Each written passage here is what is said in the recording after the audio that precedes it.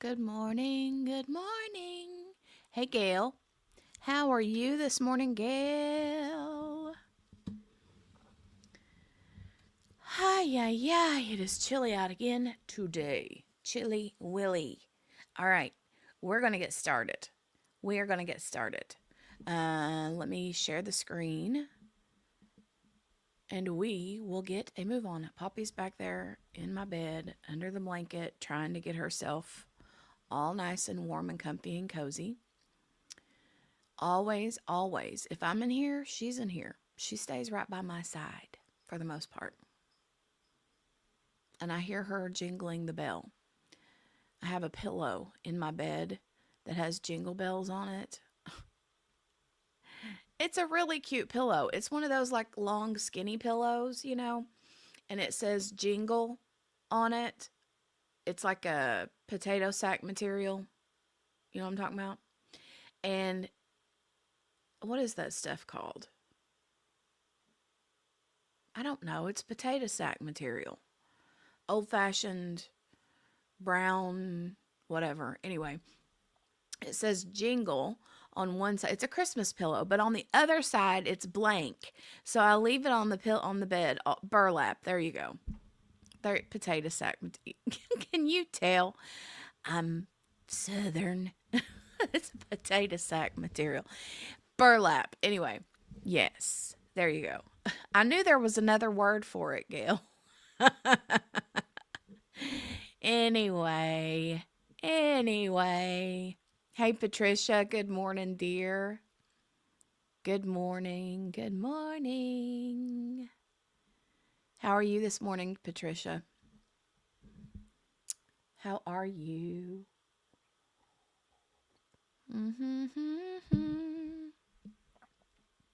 All right, here we go. Just a heads up today, okay? Just a heads up. I'm gonna let you guys know. I will probably stream the trial tomorrow, but I will probably not be there for the vast majority of the day, or at least the vast majority of the morning, because I have a bead show that I've got to do tomorrow. So the inventory that I was waiting on says it's going to be here today. So I will be working tomorrow. But I'm thinking what I'm going to do is just go ahead and stream it from my other computer. And I just won't be there to like commentate. You know what I'm saying? But you guys can hang out in the chat. We'll see how that goes. Anyway, that'll be my plan. So I won't be there to fast forward through breaks and sidebars and lunch and stuff like that. So you'll have to entertain yourselves. All right. We're going to go ahead and get started. You're tired. Did you not sleep good? I slept good last night and the night before. Actually, kiddo went to bed early last night, like on time, and she woke up in such a good mood this morning. I'm like, oh, God, I can't handle it when she goes to bed late because she wakes up so super grumpy and just rawr. Okay, here we go. We're going to get started.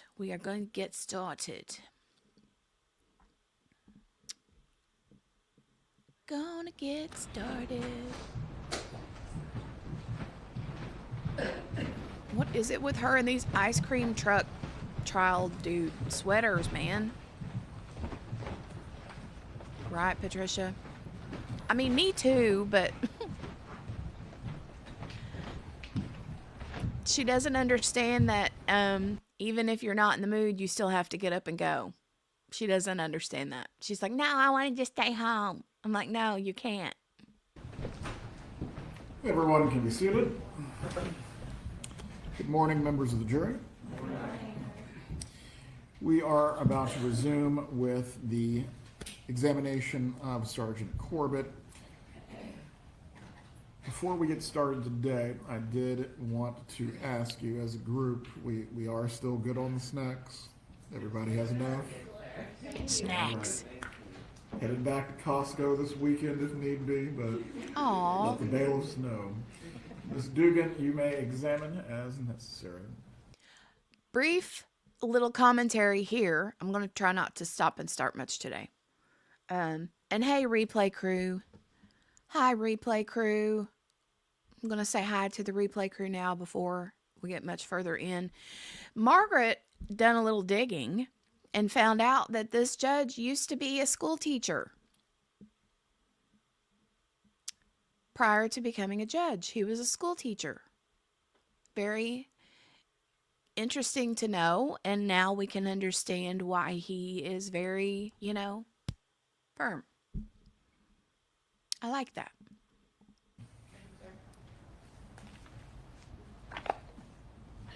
All right, so before we go back to your PowerPoint demonstrative, I want to show you one thing. And before I show it to you, Judge, I'd like to offer State 64 JJ into evidence by stipulation. That's correct, Your Honor. 64 JJ is admitted at this time.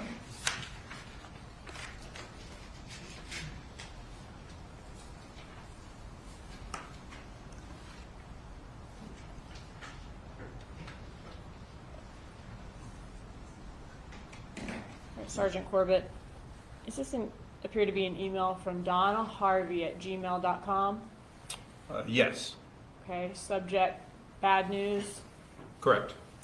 And it was sent on June 25th of 2013 at about 11 p.m. That would be GMT or UTC time, so we would need to subtract 4 hours from that to be local time. You know it. Okay, thank you. So sometime the night of June 25th of 2013. Correct. And that was the same day as I believe the plan of action email that we saw yesterday from your PowerPoint, which was sent just a couple of days after Wendy's relocation was denied. That's correct. Okay. And so in this email sent about 5 days after Wendy's relocation was denied, from Donna and Harvey to some friends, does it say, not in the mood to talk right now, and hope you'll understand. Wendy's hearing for relocation was denied. No chance at the appellate level for an appeal. We are all very disappointed. We'll talk soon, I promise. Love, Donna. Yes. Does it appear her understanding is it's denied and there's no chance for an appeal? That would be correct, yes. Okay, well, let me switch you back over. Thank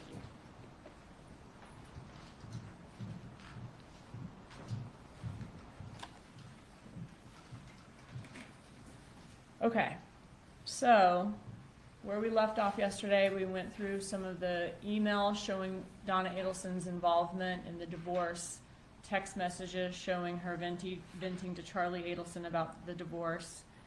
Are you familiar with Luis Rivera's statements to law enforcement in 2016 after his arrest, that he and Garcia traveled to Tallahassee not only in the month of July of 2014 to kill Dan Markell, but also made an additional trip in the month of June of 2014? Yes. And were you able to corroborate that from the phone records? Yes, we were. Okay, so now I want to go in chronological order then, from the start of the June trip all the way through the July trip when Dan Markell was murdered. How did Garcia and Rivera get to Tallahassee for the June trip? In a rental vehicle. And were we able to find the rental contract for that vehicle? We were, yes. All right, can you show that to us? Yes, so this is slide 107. I'm referencing here a rental contract from Comfort Rental Car in Miami. And again, yes, this would be the vehicle that was rented to come to Tallahassee for the June trip. What date was the car rented?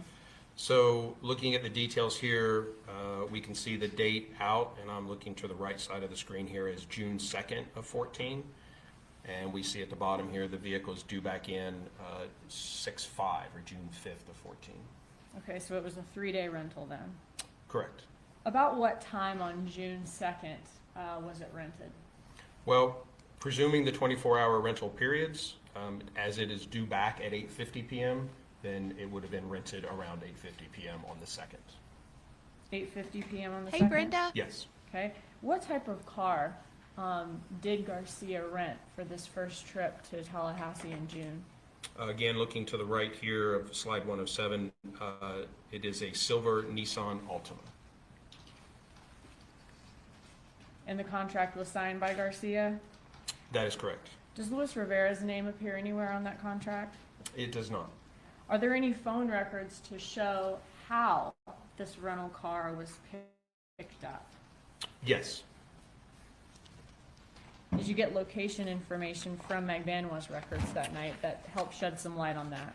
We did, and this may be the time to point out, for Mr. Garcia, his carrier was Metro PCS, kind of transitioning into T-Mobile at that time, and we were unable to obtain location records for his handset for the June trip. We do have location information for Ms. Magbanwa and for Luis Rivera, but we do not have any records with location for Mr. Garcia for this particular time frame. Okay. So what do we see here? So what we see here is just a map depicting Ms. Magbanwa's residence at the time and the location of the Comfort rental car near the airport here. And as I progress to slide 109, this is representing the cell sites that Ms. Magbanwa's handset communicated with the evening of June 2nd. And we can see on the right-hand side of this, around 8:25 p.m., her handset was communicating with a cell site that would be near her residence. At 8:34, she's now communicating with a cell site further to the west. And then we see at 8:53 through 8:58, she's communicating with a cell site that would be servicing the area of the airport or Comfort rental car. And this would be consistent with her handset traveling from her residence to the area of Comfort rental car. And would that put her cell phone then consistent with Comfort rental car around the same time that Garcia is renting that car if there's 24-hour rental periods with that contract? Yes, and we see here slide 110, again, we're depicting the particular sector that her handset was using by the large red arrow. And we can see that that sector would specifically be consistent with servicing the Comfort rental car. We see she has events from 8:53 through 8:58 on that particular cell site and sector. And as we recall, the rental contract, vehicle was due back at 8:50. Does she stay in that area for a while, or does she kind of immediately return back to her residence? So what we see next, we saw those events through 8:58, and then we have an event at 9:17, and then another event we see to the right, this is slide 111. To the right side, we see cell sites at 9:43 and 10:01, which will be consistent with her returning to her residence. So she does stay in the area of Comfort for a short period of time. Okay. Did you look at her records to see who she was talking to during this trip to the car rental and back? Yes. Okay. Who was she talking? Okay, I'm sorry. What do we see here? So this is a summary of the call detail records. Previously, we saw the actual raw records as they come from AT&T. We saw that there was a lot of information on the page. So with our analytical software, we're able to produce these summaries, which allow us to assign names. We can convert the date and time to our local time, and it just makes it easier to read those call detail records. So this is just a summary of the calls for the subjects that you see here for the evening of June 2nd around the time of this rental car. So who was she talking to on the way to Comfort Rental? Geico, the 800 number that returns to Geico Insurance. And is that the first line up on the call detail records we see? It is, yes. And does Geico Insurance sell car insurance? They do. Now, obviously we see some of the co-conspirators talking to each other here in the call detail records. Do we expect most of these co-conspirators to be talking to each other on a daily basis, given that some of them are family members, some of them are dating, they have relationships outside of this crime? Certainly. Okay. Are you going to be walking us through in your presentation today certain time periods of communication between the parties that stood out in this investigation? Yes. What causes a particular period of time to stand out? The particular times of interest would be those that overlap with physical events or specific events in the crime, in the conspiracy of the crime. So this is the evening of the renting of the vehicle that Mr. Garcia and Mr. Rivera are going to drive to Tallahassee in to commit the homicide. So this seems, in the scheme of things, to my understanding, the first kind of physical doing act of this homicide. And so that would be a relevant time frame to look at. Okay. All right, so using a timeline, can you walk us through the communication between the parties for this particular significant time, this first car rental for the first trip to Tallahassee for the murder of Dan Markel? Yes. And so using the timeline, we will kind of look at what's happening as far as Ms. Magbanow's travels compared to who she's communicating with when. And this is taken from that same exact summary that we just saw. But as I move on here, we see that in the time frame, we saw the cell sites of her traveling to the area of Comfort Rental Car between approximately 8:25 and 8:53 p.m. is when we see that she has the phone call to Geico.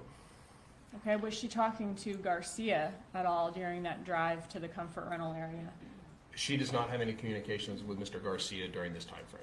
Since they don't have communications with each other, could that be consistent with her giving him a ride to the car rental since he is the person who rented the car at that time? Objection or speculation.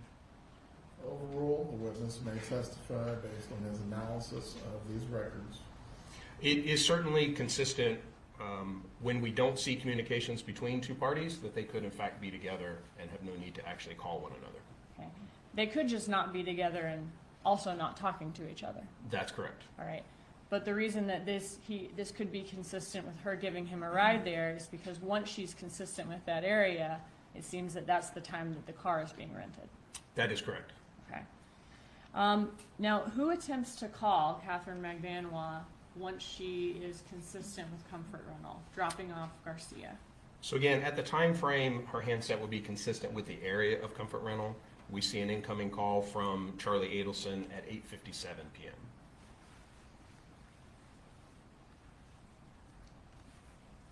After Magbanwa, if she has dropped off Garcia at this point to rent the car, and this car ends up obviously being the one that is driven to Tallahassee to kill Dan Markel, who did she call on the phone at this point after Garcia is dropped off? So again, from her cell sites, we saw she had an event at 9:17, which was kind of the first indication that she was moving away from the area of Comfort Rental Car. And what we see is that at 9:17:58, she places an outbound call to Charlie Adelson. So as soon as she's no longer in the area of Comfort Rental, she's calling Charlie Adelson. Correct. How long is that conversation? A little over 25 minutes. What time do they get off the phone? Approximately 9:43 p.m. Okay, 9:43 in about 25 seconds, it looks like. Correct. Right after Charlie Adelson hangs up with Catherine Magbanwa at 9:43 and 25 seconds, who does he call less than a minute later? Charlie calls the Adelson residence. Adelson residence. What do you mean by that? The home phone or landline phone for Donna and Harvey Adelson. Okay, so this is a landline that presumably they would both use that's located in their house. Correct. Okay, and how long does that conversation between Charlie and the Adelson residence last? Also just over 25 minutes. Who does Catherine Magbanwa call once she is back in the area of her home? What we see in just after 10, she calls, text. There's a few communications back and forth here with Sigfredo. Okay, do Harvey Adelson and Charlie Adelson then talk on their cell phones that night? Yes, there are two calls, and we can see 10:16 that Harvey Adelson calls Charlie Adelson.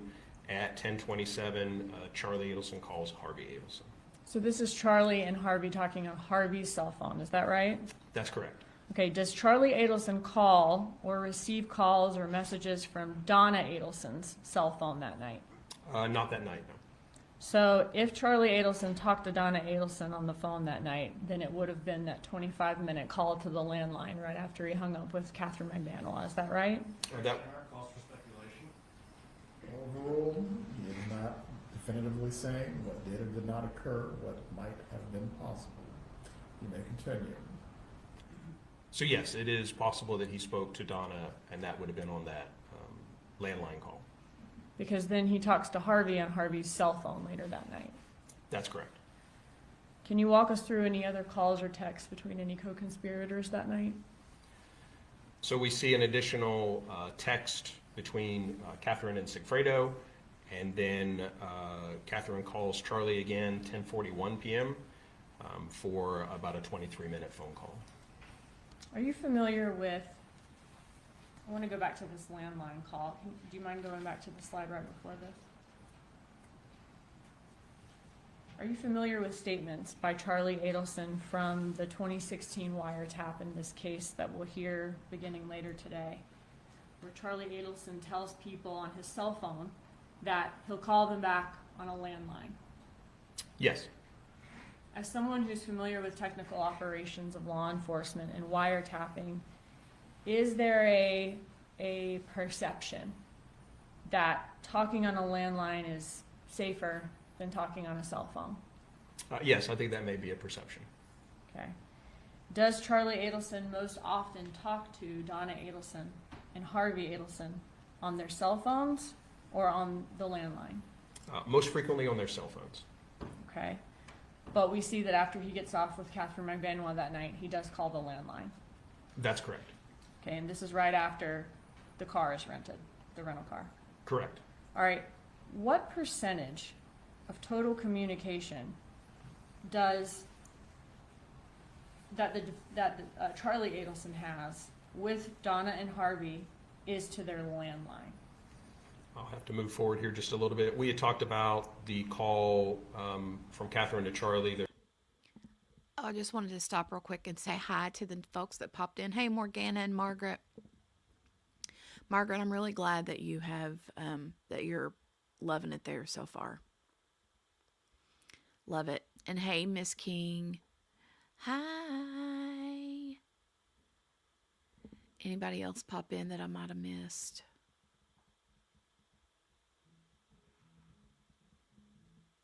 I think I got everybody. If I missed anybody popping in, hi. Okay, sorry for the interruption. Here we go. There's a final call or some communication between Ms. McBanois, Mr. Sigfredo, Mr. Garcia later that evening of the 2nd. And then to get to your question, and this is slide 122, just a breakdown, looking at Charlie Adelson's communication records and trying to eliminate all the duplicate events that we saw previously where one phone call may make 3 events in the record. So trying to whittle all those down. What we see in this time period between May of 2014 through August of 2015 is 28 communications with the landline and 1,378 with the combined cell phones of Harvey and Donna Adelson. So a little under 2% of the calls to the residents. So during that little over a year time span, he only has 28 calls ever with Donna and Harvey's landline. Is that right? That's correct. And one of those is that 25-minute call right after McBanois would have dropped Garcia off to have the car rented. That's correct. Are you familiar with Rivera's statement that he did not participate in the car rental for the June trip to Tallahassee? Yes. Were you able to corroborate that with the phone records? Yes, so looking at slide 123, we see Mr. Rivera. His cell sites are in the blue, listed by the blue dots here. We see that his cell sites are consistent with the area of his residence and a significant distance away from the comfort rental car. Do we have any other evidence that shows who rented the car for this June trip to Tallahassee on June 2nd? Yes. What's this? So there was a citation issued to Mr. Garcia driving that rental vehicle, that Nissan that we saw from the rental contract at Comfort. And this is the evening of June 2nd. Okay, and what time did he receive this traffic ticket? 9:48 p.m. So would this have been approximately an hour after 8:50 p.m. and about an hour after, or about maybe 45 minutes, I guess, after Catherine McBanois is leaving the comfort rental area? Yes, Okay, and what kind of car was he in when he received this traffic ticket? it is a four-door silver Nissan. Okay, so it seems as if as soon as he rented that vehicle, within an hour, he's getting a traffic ticket in the vehicle. Yes, And are you familiar with Jeffrey Lacoste's statement that he drove a silver Nissan sedan at the time that this happened? yes, Now, this traffic ticket that Garcia received, this would have received, or it would have created a record in law enforcement databases that he was in possession of this Nissan silver sedan, right? correct. So after he got this traffic ticket, what did he do? Well, what we saw was an additional comfort rental contract where it would appear that he returned the Nissan and obtained a different vehicle. So this is slide 125, and we can see that on June 3rd, he now has a blue Hyundai Sonata.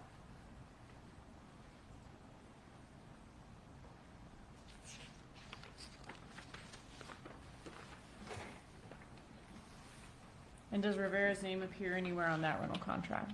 It does not.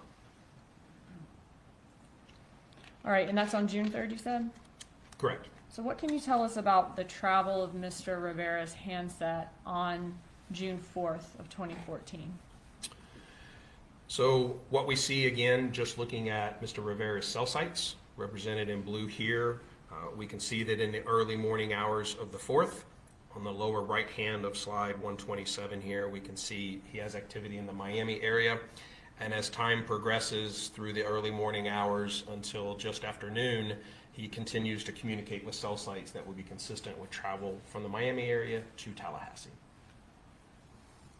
And are you familiar with Rivera's statement that he and Garcia did surveillance of Dan Markel at a park near Dan Markel's home during that trip? Yes, Was his phone ever consistent with being in a park near his home, Dan Markel's home on Truscott Drive? yes, and slide 129 here, we see that, again, the blue dot representing Mr. Rivera's cell site usage is close to Mr. Markel's residence, which is indicated here on the top right by the flag and the address of Truscott Drive. And in addition to his cell site location, we talked previously about having some GPS information from the rental vehicle, and we can see by the square icon there that there is a GPS location for the rental vehicle, again, in close proximity and actually at, I believe that's Winthrop Park there. And if they're located right there where that blue square is on the map, and the killers are familiar with the type of car that Dan Markel drives, would they be able to see then his ingress and egress from Truscott Drive onto Benton Road? They should be able to see him passing on Benton Road, yes. And after this GPS ping near Markel's home, where does Rivera travel at that point? What we see in the next slide, 130 here, is that immediately after that, we see the cell site usage starting at the top around 3:25 p.m. and continuing through until the late evening hours of the 5th would be consistent with traveling back to the Miami area. Does he get back in the, looks like the early morning hours of June 6th, That's correct. close to 12:47 a.m.? Correct. Now, did you look at the communication between all the co-conspirators during this trip to Tallahassee to see if there was any opportunity for information to be relayed? Yes.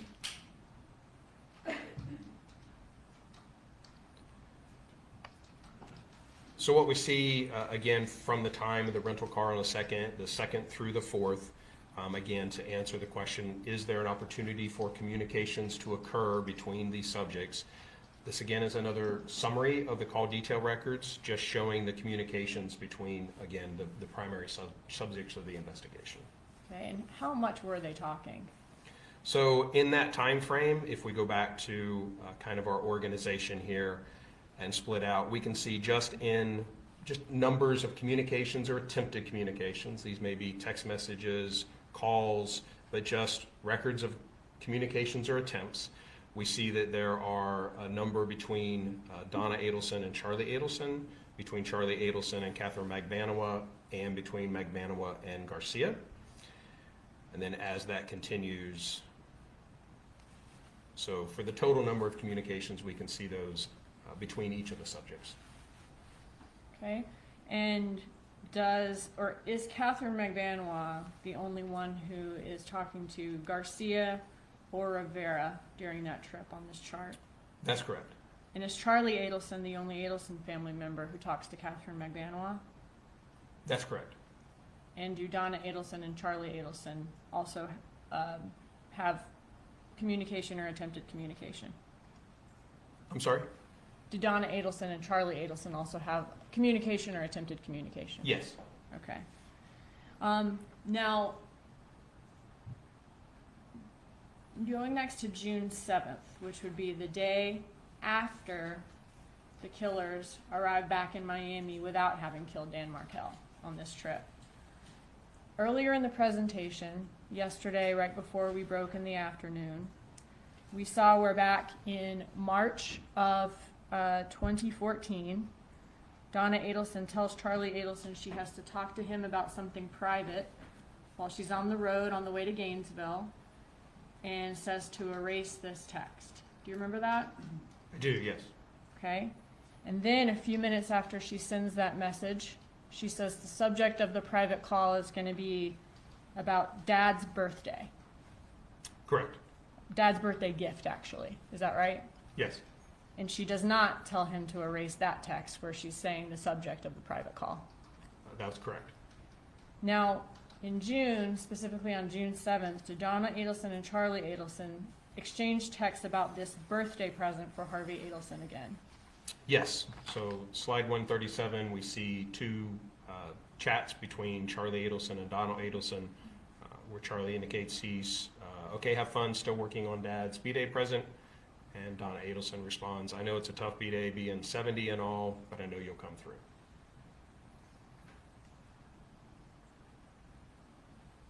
Okay, and this still working on Dad's B-Day present would be the day after the killers arrived back in Miami without having killed Dan Markel. Correct. Okay, and this birthday present was mentioned back in March. Would that be about 4 months before Harvey Adelson's birthday? Yes. All right, going forward to July 3rd. Was there an Evite to Harvey Adelson's birthday sent to Wendy Adelson that day? Yes, a reminder email that was sent on July 3rd. Okay, and when is the party? So as we see, kind of focusing in here on the details of this email, the party, a friendly reminder that Donna's event is coming up on Saturday, July 5th, 2014 at 7:30 p.m. Okay, and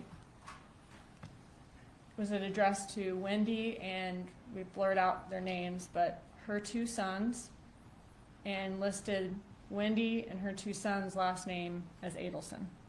Yes. Was Dan Markel still alive on July 5th of 2014? He was. And what last name, or an Adelson though, is listed as the boy's last name here when this is sent? And I'm sorry.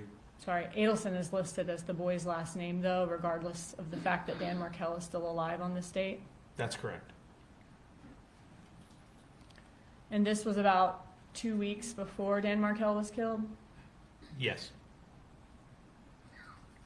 Now, Donna is listed as the host here, but was there further evidence in the records that Donna Adelson was not only the host, but was also the person who sent these Evites? Yes. Okay, can you tell us about that? There was at least one other email from the Donna Harvey at Gmail account to Evite inquiring about whether the evites had been sent. The title of the email, I believe, is "Have my 14 invitations been sent?" She's following up. It is signed by Donna Adelson, following up on whether those evites have actually gone out, and it indicates that basically she's unfamiliar with the process, but she had listed the attendees under the contact section on their form. So she's the one that's listing the invitees for the contacts for Evite Per that email, yes. and checking to make sure the invitations did get sent through the Evite service. Correct.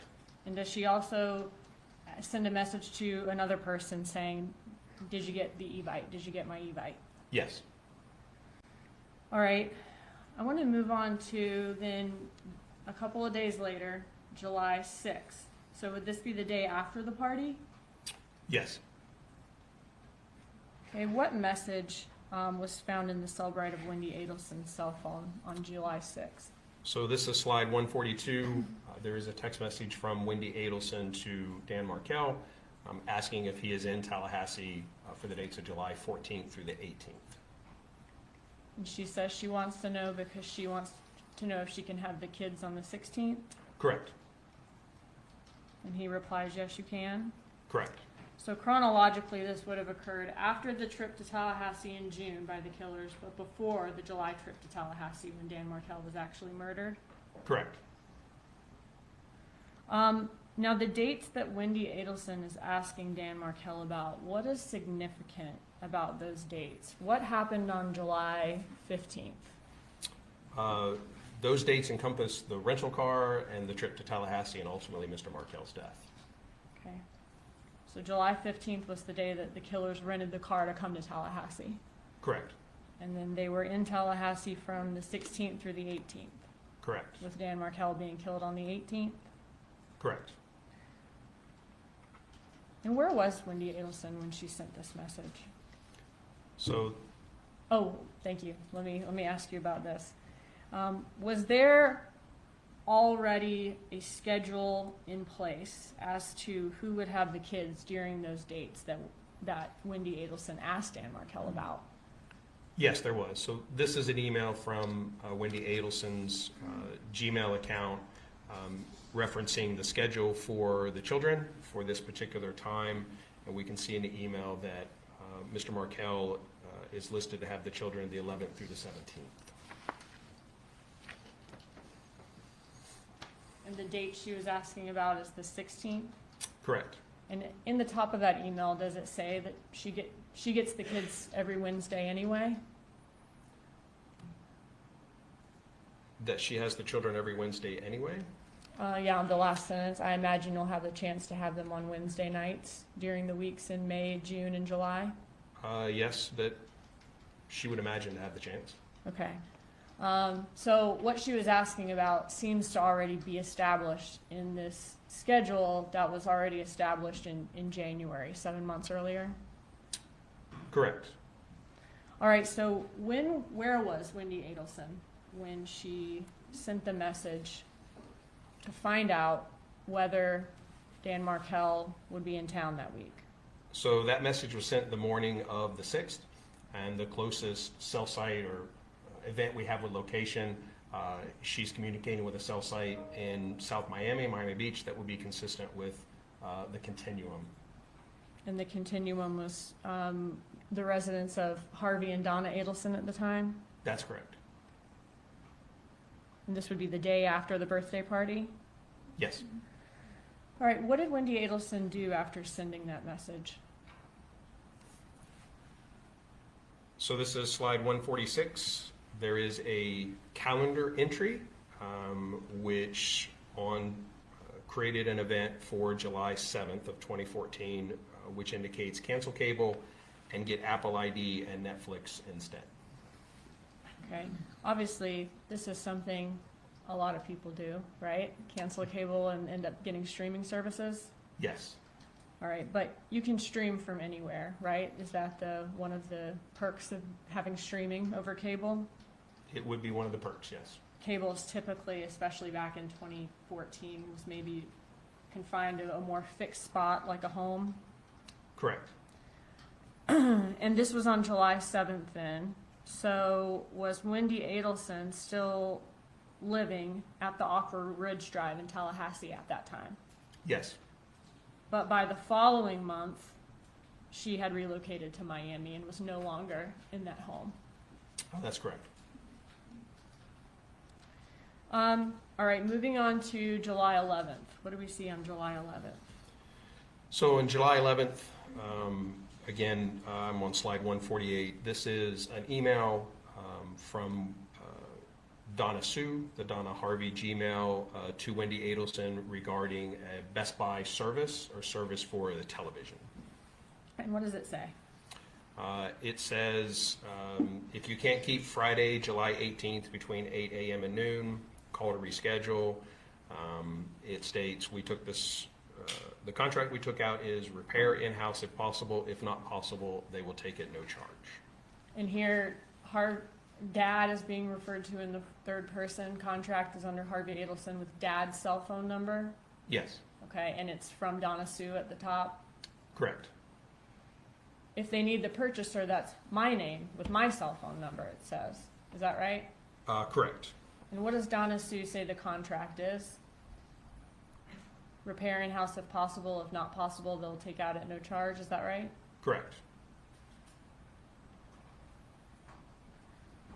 All right, did you find any more information about, besides this email from Donna, about this TV repair that was supposed to take place on the morning of July 18th?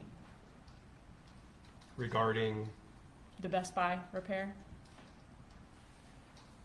I mean, we know that it occurred, that technicians come to her house that morning. Okay. And was there also emails between, or messages about the phone, the TV being in Harvey Adelson's, as it says here? I guess just consistent with this, some Best Buy documents that were consistent with this about the contract being under Harvey Adelson's name that Donna's then communicating to Wendy? Correct. Okay, thank you. All right, moving on to July 14th. Was this the night before the car rental for the killer's July trip to Tallahassee? Correct. All right, were Charlie Adelson and Mag Banois together that night? They were, yes. Okay, and how do we know? We have communication, so then, again, this is slide 151, a summary of communications between Ms. Magbanoa, Charlie Adelson, Sigfredo Garcia. We see some voice activity and a text between them, and then we also have text messages recovered from Mr. Adelson's iCloud account, kind of go along with these. So we see that there is a phone call from Mr. Adelson at 8:53 p.m., and then we find a text message chat that says, just tried calling you at 8:56. And do they appear to meet as far as their phone locations are concerned? Yes, so this continues on. Ms. Magbanoa basically indicates for Mr. Adelson to come down to her location. She lived south of him in South Florida. He responds or updates with an ETA of 5 men. And then he again updates his location as he's getting closer. We see here on slide 153 at 9:27 p.m. Mr. Adelson has an event with a cell site consistent with Ms. Magbanoa's residence. And after leaving the area of Mag Banoa's residence that night, does Mag Banoa contact Garcia? She does, yes. Okay, so what do we see here? So this would be after Mr. Adelson was in the area of her residence. We see events after midnight, 12:42 a.m. and 1 a.m. that would be consistent with him leaving that area and potentially returning to his home. Okay, and can you tell me about the communication after that? I can. So what we see July 15th is the rental of the Prius. And to your point, again, and I'll stop here real quick, this is just another summary of the events between our primary subjects. And I'll highlight some of these as we talk about them. So these are events from the early morning hours of after the morning of the rental vehicle. And yes, we see that Ms. Magbanoa makes a number of outgoing calls to Mr. Garcia between 12:48 a.m. and 1:56 a.m. And who does Garcia call first thing in the morning? Well, one of his first calls in the morning is to Comfort Rent-A-Car. And that was the same rental car that he used for the June trip to Tallahassee. That's correct.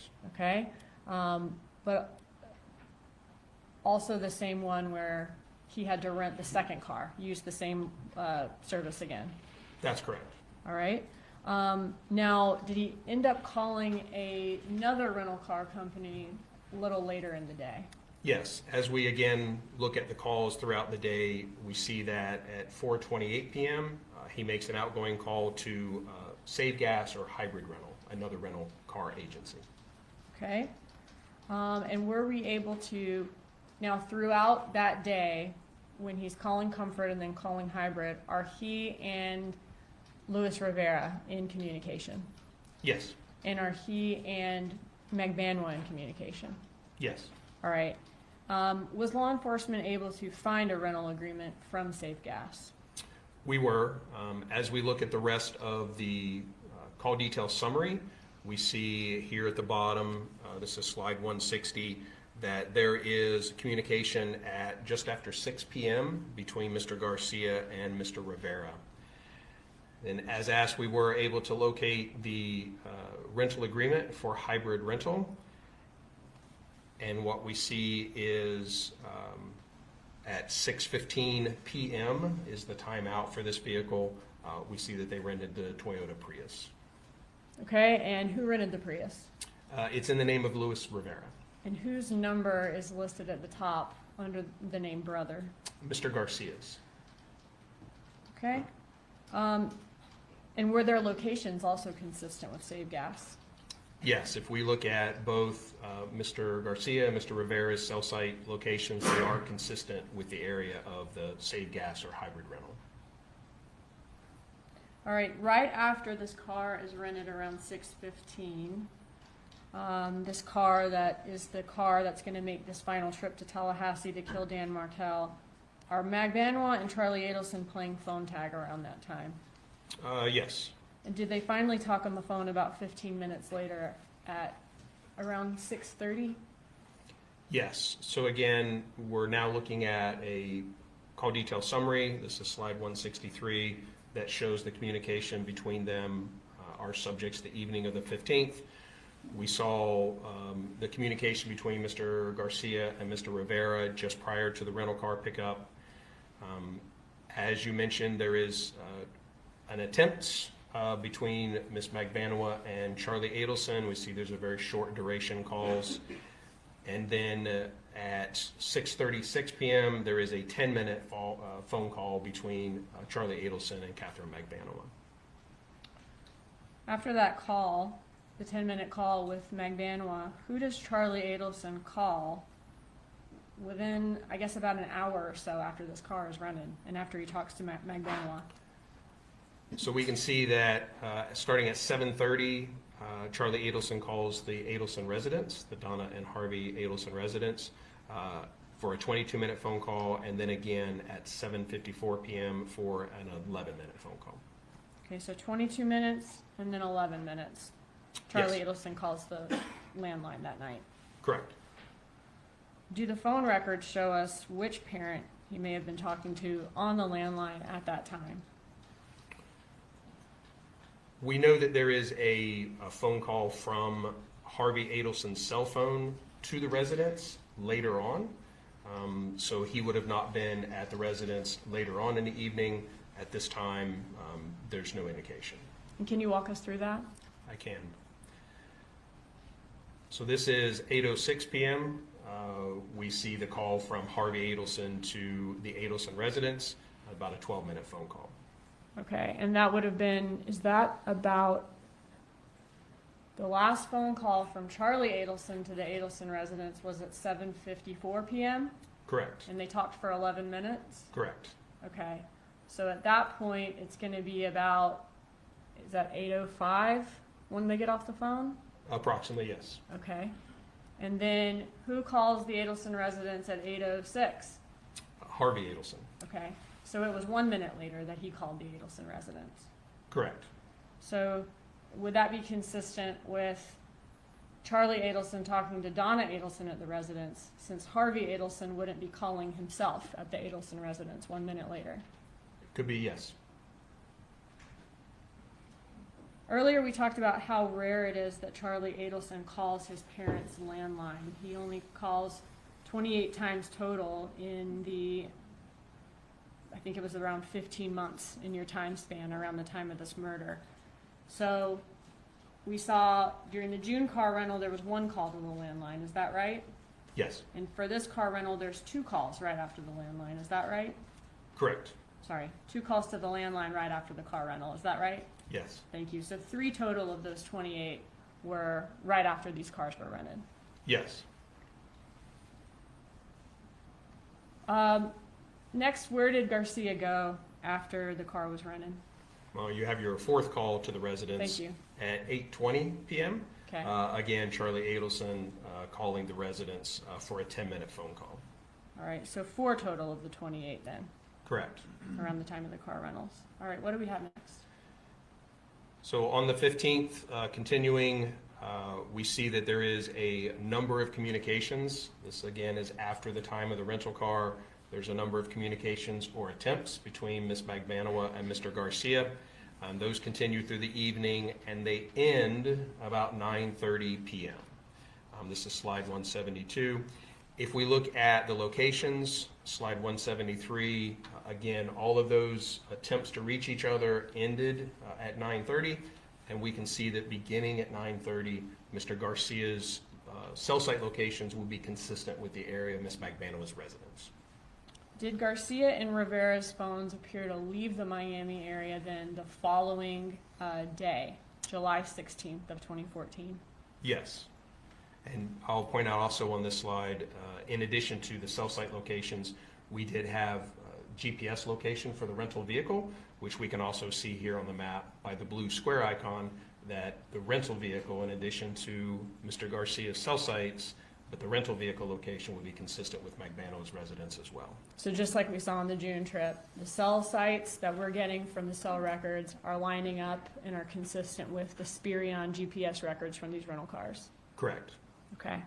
Can you walk us through the travel of the cell phones on July 16th? Yes, so we see again, slide 175 here. We have cell site locations for this trip for both Mr. Garcia and Mr. Rivera, and we can see that they're consistent with leaving the South Florida area the early afternoon of July 16th. And as we see through both of their cell site usages, as we continue kind of up through this map, we can see they reach the Tallahassee area in the early morning hours of the 17th. Now on the 17th, are they ever consistent with being near the Markel residence on Trescott Drive? Yes, we do see here that both Mr. Garcia and Mr. Rivera have cell site and sector usage that will be consistent with Mr. Markel's residence. And this is on July 17th in the late morning to early afternoon hours. Okay, and that cell site, is that right near Winthrop Park where we saw them in the last, for the June trip? That's correct. Just a second.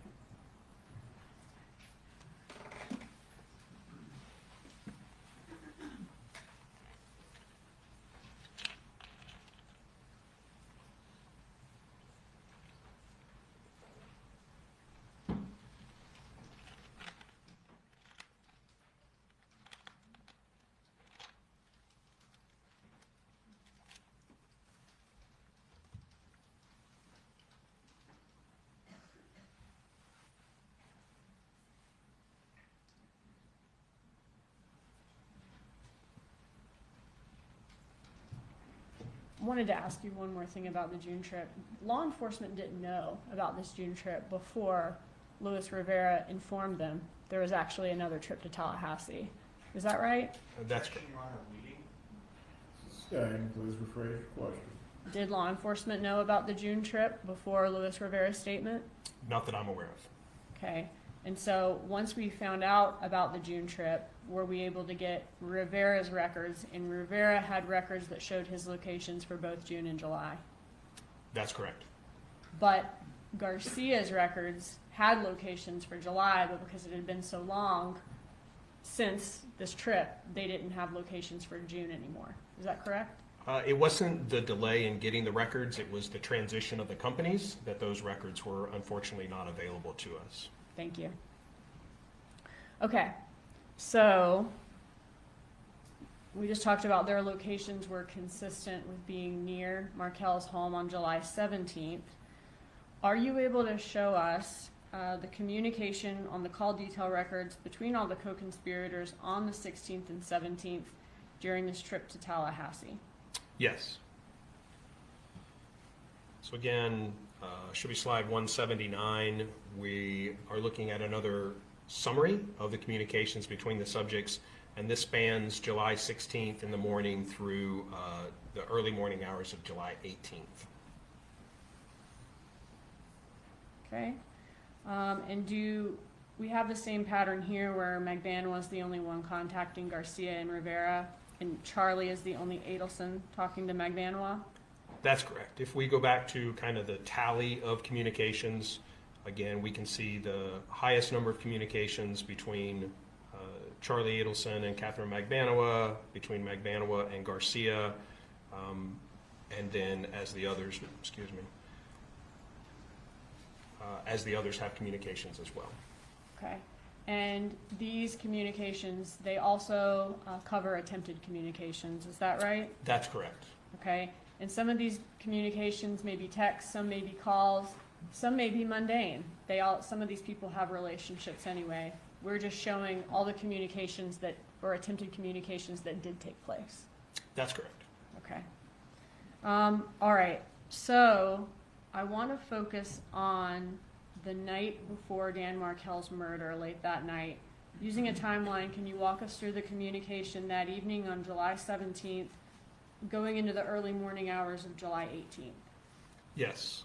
So again, kind of same format here. We see, this is slide 185, we see calls between Charlie Adelson and Donna Adelson at 10:18 and 10:29, both of them for just over 4 minutes. Okay, and what's next? We see at about 11:40, there is communication between Mr. Garcia and Ms. McBanois. Okay, and what happens after that? Additional communications between Catherine and Sigfredo, and then Charlie calls Catherine just after midnight. Okay, and is there any more after that? There is, we see that Ms. McBanois calls Charlie again at 12:34 a.m. for a short duration call. And then Charlie calls her back at 1:03 a.m. Okay. And the Charlie calls Donna at 1:02 a.m. Was there no duration on that? No duration on that. Okay. All right, so then moving on to later that morning, which is going to be the morning of July 18th when Dan Markel was murdered.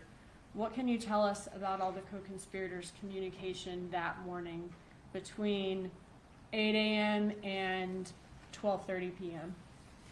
So again, another call detail summary between those subjects.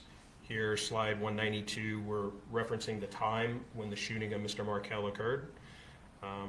And in combination with the iCloud return with text message content, in the forensic examination of Wendy Adelson's phone, the communication records from the carriers, we kind of have a more complete idea of the communications between these persons the morning of the 18th. Okay, and the yellow line there shows out what time in the call detail records the homicide occurred. Yes. Can you walk us through all the cell phone evidence that morning? So again, just looking at the communications between our primary subjects, Wendy had the calendar event that for 8 a.m. for fixed TV. And I want to ask you about that. Did she often have calendar events in her phone? She did, yes. And she would often delete those events? Correct. All right. When was this calendar event deleted? I do not know. Okay. Was it when she was with law enforcement the afternoon of July 18th? Did they take her phone and run a Cellbrite report on it? Yes, so this extraction occurred on the late evening hours of July 18th. Okay. And in the Cellbrite, it would have shown that the calendar event was deleted. Is that right? Correct. So would she have had to have deleted it before her cell phone was Cellbrighted that evening? Yes, Okay. So sometime between 8 a.m. when the event is on her phone and that evening it was deleted. it could have been deleted before that date. Okay. All right, so first call to Donna Adelson and Wendy Adelson. Can you show that to us? Yes, so again, we see at 8:09 a.m., there's a call from Wendy to Donna. Okay, let me ask you one thing from the night before. Was it unusual for Charlie Adelson and Donna Adelson to communicate or attempt to communicate at 1 a.m. that late? They're communicate over a pretty broad range of time. I think it was pretty clear that that event was a misdial that he immediately corrected and called Ms. Bagbanowa, and that's why there was no duration to it. Okay, thank you. All right, so moving on to that morning, we saw the calendar event, and then does Donna place the first call that morning between the co-conspirators to Wendy? Wendy calls Donna, let's back up. So, yes, Wendy actually calls Donna at 8:09. Okay. And what's next? Donna attempts back at about the same time frame. Little phone tag maybe. And then we see a text message from Donna to Wendy again about the Best Buy service. And she says, they're on their way over now to help with the TV sets in your living room. Correct. All right, what's next? Wendy has a text to Charlie stating this is so sweet. And that was deleted? Correct. And would that have had to have been deleted then before the Cellbrite that afternoon, sometime between when it was received at 8:20 and the Cellbrite that afternoon? Correct. All right, what's next? Wendy receives a voicemail from Dan Markel. Okay, and do you have that voicemail where you could play it for us? I believe so. Hey Wendy, good morning. It's 9 o'clock on Friday. Just wanted to let you know I'm hoping to pick the boys up early this afternoon and get in shape. And then have them ready for you around 4:30 or 5. You know, either at the jail or at the house. So let me know if that's okay with you. And also love to chat with you about that situation in school. And birthday stuff and all that. I'm gonna be at the gym probably between 9:15 and 10:30. But happy to chat. And we can go for a walk in school, just like that. Okay, bye. What time was that voicemail left for Wendy Adelson? 9:04 a.m.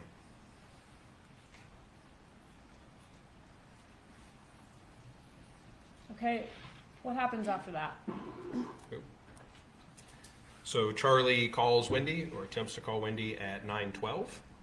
And that's 29 seconds? Correct. Okay, what's next? Wendy texts Dan Markel, stating the repairman at my house now. I am picking up the boys at 3 p.m. So your swim idea is a no-go today. So, do we know exactly what time she listened to that? Was it 9:04? 9:04 was the voicemail. Do we know exactly what time she listened to that 9:04 voicemail? We do not. But it seems she would have listened to it before this text at 9:12. She does seem to acknowledge the content of the voicemail in this text message reply. So she heard it sometime between 9:04 and 9:12. Correct. Okay. Now, in that message, he mentions he's going to the gym, right? At He did. 9:15. But from the surveillance videos that we have, by the time he got to the gym at 9:15, were the killers already tailing him? Appear to be so, yes. Okay. And are you familiar with Luis Rivera's statement that they had been tailing him all morning? They followed him from his house to the preschool that morning. Correct. All right, so can you walk us through these messages starting at 9:12 a.m. that Wendy Adelson has with Dan Markel? Yes, so again, she indicated that the swim idea was a no-go. Mr. Markel responds about his day ending at 4:30. Meaning that he gets to keep the boys under the schedule until 4:30. Correct. Okay. As again, in this message, he says, under our schedule. And he continues, and you had them until 5 last week. This is at 9:13 a.m. Okay.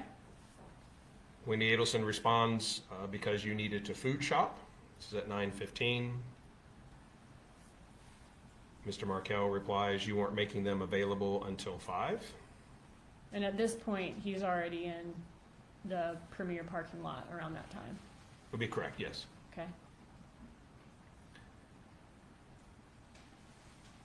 Wendy What is- responds, if it was 4:30 last Friday, you should have told me that. Why tell me now? This is at 9:19, and also at 9:19, Wendy receives a call from Charlie, lasts a little over 18 minutes. Okay. So at the point where Dan Markel's already at the gym at 9:19, right? Yes, And the killers have already followed him to the gym at that point, right? correct, And this is per surveillance footage from Premier. correct. At this point, Wendy and Charlie have an 18 and 17 second phone conversation. An 18-minute and 17-second, yes. Okay. What happens next after this phone conversation? So after the phone call started, Wendy would have received the incoming text because I was being nice. And then about the time that phone call would have ended, Wendy texts Dan back. And does she say, nice was fun while it lasted. See you at 4:30 today at my house then? Correct.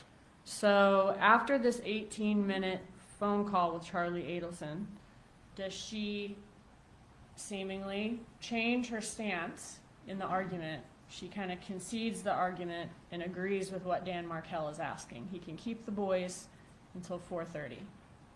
Correct. And then within about an hour of this message was Dan Markel killed. He was shot, yes. Shot, thank you. Walk us through what happens next. So there are additional communications.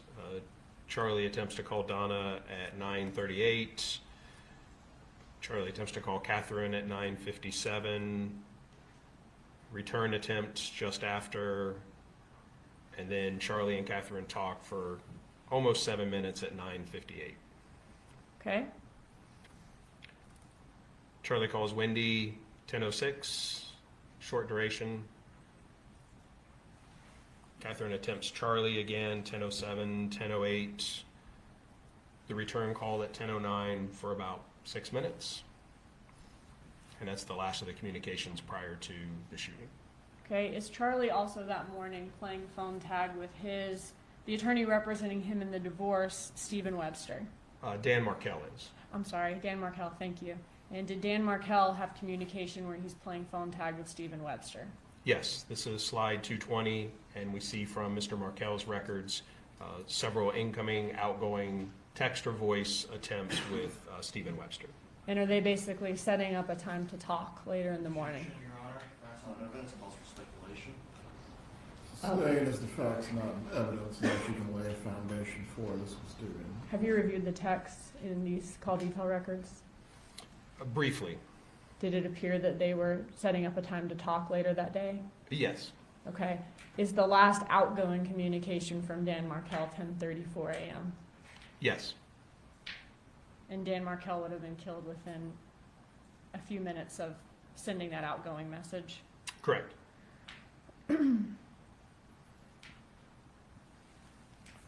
All right, I want to shift now to the cell phone locations in this case. You walked us through at the beginning of your presentation yesterday Dan Markel's locations on the morning of the murder: Trescott, preschool, gym. What can you tell us about Rivera and Garcia's locations that morning?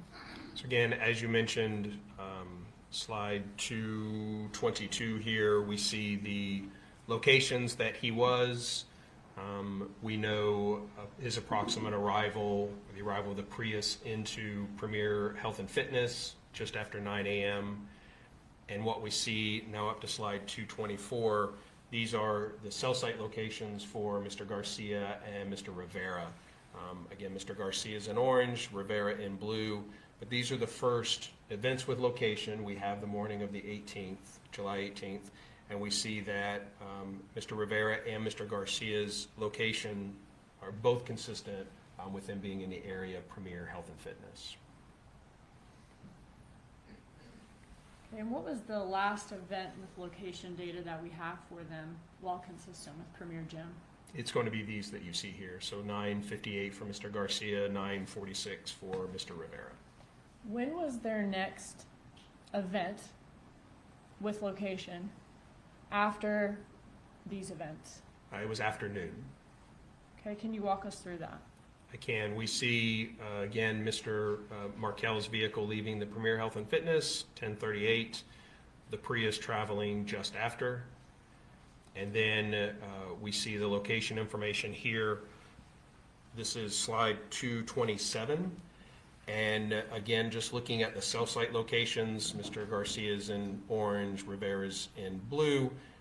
We see that those events we just saw at Premier Health and Fitness are at the top. And the next event we have, you see, is the 12:30 event for Mr. Garcia, where they appear to be on 75 traveling southbound. So from Tallahassee to around the Gainesville area, there were no events with location. Correct. Could that be consistent with them turning their phones off after they left Premier Gym? It could, yes. Sometimes when people commit crimes, do they try to turn their phones off during that time? Objection, Your Honor. Calls for speculation. Sustained unless you can lay a foundation for this particular point, Stephen. I'll move on, Judge.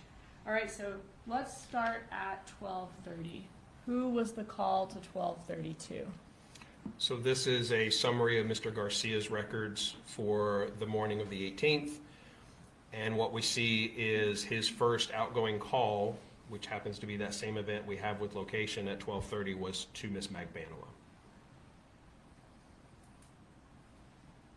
Even though the call appears to be a short duration, is there any evidence that it went to voicemail or Magbanua did not answer the call? There's no evidence it was not received. What do the phone records indicate about the status of Garcia's phone from the last event at Premier to the time he called Catherine Magbanua at 12:30? Well, we do see at 12:18 and 12:19, we see two incoming calls that do not create locations, which means they did not actually reach the handset. The handset was not in communication with the network. So we know, at least for those times, that the handset was not, again, in communication with the network. Power down, battery dead. However, and then we also see these short codes, this 122 and 129, that are coming into the phone at 12:29. And these are consistent with notifications to the handset about missed calls or voicemails or other things. So those events would be consistent with that phone being powered back on or returning to the network at about that 12:29 time frame. Okay, and once it comes back on at 12:29, the first call is to Magbanua? Correct. Switching gears here, I want to talk about Wendy Adelson's locations during that morning and early afternoon time frame when Dan Markel was murdered. Are you familiar with Wendy Adelson's statement about her locations on the day of Dan Markel's murder and the route that she took on July 18th after her TV repair appointment? Yes. Okay, can you walk us through that? So again, we see her residence here at the time, the Aqua Ridge Way. This is slide 230. Again, just the flag there indicates the area of her residence. So is Aqua Ridge kind of off Centerville Road, north of I-10? Yes. All right. Based on the location info from her call detail records, can you determine the approximate time she encountered the roadblock on Trescott Drive? I can, yes. Okay. So we also have a receipt from ABC Fine Wine and Spirits that is timestamped at 12:49 p.m. on the 18th.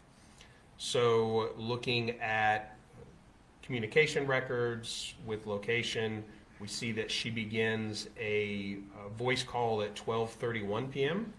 Her cell site is listed as the purple dot, and starts at 12:31. We can see, this is slide 232. As we come down to about the middle here, she has an event at 12, or communication during this phone call with a cell site at 12:35, and then that call ends at 12:47. So we see again that will be consistent with her leaving the area of her residence sometime around the 12:31 time frame, and being in the area of, and this 12:47 cell site could be the ABC Liquors as well. We know the receipt time's just a couple of minutes later. So with that, and to slide 233, with that receipt being at 12:49, the voice call ending at 12:47, she would have passed by Mr. Markel's residence just prior to that. Okay, meaning maybe somewhere around 12:35 to 12:45. Correct. Did Dan Markel have he and Wendy Adelson's children the morning of July 18th? I'm sorry? Did Dan Markel have the children the morning of July 18th and he took them to school that morning? He did, yes. Okay, looking at Wendy Adelson's call detail records, were you able to see her calls, who they were from and to, and the times on July 18th of 2014? Yes, so slide 234, a summary of her calls that morning. And we can see in the highlighted sections here, calls that would have been made or received after the time that she would have passed by the Markel residence. When she encountered that roadblock, the crime scene tape with the police cars behind it in front of the Markel residence, did she attempt to call Dan Markel to make sure he or the kids were okay? She did not. Did she attempt to call the children's daycare, creative preschool, to make sure that they made it to school and there wasn't some type of incident? She did not. Did she attempt to call 911 or law enforcement to see what was going on, since her children had been staying on that street? She did not. Did she just continue to the liquor store and then on to lunch? Correct. Are you familiar with the area of Thomasville Road and I-10 where the restaurant Mosaic used to be, which was the restaurant she went to lunch at that day? I am. Were there any liquor stores in that area back in July 2014? There were, yes. Okay, can you walk, thank you. So what we see, slide 237, again, we are showing the residence, her residence at the time on Aqua Ridge, and her ultimate destination, which was Mosaic off of Thomasville Road. So clearly the next slide here shows, as calculated by the mapping software, the most direct route between those two locations as far as where she was heading. And then were there any liquor stores in the area of Mosaic at that time? There were. So at that time, there was Publix Liquors on Thomasville Road there, very close to Mosaic. There was Market Square Liquors off Thomasville, and also another ABC location a little further north on Thomasville Road. Would those Publix and Market Square Liquors be a lot closer to Aqua Ridge and Mosaic than the one she ultimately went to? They would, and this is slide 242, which shows the route she ended up taking versus what is calculated as the most efficient route. We can see there's a difference of about 9 minutes longer to go the other way. So she went 9 minutes out of the way to go to the ABC Liquors next to Dan Markel's home. Correct. All right, switching gears again. July 18th, the last slide that we saw of Garcia and Rivera's locations was around the Gainesville area when the phones were powered back on and the 12:30 call was made by Garcia to Catherine McVanois. Does the next map show Garcia and Rivera continuing to come back down to the Miami area? Yes, we do see here, slide 244 as another large time frame without location information, but we see in the late afternoon, early evening hours, the use on the phones returns, and we see that they are getting into the South Florida area. Okay, once back in Miami, did they stop somewhere where they were caught on video? Yes, so we have an ATM withdrawal from Mr. Rivera. We can see that that occurred at 6:46 p.m. and through the records, we were able to determine the location of that specific ATM where that transaction occurred in Pembroke Pine. Okay, So slide 247 shows the location of the ATM by the yellow flag in the middle. The, again, blue and orange circles represent the cell sites their handsets were using at the time, and we can see that their locations are consistent with the area of that ATM around the time of that transaction. all right.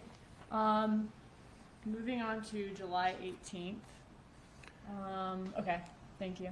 So from that ATM, there were also surveillance images obtained of Mr. Rivera driving, Mr. Garcia in the passenger seat, and again of the green Prius. And then after that, was Garcia in communication with Catherine Magbanwa that evening? Yes, Was Magbanwa also in communication with her friend Yendra Mascaro that evening? yes. So here again, slide 250 is the summary of the communications at that afternoon and evening.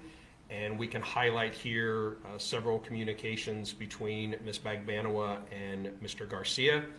And in addition to those, we do see communications between Ms. Magbanwa and Ms. Mascaro. And was there evidence that Magbanwa went to Rivera's house to meet up with Garcia on the night of July 18th? There was, as we see again, Ms. Magbanwa's cell sites represented here in red. She has events up to 8:46 that are consistent with the area of her residence.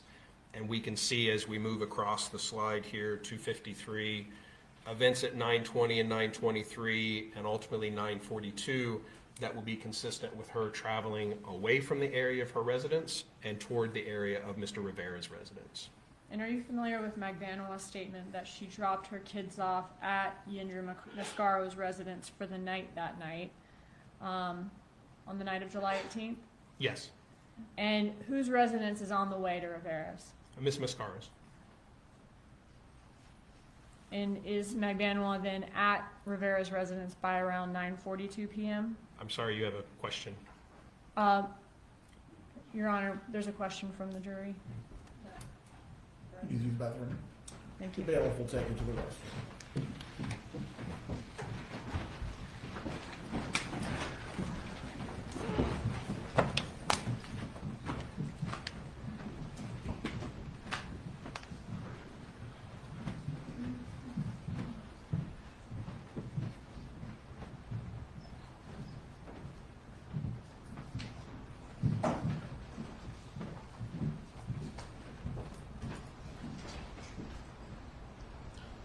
Everyone can be seated.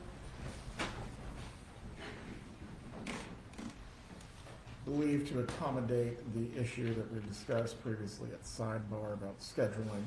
We'll need to stop this morning at 11:30, but once the jurors come back out, we'll at least get another hour of the testimony in. If the defendant needs to use the restroom, bailiffs, please take her at this time.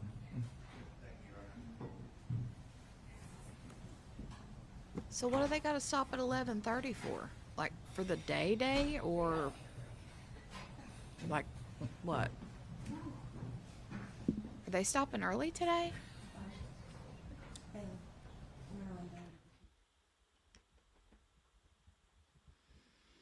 Are they stopping early today? Let me fast forward it. Okay. Now we're back.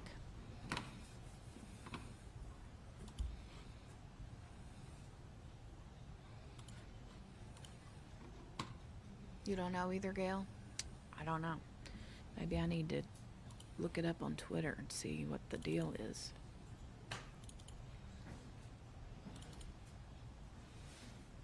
I'm freezing.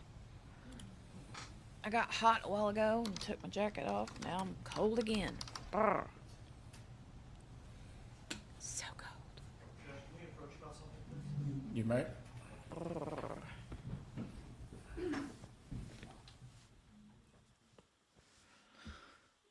Sidebar City. I need another cup of coffee.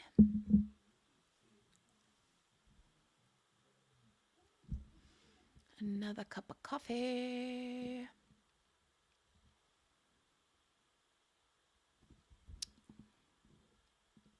Whew.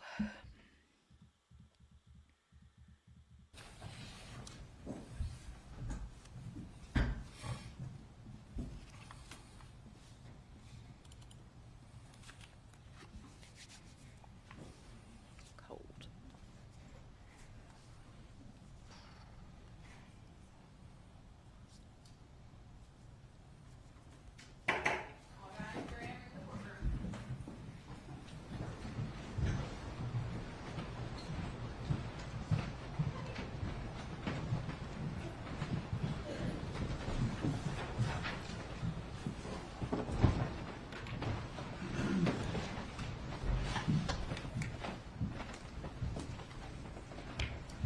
Everyone can be seated. Ms. Dugan, you may continue with the examination of Sergeant Porter.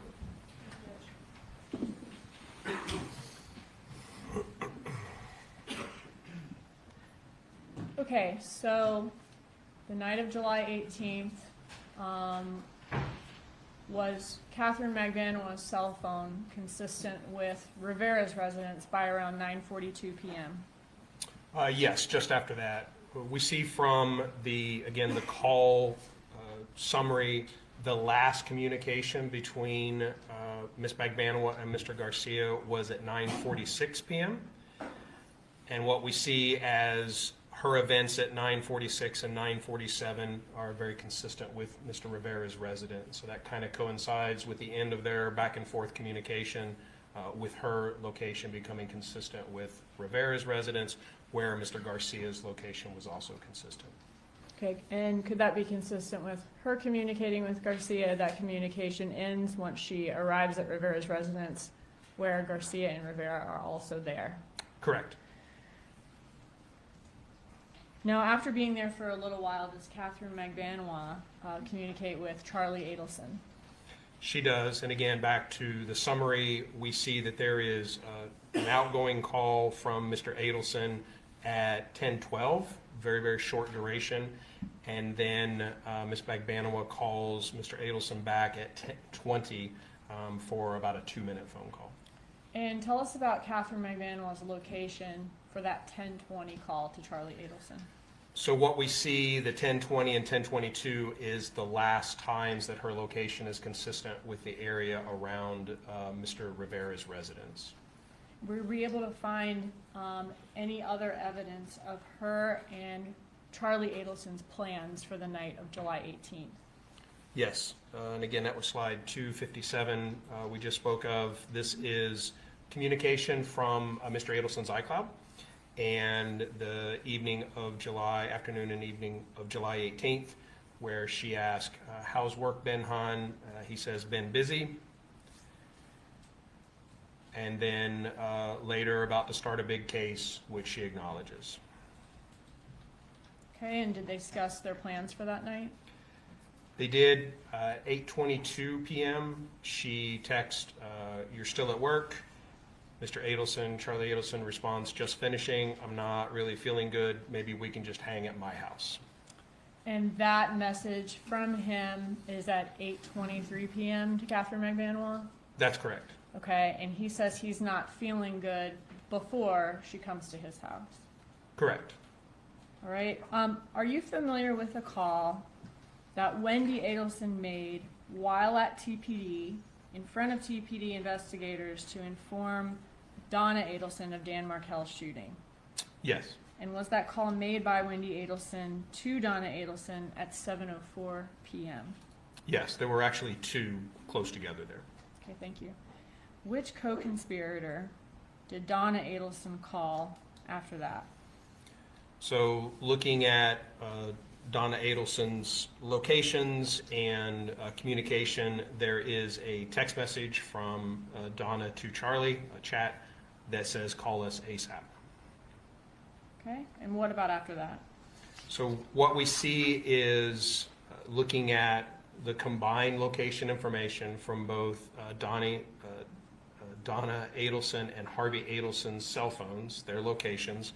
We see that they are consistent with leaving the South Miami, South Beach area around or a little before 8 p.m. and beginning to travel north. We see locations here on this slide through about 8:29 p.m. And if we continue, we see events at 8:35 p.m. again in the North Miami area, and then we don't have any other usable events with location until 10:53, at which point they're in the north area down here. Okay.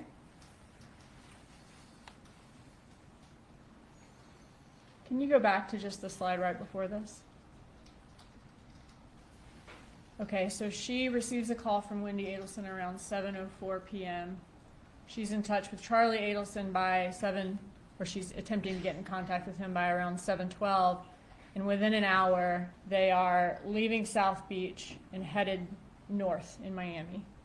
Correct. They being Donna Adelson. And Harvey Adelson, And Harvey yes. Adelson. Thank you.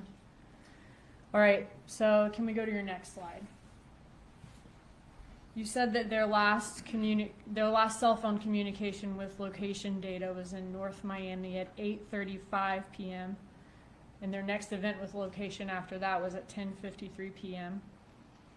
Are you familiar with Catherine Magbanwa's statement that Charlie Adelson told her that his parents had just been at her home the night of Dan Markel's murder before she arrived at the home?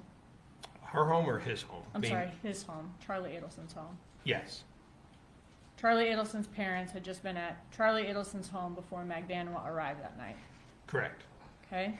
Is Charlie's home located between the location we see there for the cell site at 8:35 and the location for the cell site at 10:53? Yes, we see here the location referenced by the flag of where Mr. Adelson's residence was at the time. Is there evidence in the phone records that Donna Adelson went to Charlie Adelson's home on the night of Dan Markel's murder? So there is another communication from Miss Donna Adelson at 8:59 p.m. stating outside your house. Outside your house, and she's sending that message to Charlie Adelson, is that right? Correct. What can you tell us about her locations that night and how long she could have spent at Charlie's residence after sending this message? Your Honor, object calls for speculation. Overruled, he may answer based on his analysis of the records. However, Sergeant, you are not to speculate or offer any opinions beyond anything that you have not directly researched for these matters. You may answer the question. Yes, sir. So the question asked of me is it possible for, given the cell site locations and times, is it possible there was a period of time where Donna and Harvey could have stopped at Charlie Adelson's residence? So to do this analysis, I looked at the events that we had with usable locations, and we see that there is this 6-minute phone call, and this is the 8:35 location we saw in the previous slide. But we see this phone call actually begins on the cell site in the bottom of this slide, which should be 263, and it ends on the cell site at the top. So to conduct an analysis of potential time between points, we need to establish a point to start measuring from. So my estimation of the approximate handset's location between these two cell sites for this phone call is approximately the area of that 832 little call out here in the middle. So that is the point that I started again, based on these two phone call, or the beginning and ending cell sites, estimated that the handset was approximately in the area of that marker at 8:32. Same thing for the ending phone call, or the next phone call that we had at 10:53.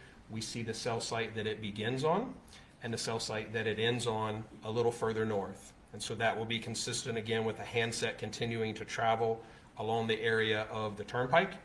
And for our ending time here, I again estimated the location of the handset to be where that white call-out box is at approximately 10:53 p.m. So with those 2 points and using the Esri route planning tool, Esri is the mapping software that we use, it tells us that that travel should have taken approximately about an hour and 4 minutes. And what we see is between 8:32 and 10:53 is actually 2 hours and 21 minutes. So the distance traveled is not consistent with the time consumed. You spoke about Esri. Is that also the how Department of Transportation estimates mileage as well? Yes, if you go to the official Department of Transportation site to get mileage for business travel, they use the same software. What can you determine about when Donna Adelson would have reached Charlie Adelson's residence according to this estimated travel time? So if we look at this, and again, we see the area of Charlie Adelson's residence. We have the message at 8:59 that says outside your house. Charlie responds to that about 20 minutes later with 10 men, 10 minutes. So again, using the same route planning, we see that that should have taken approximately 25 minutes to travel from our 8:32 starting point to Charlie Adelson's residence.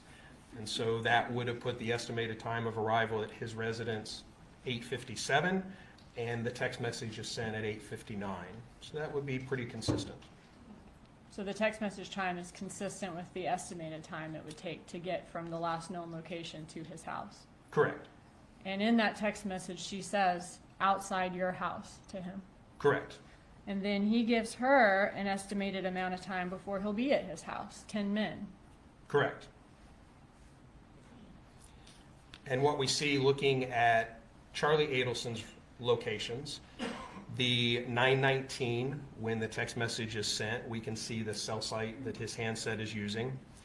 As we continue down slide 268, we can see that he has communication at 9:21, and then the next cell site he has is, or cell site time he has is 9:40, and that 9:40 time he has become consistent with the area of his residence. So he reaches his residence sometime between 9:21 and 9:40. If we look at the 9:19 time of the text message, that 10 minutes is about correct for when he would arrive home. So he says he's 10 minutes when he's about 10 minutes away en route to his house Correct. after receiving the outside your house text. Is that right? Correct.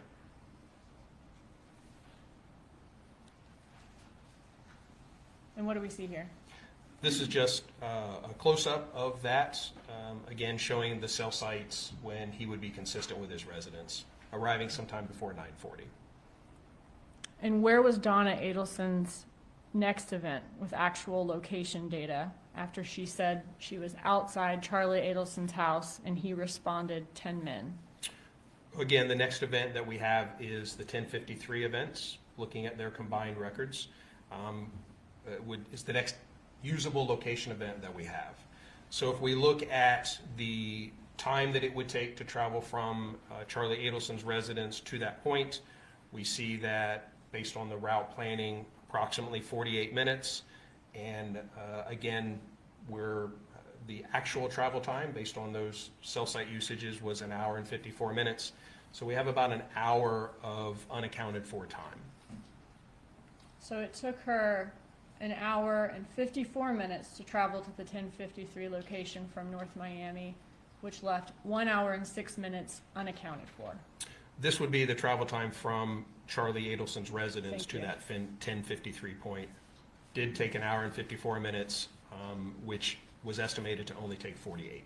So how long could she and Charlie Adelson then have overlapped at his house during that time? The maximum would be approximately an hour and 6 minutes.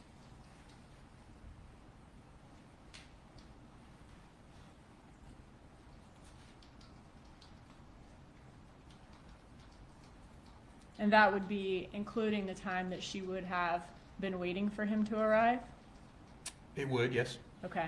So let's say she waited 10 minutes or so for him to arrive. Actually, he sent it 20 minutes after arriving after he received the text, right? Correct. Charlie's response to Donna was about 20 minutes after she had texted outside your residence, and that indicates a 10-minute estimated time of arrival. So about 30 minutes would be probably the shortest that she would have waited, but you still have a little over a half hour of overlap. Okay, thank you. So total amount of time, 1 hour, 6 minutes, and they could have spent about 30 minutes or so together during that time at his residence. Could have, yes. What else do you know about Donna Adelson's travels that evening?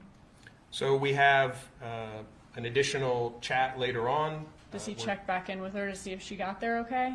Yes. At 11:56, Charlie texts, "Did you get to your hotel okay? Love you." She responds, "Thank you for asking. We have it on MapQuest. Hilton Inn on International Drive. We should arrive at 1:25 a.m. Get some rest. We'll talk in the morning." So again, looking at the point of the 1053 estimated location to the location she states she's going to, we see that should have taken about 2 hours and 20 minutes, and which would have made the arrival time around 1:13. Her stated arrival, estimated arrival was 1:25. So again, these are pretty close. So no large amount of time unaccounted for during that journey. That's correct. The large amount of time that you have unaccounted for where she says she's outside Charlie Adelson's house is from the 8:35 spot to the 10:53 spot. Correct. Okay.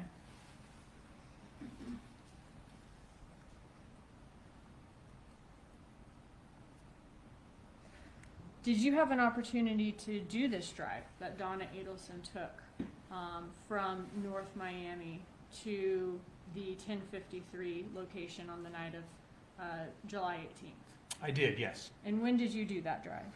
I did that July 18th of this year. And was that on a Friday night this year, just as her drive was on a Friday night in 2014? Yes, And on the same date, July 18th? correct. Can you tell us about that drive? I simply traveled to that area, to the area of that first estimated location at 8:32. I started an exit south of that so that I was at traveling speed, and I traveled to Charlie Adelson's residence. I noted the time and mileage that it took me to get there, and then I traveled from Charlie Adelson's residence to the 1053 spot just to make sure that the roadways, all of those which have not changed, allowed for me to get off the turnpike, get back on, continue travel, and about how long it took me to do it. Were you able to easily get off the exit for Charlie Adelson's house and then get back on again? Yes, And was the time it took to drive from Donna Adelson's 832 location in North Miami to Charlie Adelson's residence consistent with the estimated time? it was. I was within just a few minutes. Ms. Kappelman just reminded me, you said it was on the same day. Did you also do it at the same time of day? I did, yes. Okay, so Friday evening around between 8:30 and 11. Yes, within just a couple of minutes of 8:32, it was a little hard to gauge my travel time to get to that exact point. Might have been off a minute or two when I crossed that specific point, but it was very, very close to the exact time of day. And was the time it took to drive from Charlie Adelson's residence to her 1053 location consistent with the estimated time on Esri? It was, yes. Okay. All right, so moving on to the next day, July 19th. If you could walk us through the morning after the murder of Dan Markell, where's Charlie Adelson located at that time? Charlie Adelson has locations consistent with his residence. And what can you tell us about the communication from Magbanwa's phone that morning? I can. So first we looked at her locations, and we recalled that we had that after 10 p.m. Cell site location where she was leaving the area of Mr. Rivera's residence. And actually the next locations that we have for her is the morning of July 19th. And we see again, this is slide 274, and we can see that her locations beginning at 9:44 would be consistent with her traveling south from the area of Mr. Adelson's residence to the area of either her residence or Mr. Rivera's. Now, once or before this 9:44 a.m. Call, did she have some calls the night before that were routed to voicemail? Yes, that were not, they did not reach the phone, yes. What was her last location then before the locations we see here? Was it the 10:20 something location we saw from the night before when she's leaving Rivera's residence and talking to Charlie Adelson? Correct. Okay. And in the text messages between her and Charlie Adelson that night, she was planning to go over to his house that night because he wasn't feeling well. Correct. Okay. So looking at this slide, does it appear that her phone is then the first active location or the first active event with location we have? She's coming south down from Charlie Adelson's residence that next morning. Correct. Are you familiar with Catherine Magbanwa's statement that she spent the night at Charlie Adelson's home the night of Dan Markel's murder, and the next morning she took the money that he gave her for the murder to the area of Rivera's residence? Yes. Was there evidence of that in the phone records? So what we see, again, back to your initial question as far as the cell phone or the call Hey, activity, Mary Lou. we're looking at the summary of calls in the morning of July 19th. And we see those events that we saw on the map consistent with her travel south. She is attempting to call Mr. Garcia. So we have a number of outgoing calls between 9:44 and 9:46, including a text message where she's trying to reach Mr. Garcia. Don't work too hard today, Mary Lou. When she can't reach Garcia, does she start trying to call some friends of his to try to get a hold of him? Yeah, so immediately after that, at 9:47, she makes an outgoing call to Anthony Ortiz. Does she also try to call Luis Rivera that morning to find Garcia? She did not. Okay. Does the attempted communication with Garcia stop at 10:31 a.m.? Yes, so again, our first set of calls here, she's trying to reach Mr. Garcia. She's unable to. She calls Mr. Ortiz. And now what we see starting at 9:49, Mr. Ortiz is attempting to call Mr. Garcia.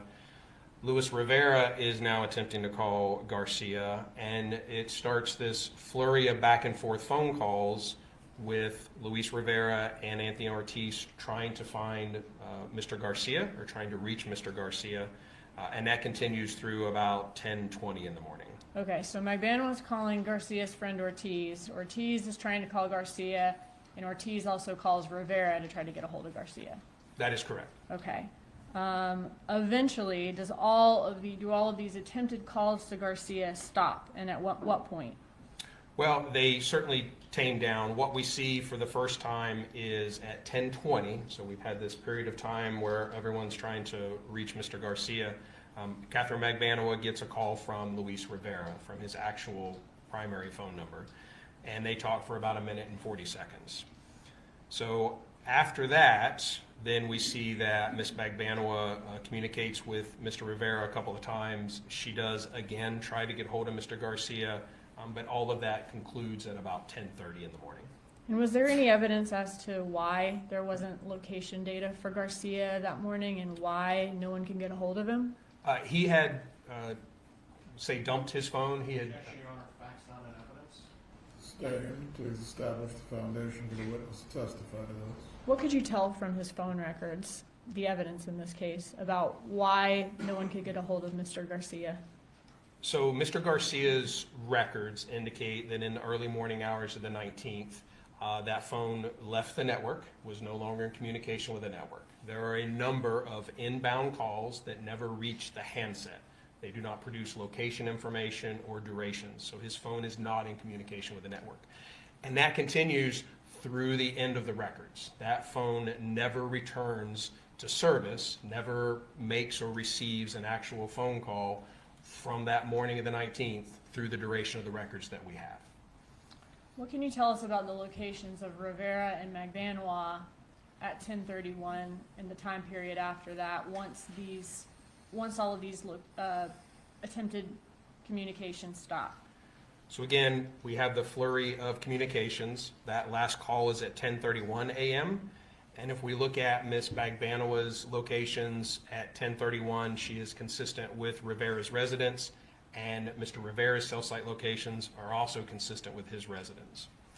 And are you familiar with Rivera's statement that he was able to find Garcia that morning at a girl's house and brought him back to Rivera's residence? Correct. Now, when is the next communication on Catherine Magbanua's cell phone after that with location data? The next that we see is at 11:23 a.m. This is about 50 minutes later. Correct. All right, and is her location at 11:23 a.m. consistent with Mascaro's residence?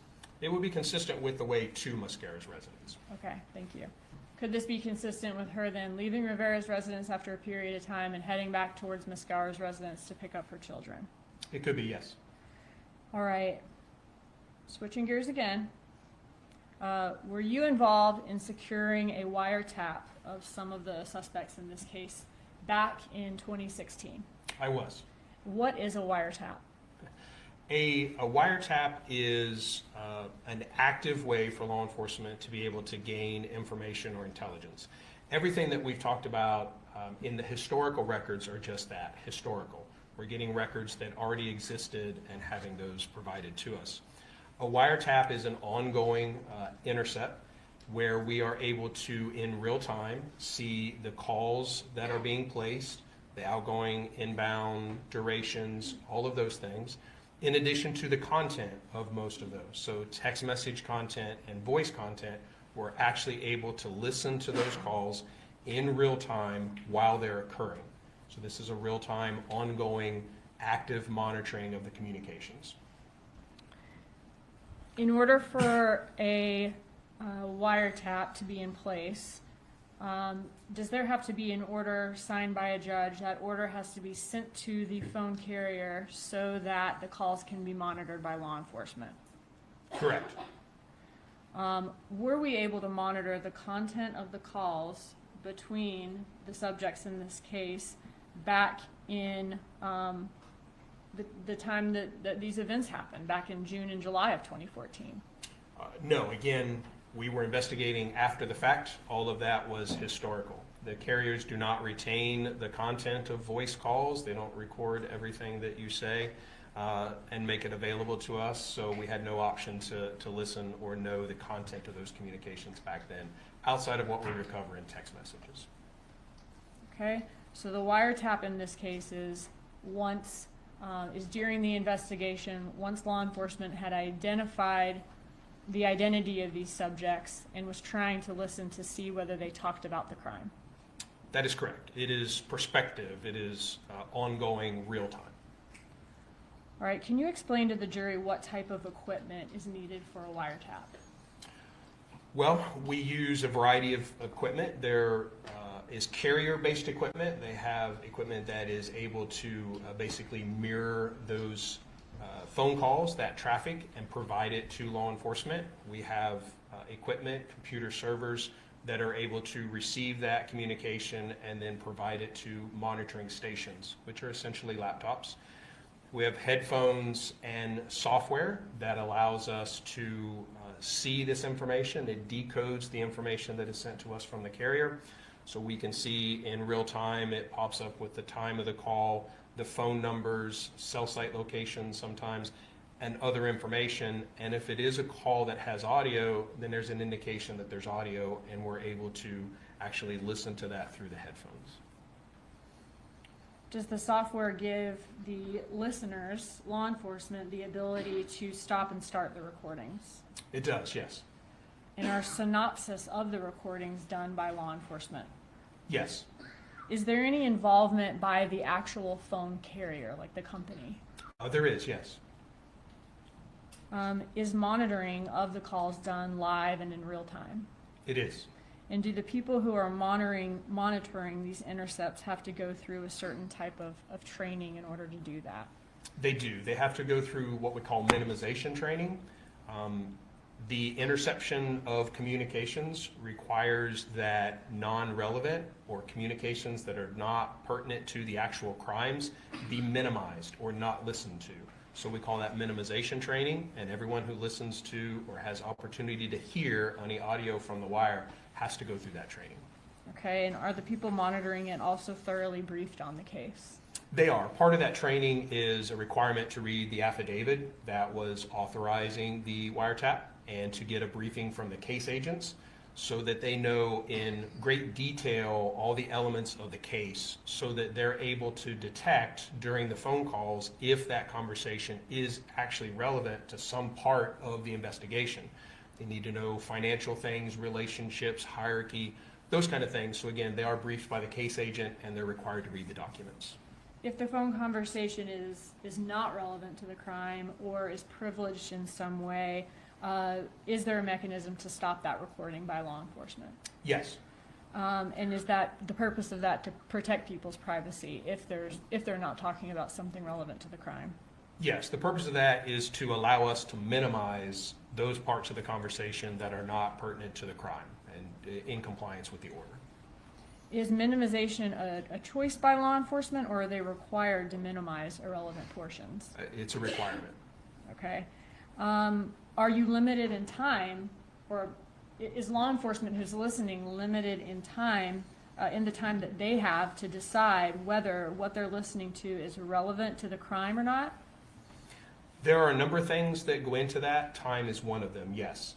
We have a guideline for how long we should listen to make that determination, and then we have some guidelines for how frequently we can come back and check the ongoing conversation to see if that conversation has turned criminal or turned into something relevant to the investigation. So the officer can then go back in and listen in again to see if they are now talking about something relevant. Correct. We call this spot checking. And can the listeners of the call tell if a law enforcement officer is doing that? The listener of the call, I'm sorry? Can we, as the listeners here in the courtroom, tell if an officer is doing that? Yes, in certain versions of the software, there's an audible tone to indicate that it's been minimized. There's printouts from the software that tells us when audio was listened to and when it was minimized. And there's just absences in the conversation, blank spaces where that recording did not occur. And is the portion of the call, so the portion of the call that's minimized then is not recorded? Correct. When listening, though, and trying to decide whether something's relevant or irrelevant, are law enforcement officers also on the lookout for suspects trying to mask the meaning of what they're saying in case law enforcement's listening? Maybe they are talking about the crime, but they're using words that don't sound criminal in order to do it. That's correct. Is that quite common? It is, yes. Which phones were tapped in this case? Mr. Charlie Adelson's and Ms. Catherine McManus. And was that Charlie Adelson's phone number ending in 9223 and McBanois' phone ending in 1312? That's correct. Okay.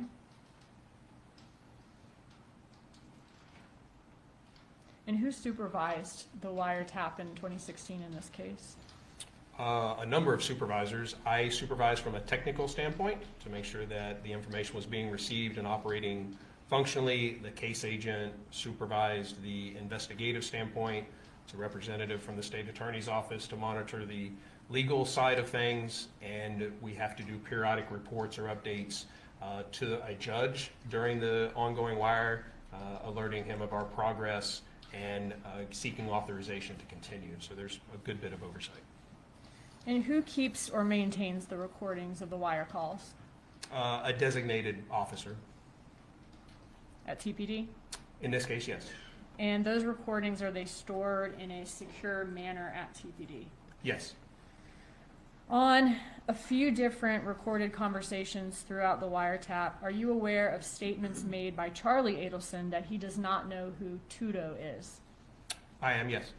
In your review of Charlie Adelson's iCloud, like his text messages in the iCloud, were there messages where he and Magbanua are having conversations about mundane things, but he says Tudo to her? He refers to Garcia as Tudo. He does, yes. So the phone records indicate that despite what Charlie Adelson says on the wire, he did know Garcia's nickname was Tudo. That would be from the iCloud return, but yes. Okay. All right. I want to move on to the bump in this case, which the wire calls came after the bump. Can you tell us the date and time of the bump in this case? So these are the records of Donna Adelson's communication during that time frame. This is 4/19 of 2016, and what we see is the bump happened at 1:47 p.m. Who was Donna Adelson's first call after the bump? And meaning the bump is when the undercover agent approached her on the street. The first call was to Charlie Adelson. Did she call Wendy Adelson or Harvey Adelson during that time? Immediately after, no. Did she call Catherine Magbanua at any point? No. Anyone else associated with this case besides Charlie Adelson? No. And when was her first call to Charlie Adelson after the bump? 2:09.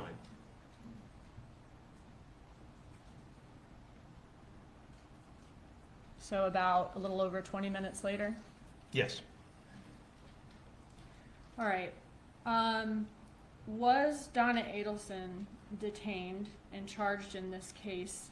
I believe it was on November 15th of 2023. Yes.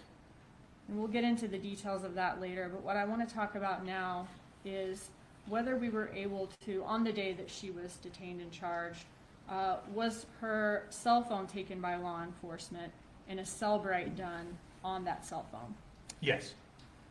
And in the cell phone that was in her possession, was there evidence that Donna Adelson and Wendy Adelson talked about Charlie Adelson's trial, his November 2023 trial, and the verdict as it was happening? Yes. Are you familiar with Charlie Adelson's testimony in his trial that Garcia and Rivera killed Dan Markel on their Objection, Your own? Honor. Facts not in evidence, counsel's testifying. Sustained as the counsel testifying, please establish a foundation for your question. Okay. Judge, may we go to sidebar, please? Thank you.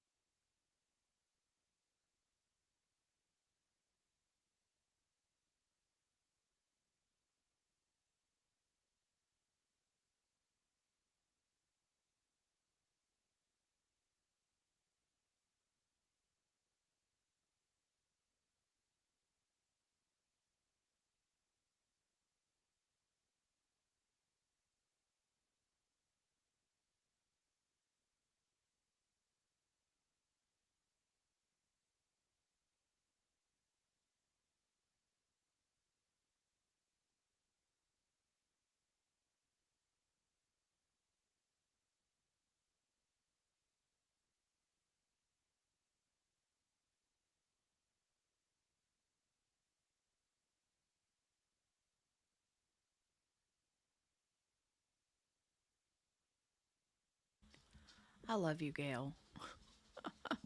Sidebar City. Everybody dance. Everybody dance. Get your dancing shoes on. Get your dancing shoes on. I love you, Gail. Oh, God, I could hear myself saying that all over because I was listening from my phone while I was in there making a cup of coffee. Okay.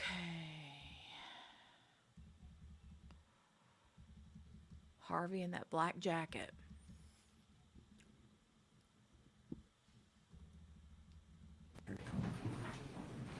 Oh, he's excusing We the will jury. resume with the side information. Once again, Okay, hold on. Hold the phone a minute.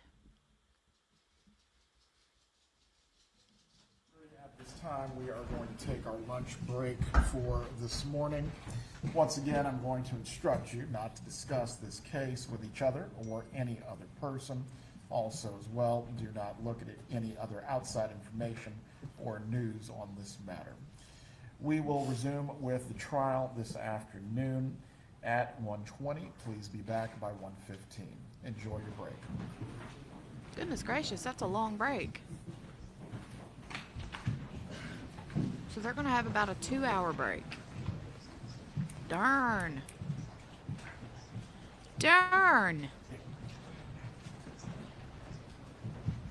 My hands are frozen. Frozen.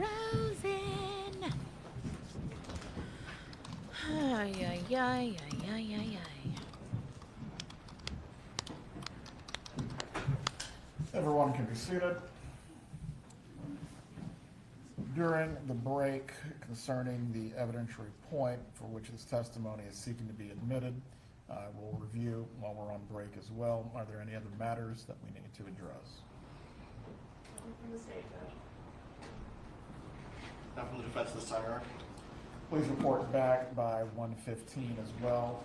At that time, we will continue with Sergeant Corbett's examination. After this portion of the examination, Ms. Dugan, will the state's direct be coming to a conclusion? Will you repeat that, Judge? After this part of the direct examination, will the direct be coming to a conclusion, Sergeant Corbett? I would say I have maybe 30 minutes left, 30 to 45 minutes. Very well. Sergeant, enjoy your lunch as well. This might be a record, 2 breaks. Could be. Thanks, sir. We'll see if we can get you off the stand before we rest for the evening. 1:15. Enjoy your break, everyone. Thanks, sir. Okay. Okay. All right.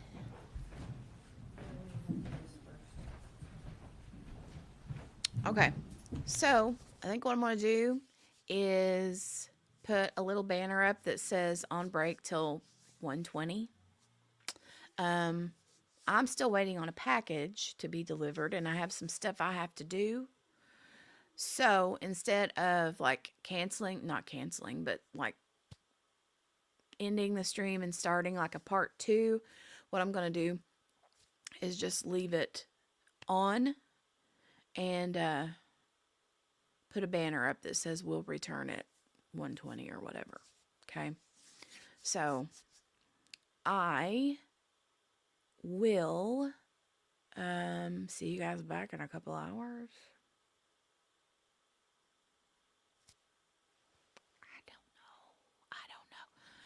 I don't know.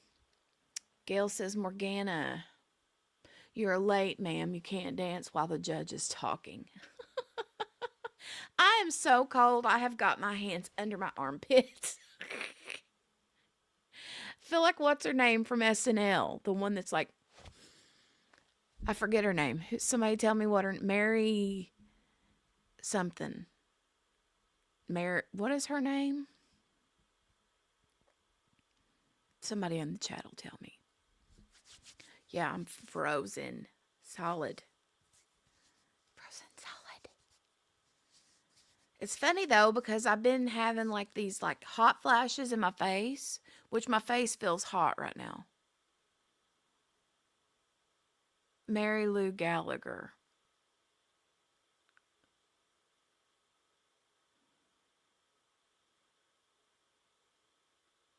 I'm sorry, but I'm busy. Ma'am. Was it Mary Lou Gallagher?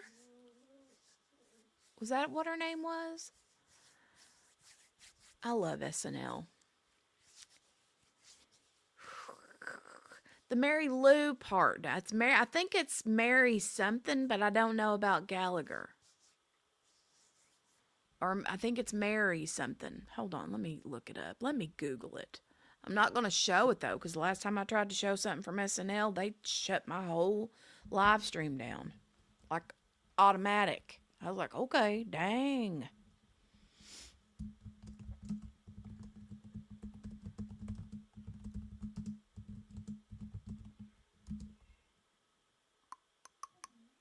Mary Catherine. That's it, Mary Catherine.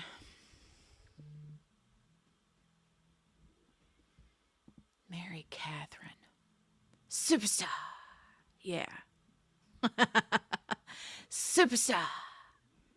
I love that. Oh my gosh. So fun. Yeah, she was close. I knew whenever I saw the Mary, I thought it was Mary something, but then I was like, wait, I can't never remember the whole name. So yeah, good job, Brenda. Thank you. I would have never figured it out. I would have been sitting here 2 days from now trying to think of it. Oh God, I gotta quit yawning. Okay. I'm gonna go get some work stuff done. And you guys go do what you got to do and plan on being back here about 1:20. You can hang out here if you want to and just chit chat with each other. You could do that too. You could do that too. But I'm probably going to I'm going to pause it and then just set an alarm on my phone to come back in here at the right time. And then I'll probably play some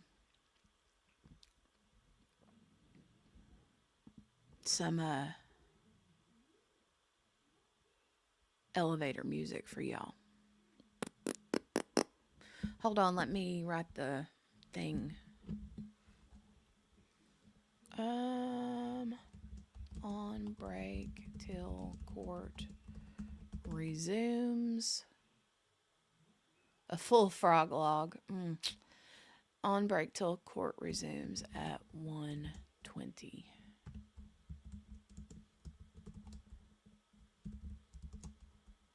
ET. Okay.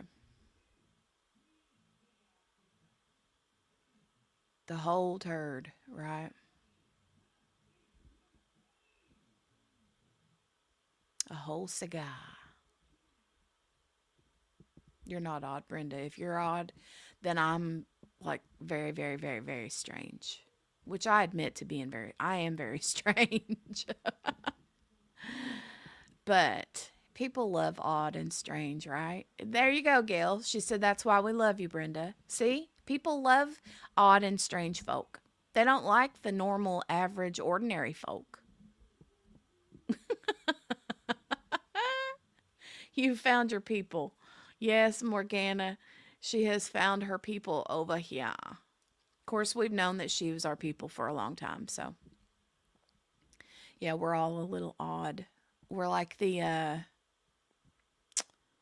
island of misfit toys, right? Man.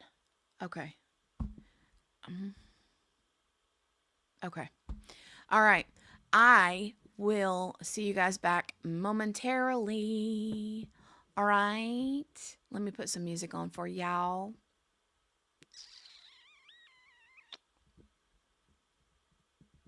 Let me find something good. Hold on. I mean, the vast majority of you all will be gone, if not all of you, in the next couple seconds. So it doesn't really matter what we listen to, but anyway.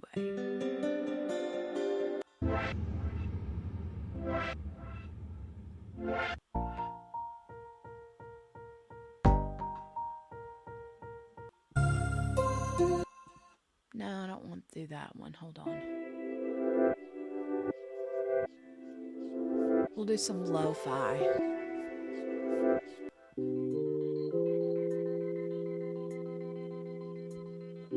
I like daydreaming too. We'll do the daydreaming one. All right, I'll see you guys back in a little bit. Oh, I need to put it on loop.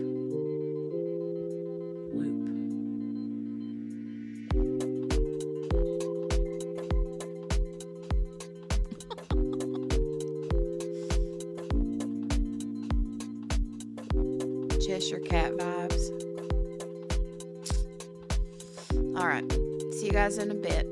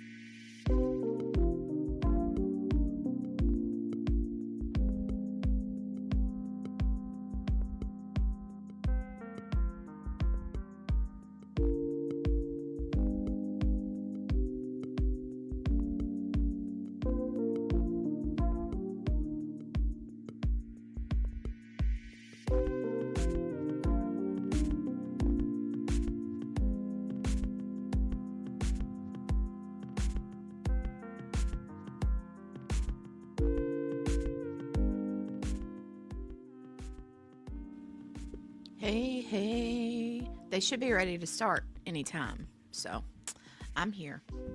I'm here. Coffee's empty though. My big cup is full though. My big cup is full.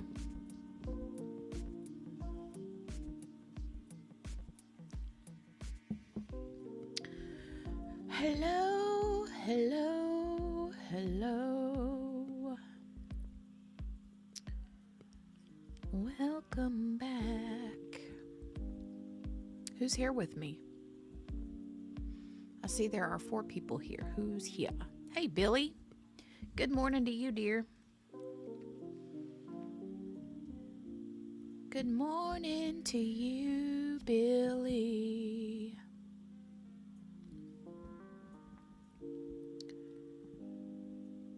Let me go ahead and turn this music off.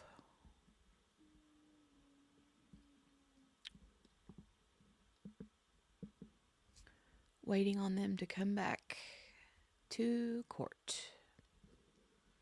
Hey, Gail. Welcome back. We are live. We are in real time with the courtroom, so they should be back soon, soon, soon. Billy, she's doing good. Thank you for asking. She's doing really good so far. She did have a little bit of some kind of buggy virus, something or other, and went to the doctor once and had an antibiotic, and so far so good. She's doing okay. Hope it continues. I have a new I found this because I struggle with getting like multivitamins in her. She doesn't like gummy stuff, like gummy candy, like gummy vitamins. She does not like them. And she will not chew the like Flintstone vitamins. Liquid vitamins are kind of hit or miss depending on if I can hide them in her, you know, food or drinks. But most of the time they taste yuck, right? But I saw on Instagram there was this brand that popped up. It was a sponsored post, but it was also like, so you know how you know, I mean, anytime I see something sponsored, I'm like, well, but, you know. So, anyway, it was a brand called Ella Ola or something like that. Ella Ola. Let me look. Afternoon, everyone. Oh, I hear the judge. I think they're back. Hey, Brenda, welcome back. Let me see again what the name of that was. I think it was Ella Ola. Yeah, Ella Ola. ELLAOLA. So, anyway, they have like a powder that's tasteless. You can't taste it. And it's got like multigreens and all kinds of good stuff in it. And you can mix it with their food and drinks and stuff. And they say it's tasteless and not gritty. So we'll see. It was expensive though. So if it does work, it's going to be an investment every month. But Able to research the matter whatever during lunch works. break. And at the conclusion of that research, the ground for which it's being offered as an adoptive admission that is permissible under the rules of evidence. I will also find there are other grounds in which it would be permissible as well. The citation of the case that I'm relying upon for this, Jones versus State, 127 Southern 3rd, 622, deals with this matter as well as the treatise provided by Professor Earhart on this matter. Are there any other issues that we need to address before we continue with the examination of Sergeant Corbett? All right, if I could have a moment, I found a case that held to the contrary, but I'd like an opportunity to read the case that Your Honor cited. Well, this is not a motion hearing, Mr. Zelman. If you wish to place your case on the record, please do so, but I am finding that it is admissible as an adopted admission. Your Honor, State versus Hernandez, 875 Southern 2nd, 1271. I have a copy for the state. And for Your Honor, may I approach? You may.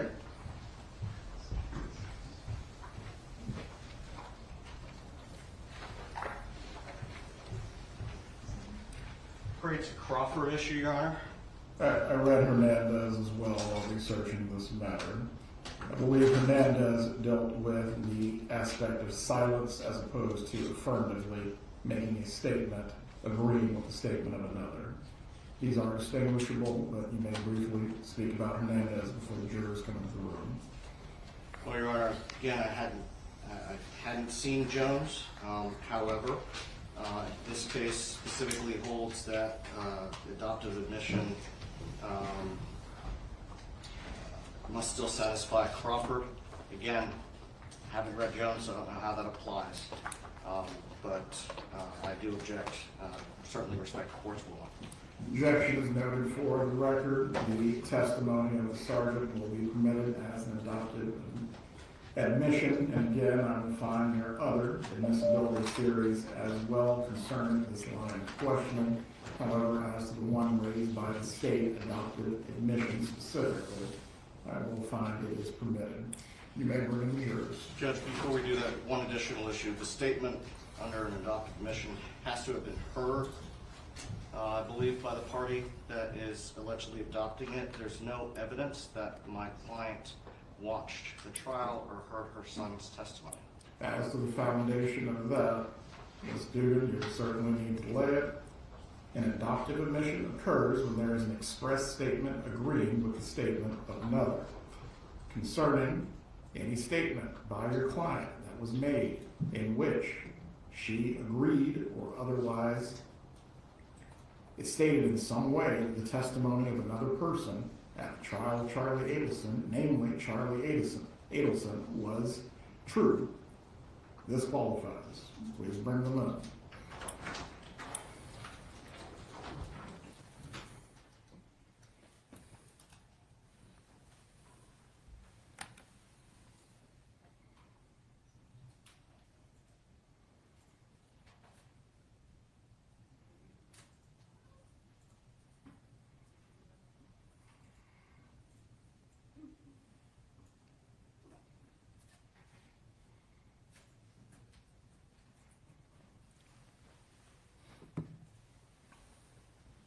Welcome back, Greta. Hey, hey, hey.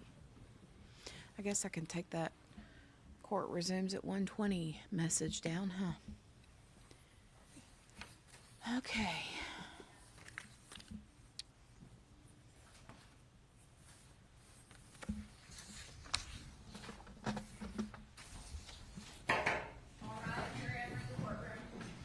Jury's entering the courtroom.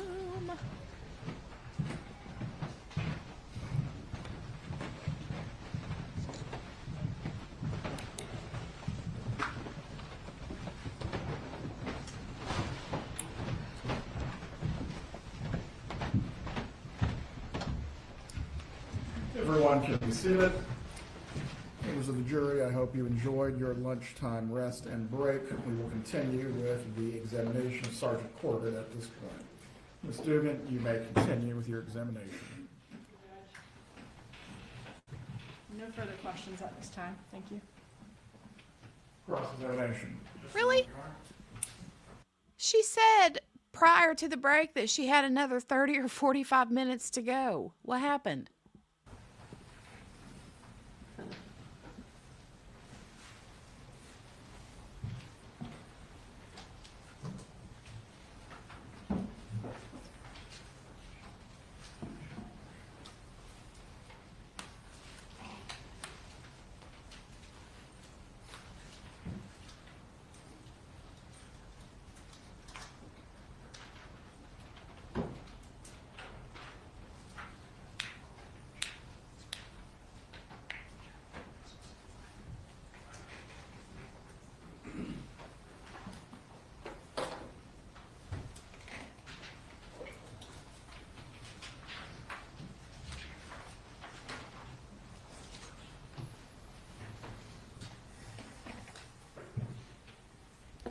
Good afternoon, Sergeant.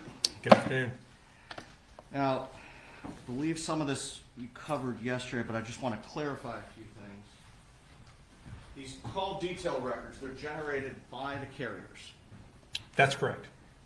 They're generated for purposes for business purposes of the carrier. Correct. So they're generated to, you know, back when I think I got a cell phone, we had a plan with a certain limit. Now they're unlimited, but that was one of the reasons why call detail records were created, correct? Certainly, billing purposes, yes. And what about network load? As far as the creation of records, Yes. so network load, there are reports that I spoke about, the kind of specialty reports that are more of an engineering standpoint and are used by carriers to more effectively manage their network. Amongst other things might be load, be something that they would be considering with those records.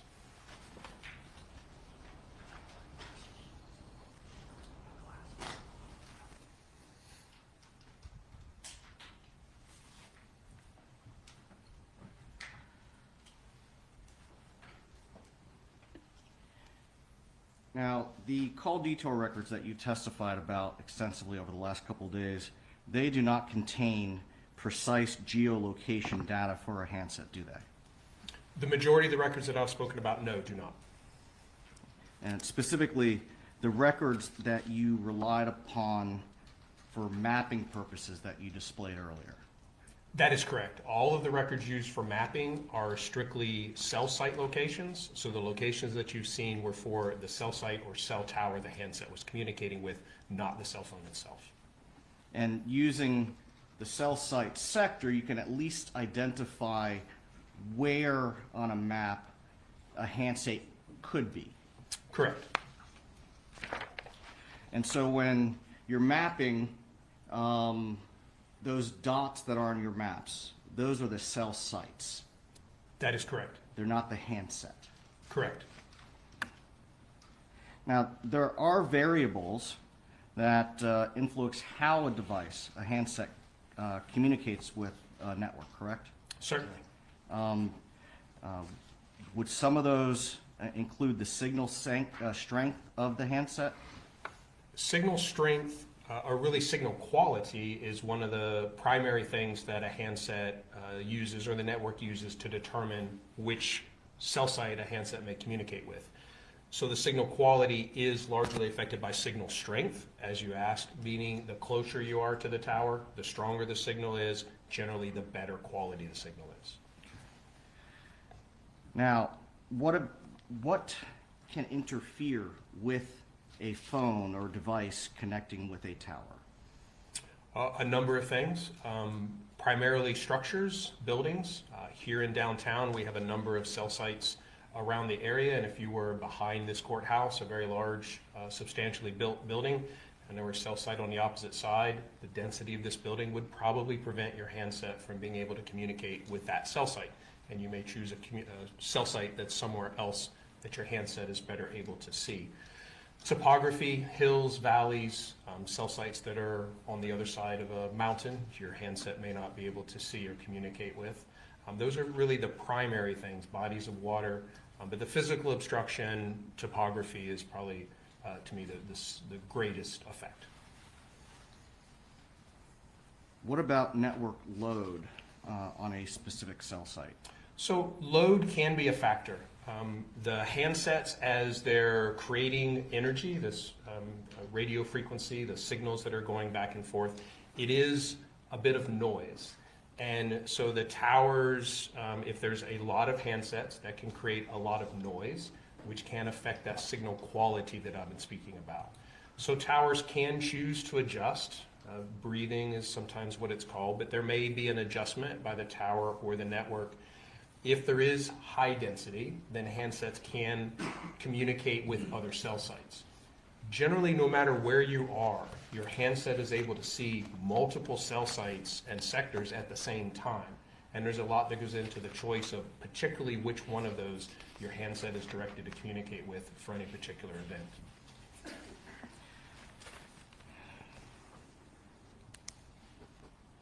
So merely because a handset is communicating with a specific cell tower, cell site, and sector, that doesn't mean that that's the closest one to that handset. That's correct.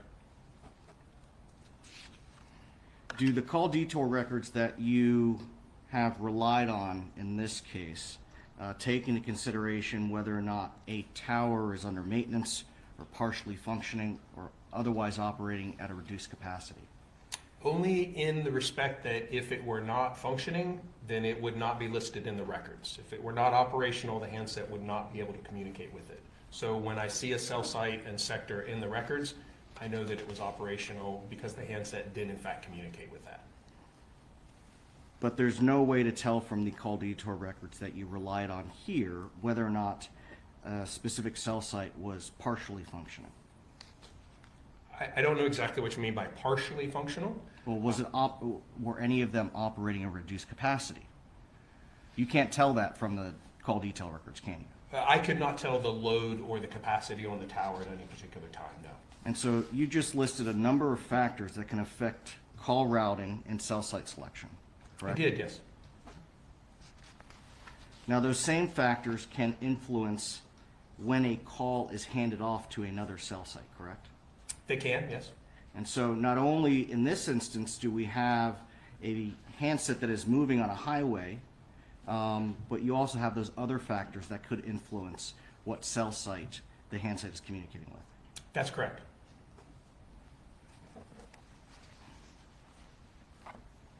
And understanding all of those variables, that's critical to you analyzing and interpreting the data. It is, yes. And so would you agree that the analysis that you conduct has some inherent limitations? It certainly has limitations as far as nothing in the analysis that I've done is meant to say exactly where a handset is. We're unable to do that. Again, I talked about inclusion and exclusion, that we know the general service area of a cell site, and so we include and exclude locations. But the limitation to the effect of we cannot say exactly where a handset is correct. And so in other words, it involves some degree of estimation or inference? I would agree with that, yes. Now, could you pull up the presentation that you were showing us earlier? I do have it, yes.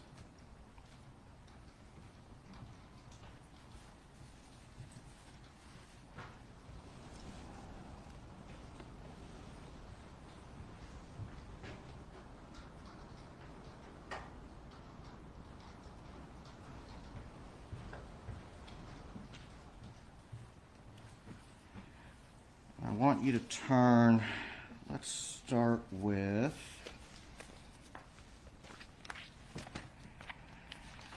one thing that the state brought out. Let's go to the frequency report. I believe it's on slide 28.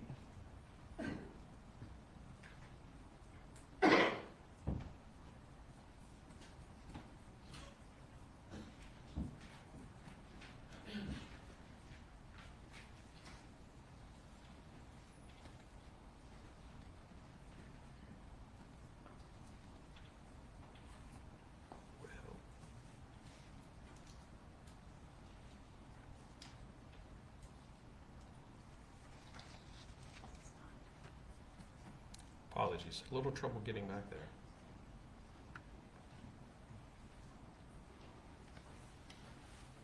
Slide 28, the frequency report for Donna Adelson. Okay. Can you explain to the jury again the process of creating this report? I believe what you said yesterday was that you put the data from the carrier into a tool. A program, yes. Okay. And then you did the same for Charlie Adelson's CDRs?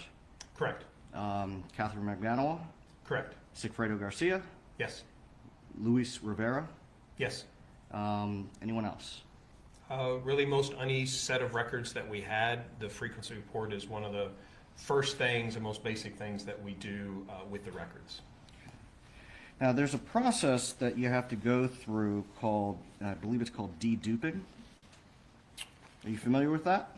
It depends on which where you're referring to it. Okay. Well, when you're talking about call detail records and frequency analysis, there's a way, and I think you gave us an example yesterday on some of your slides about how one communication event can show up multiple times.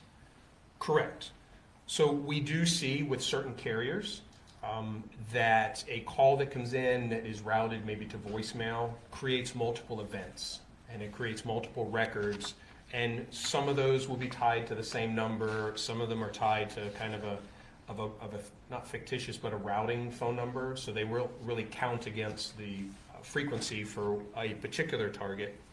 But as I mentioned, these frequency reports are very general ideas of relationships and associations. So for these, we mentioned that it does include things like miscommunications, calls that went to voicemail. It may include the multiple events, because those things are generally distributed equally across all the calls. It's not just one phone that's going to create those multiple entries.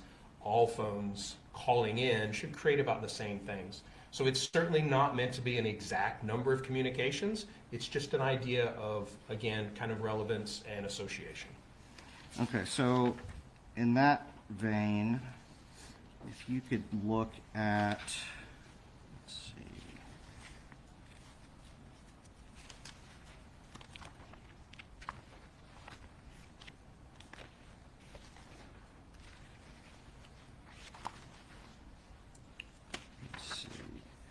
So let's look at, I believe it was slide 122.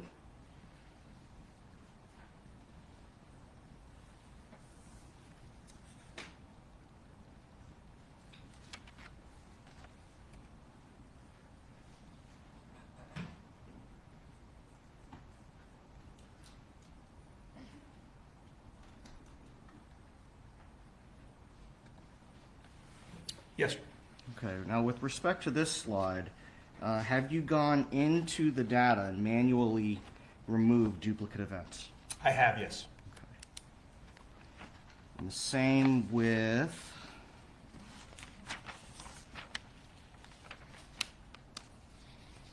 have you done the same for slides 26 and 28?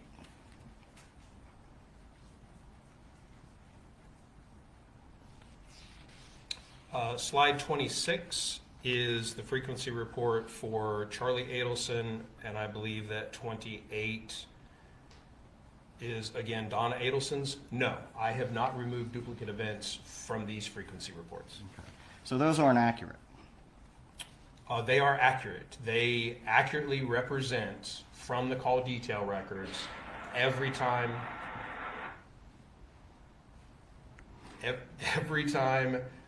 that cell phone number appeared in the records. Okay, I'm there's a poorly worded question. I apologize. It's not accurate in the sense that there are not 80 actual communications between my client and her son. There may be fewer. Again, this includes those routed events, the not answered, going to voicemail. All of those are included. Text messages, voice calls, all of those are included in this tallying. It is just from the raw records. And so in other words, you see the 80 up there.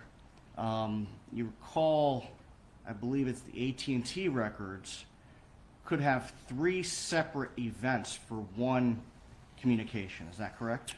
They could. That would generally only tally 2 for a particular phone number, because that third event is generally going to have a routing phone number in it. Okay. And so this does not account for that. It does not.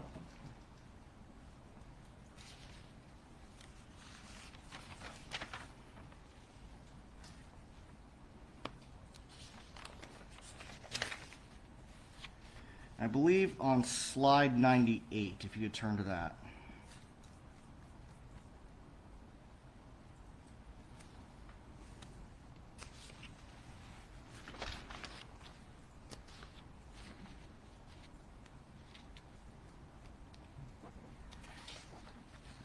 Can you keep going? It might have been the next one. Erase this text after you read it. Was the text erased?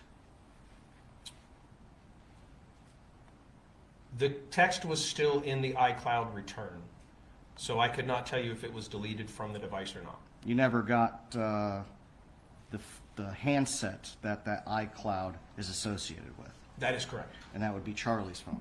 Correct.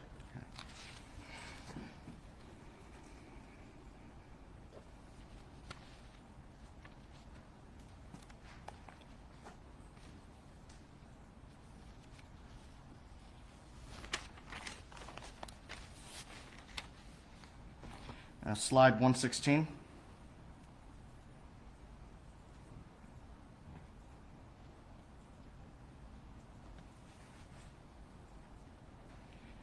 Okay, looks like on this one there are two conversations between Charlie Adelson and Catherine McBanowa, correct? One is an attempt. So as it says, Charlie attempts Catherine. This was an inbound that I don't believe was answered, or that any actual communications occurred. Well, there. Okay, so the one event, we don't know what was discussed, do we? But we do not know.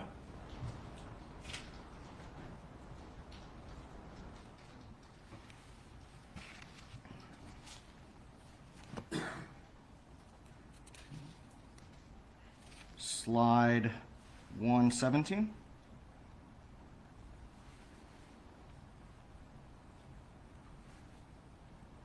We don't know what was discussed between Charlie and whomever he was speaking with at the Adelson residence, do we?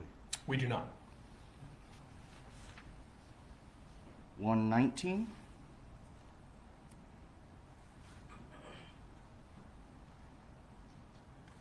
We don't know what was discussed between Harvey Adelson and Charlie Adelson. We do not. 120.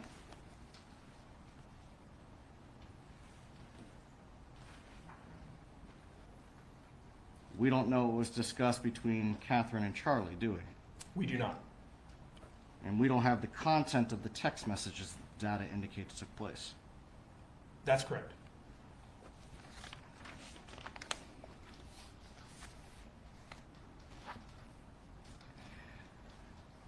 Now, with respect to the calls to the landline,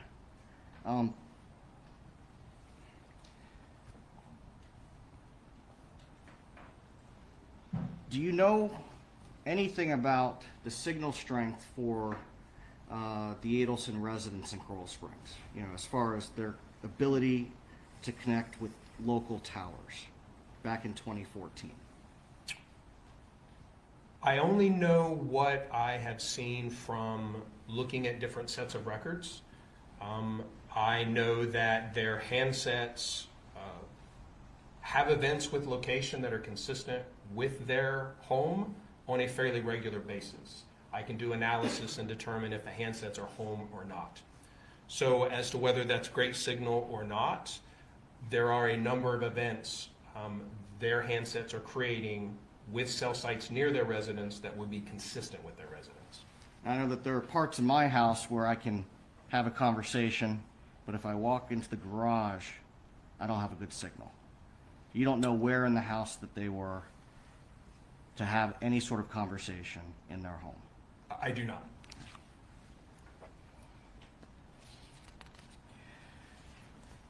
Now, if you could go to 135.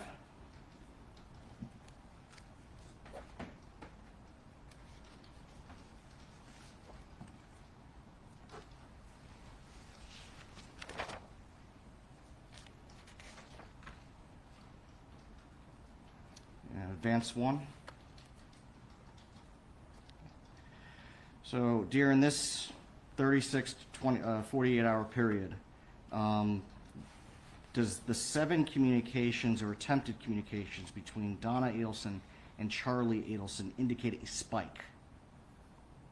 I would not say so, no. Okay. And for what time period did you review their records? In different, we have records that span years, and they are a little different for each person. For some, we have several months. For some, we have years worth of records. So I have looked at periods of time for their records spanning several years. Okay. Now, specific as to Donna Adelson, Charlie Adelson, you have at least 4 or 5 years worth of records for them, Probably that many, yes. if not more. Possibly, yes. And so the amount of communications or attempted communications that are indicated during the June 2nd and June 4th, as you refer to it, flurry of communications, 7 is not a spike. I do not consider it an abnormally high number of communications.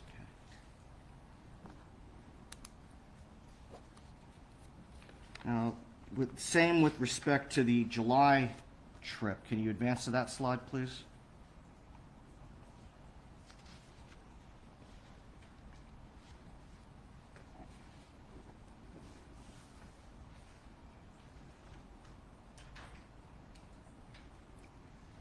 Apologies, it'll take just a second.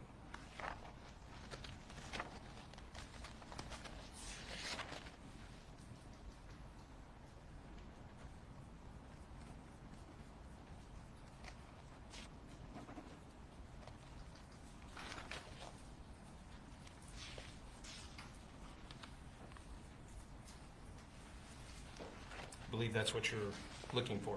Yes.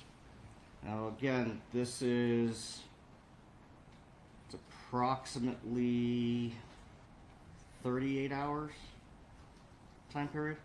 Correct. The 4 communications or attempted communications between my client and her son, those do not represent a spike, do they? They do not. And so the flurry of communications that you testified to earlier, at least as it pertains to my client and her son, did not take place, did it? I'm not sure where the characterization of a flurry came from. I don't believe that I used the term call flurry. We were looking at calling analysis or calling activity during certain periods of time.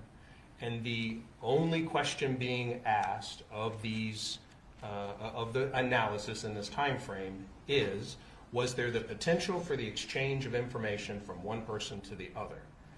And that's what we see, that there is communication from one person to the other across the subjects during a time frame that may be more significant than others. It's not meant to reflect a high volume or a different tempo of communication, just that there is at least the potential for the exchange of information.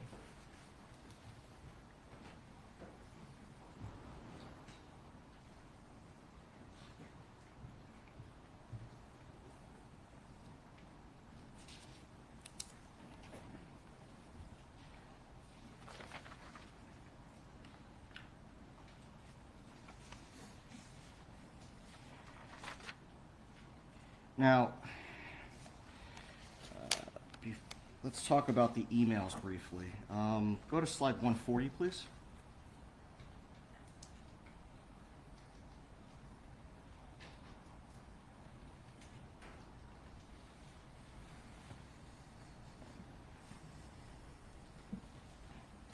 Now, you testified this morning that this was sent out. Now, Evite is an online platform where anyone can go in and create an event and send out invitations, correct?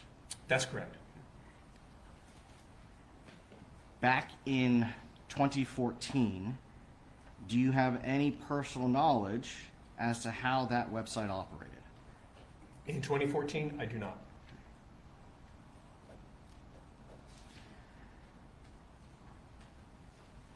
And I believe that you indicated that there was an indication that Donna Adelson was unfamiliar with that process. Correct. As we sit here today, you cannot testify that Donna Adelson created that event on evite.com, can you? I can only testify as to the email where she asked if her invitations had been sent yet, and where she describes how she entered the contacts, how she entered the invitees as contacts. That's the only thing that I can take from that email. Now, also with respect to the emails, there were quite a few search warrants done for email accounts in this case, correct? Yes. How many emails were recovered during this investigation? Hey, Donnie. How, like, total number? Hi. Yes. Oh, hundreds of thousands. Good to see you.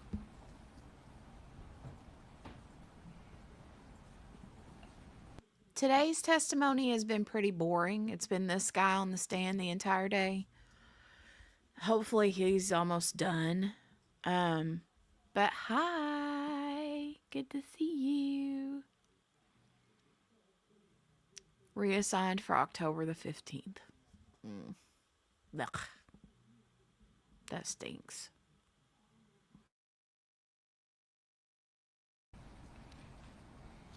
Specific as to donnahardy@gmail.com, how many emails were recovered? I do not recall the total amounts. In excess of 50,000? I believe so, yes. In excess of 70,000? I don't recall, and I've only seen a subset of those. Who decided Emails. what subset you would review? Florida Department of Law Enforcement.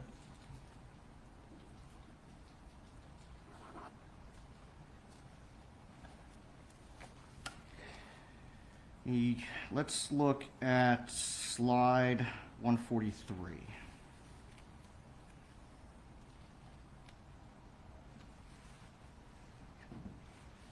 You testified earlier that this was an email from Dan Markell to Wendy Adelson in January of 2024 concerning their schedule with the kids beginning in April. January of 2014, but yes. Yes, sorry. Are you also aware that there were subsequent emails and text messages between the two of them where this schedule changed or was modified? I'm not aware of any changes or modifications. So you have not reviewed them or you're not aware of them? I'm not aware of them. I have not seen anything. I have not done a great deal of research into the schedule with the children, but I am, as I sit here, not aware of any changes. How did you decide to put this email in the presentation? The emails are reviewed by whomever is investigating the case, assisting to investigate. They're provided to the state attorney's office for a determination as to what should be included in the presentation.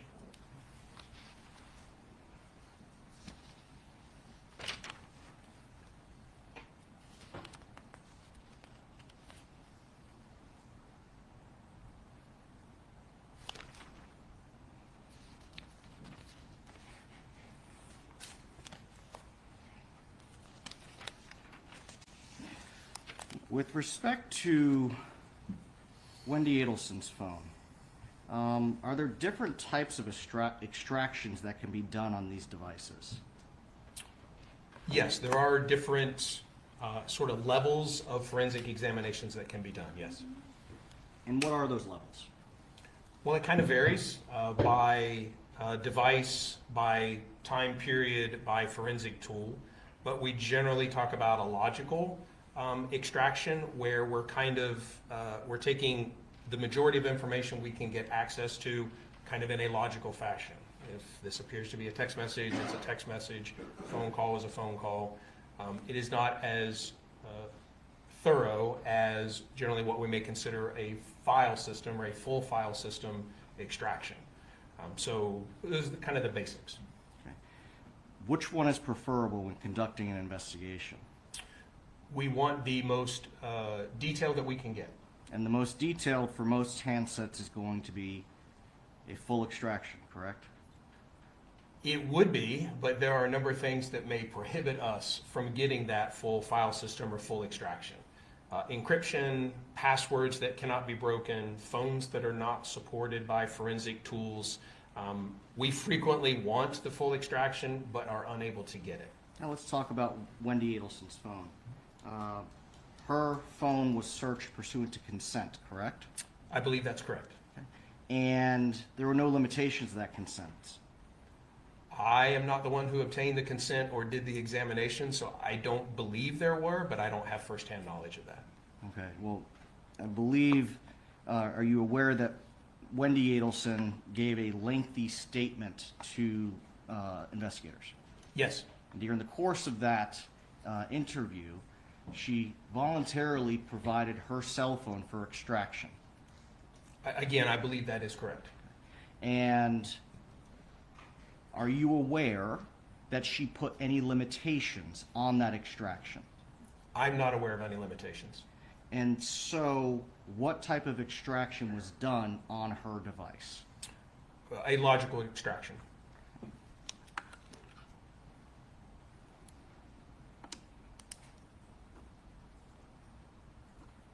And as we've discussed, a logical extraction is not a complete extraction from a device. It generally has less information, correct? In this case, if you look at the extraction, the forensic extraction, there's significantly less data in her phone extraction than in other devices' extractions in this case. Yes, there is less data, but that may be an indication of less data on her device as well.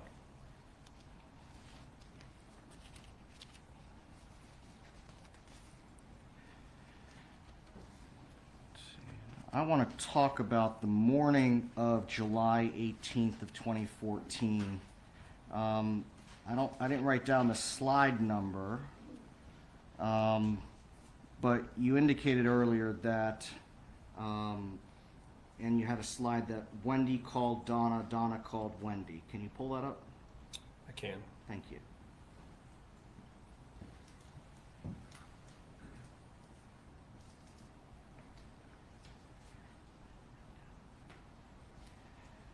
What slide number is this?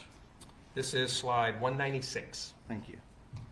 So slide 196, your analysis reveals that Wendy called her mother first, correct? Well, these calls are as noted, at the same time. So they're both at 8:09.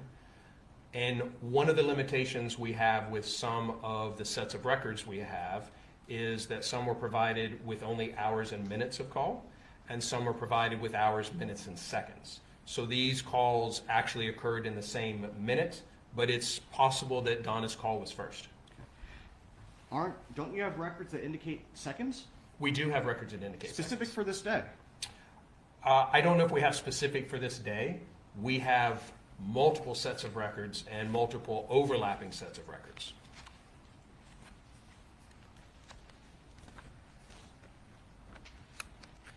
You have been involved in this case since its inception, since Mr. Markel was murdered, correct?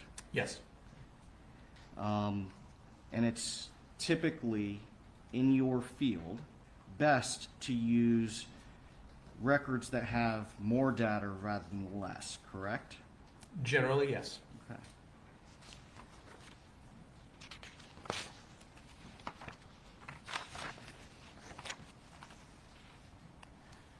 Have you gone back to determine who called whom first? I have not, but I could. And so, if I were to tell you that records with seconds reveal that Donna Adelson gets a call from Geek Squad and immediately calls her daughter, and then Thank you, Donnie. while Donna is calling her, Thank you so much, dear. I appreciate that. Sweetheart. Hold on, I got to give her a quick little sparkle. Hold on a minute. I got to find it. There it is. Here it is.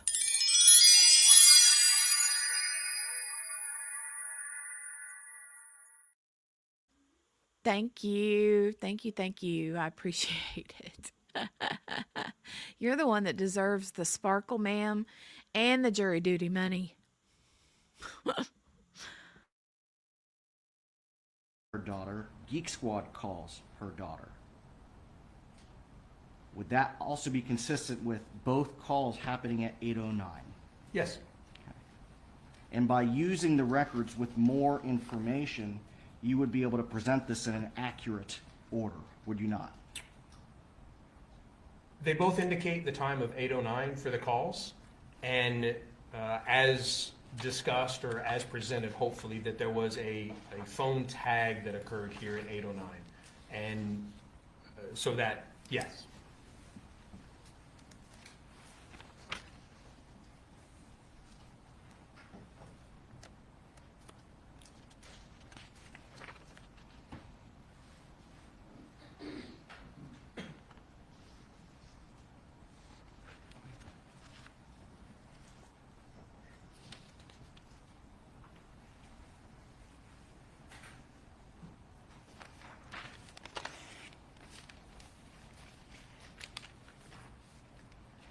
believe you had moved to slide 210.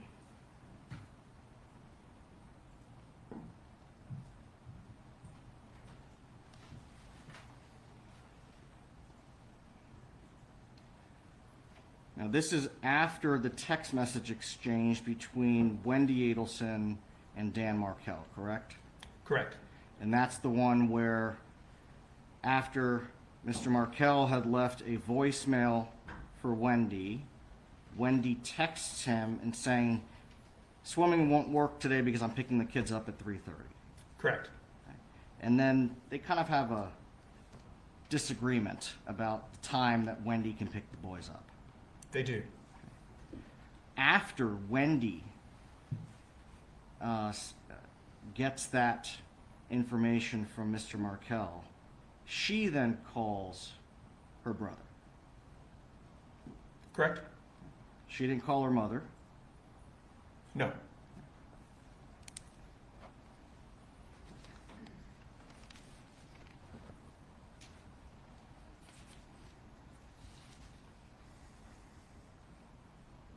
Now, I believe after this call between Wendy and Charlie, I think it's on slide 213, he tries to call Donna.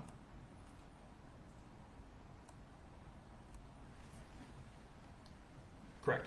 30 seconds, that indicates to you that the call did not connect. More than likely.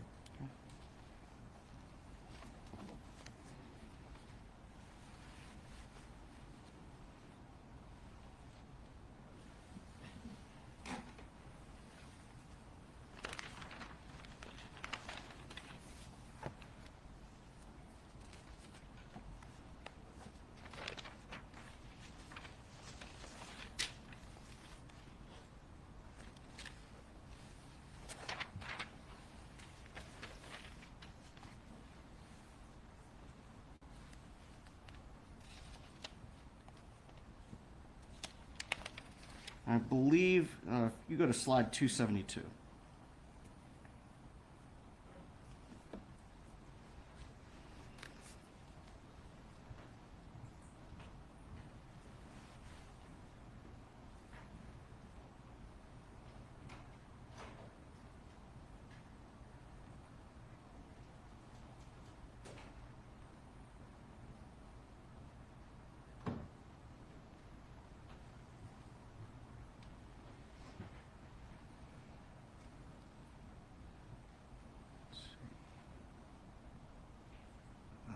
May have gotten the slide wrong. If you can back up a couple of slides, please.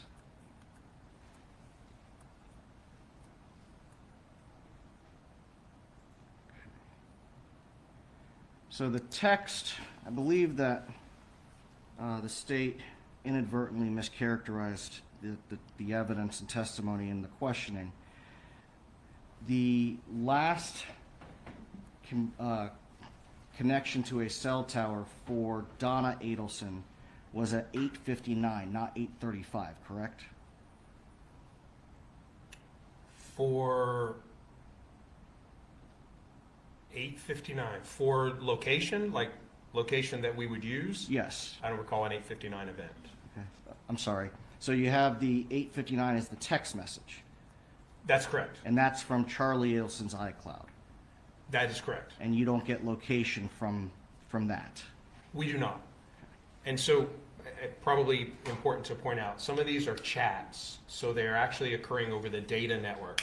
They're iMessage versus carrier-based text messaging, where we're more likely to see locations associated with text. So with the iCloud and knowing that those are traversing the iMessage or the Apple network, it's common for us not to have locations attached to those.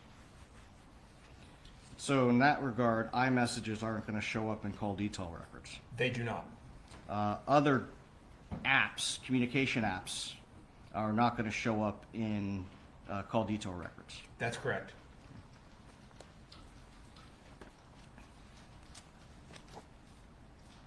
Now this tragedy took place a little over 11 years ago, correct? Yes. And up until your July 10th, 2025 deposition, you had not done the drive yourself, had you? That's correct. Did you do any research to determine what construction had taken place on I-95 between July 18th of 2014 and July 18th of 2025? I-95 where? Where you drove? Not the, I know that there was a number of changes to I-95 at the area where it separates from the turnpike, the Florida Turnpike. I did specifically look at the turnpike in relation to Mr. Adelson's residence to make sure that there had been no changes in the roadway there. Okay, so the turnpike, it's your testimony that in the last 11 years, the turnpike in that area has not been widened? I don't recall it has been widened. The off-ramp is in the same location.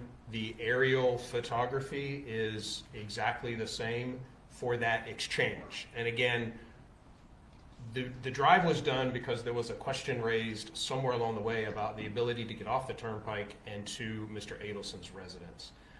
And so just to clarify that, and that more research was done. And so again, looking at that, there's been a number of changes around that area. Water drainage has been filled in, buildings have been built, all kinds of things have happened, but the roadway itself remains the same. So again, my question is, has the road been widened? Has there been construction? There may have been construction and replacement. And I can say with certainty, and I can look at it again, but with certainty, the routes, the off-ramps, the exchanges are in the same position that they are. If the lanes are a little wider, there was no significant change in anything about getting off the turnpike and getting over to Mr. Adelson's road. Sergeant Corbett, I don't know if I'm asking a poor question or you're misunderstanding. Has there been construction on the turnpike in the last 11 years? I'm sure there has, yes. Did you do anything to determine if that had happened? Yes. Okay. And yet, you're still giving us a qualified answer. You're asking about widening. I don't recall seeing, and again, the area that I looked at was the turnpike, the off-ramp of the turnpike, the exchange that goes to the east, and then connects with Mr. Adelson's road. There were no changes to that.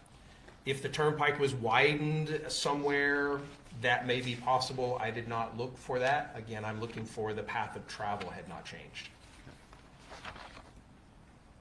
So you looked for records that would be consistent with the state's theory to establish that the route hadn't been altered in any way. The question raised was, can you get off the turnpike and get to Charlie Adelson's residence? And the answer is yes.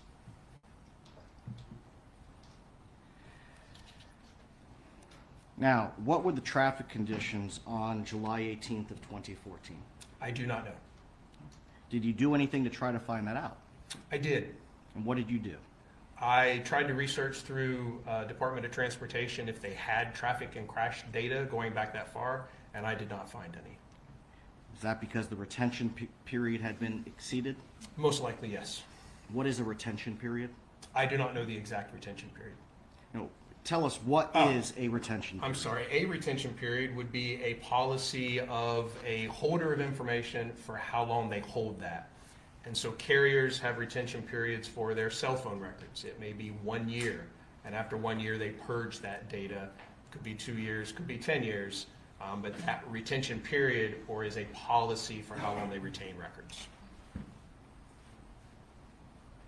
And so, as we sit here today, do you know the retention period for DHSMV to keep accident records? I do not. What about construction records for I-95 and the Turnpike? I do not. Did you do anything to collect construction records for I-95 or the Turnpike between July 18th of 2014 and the present day? No.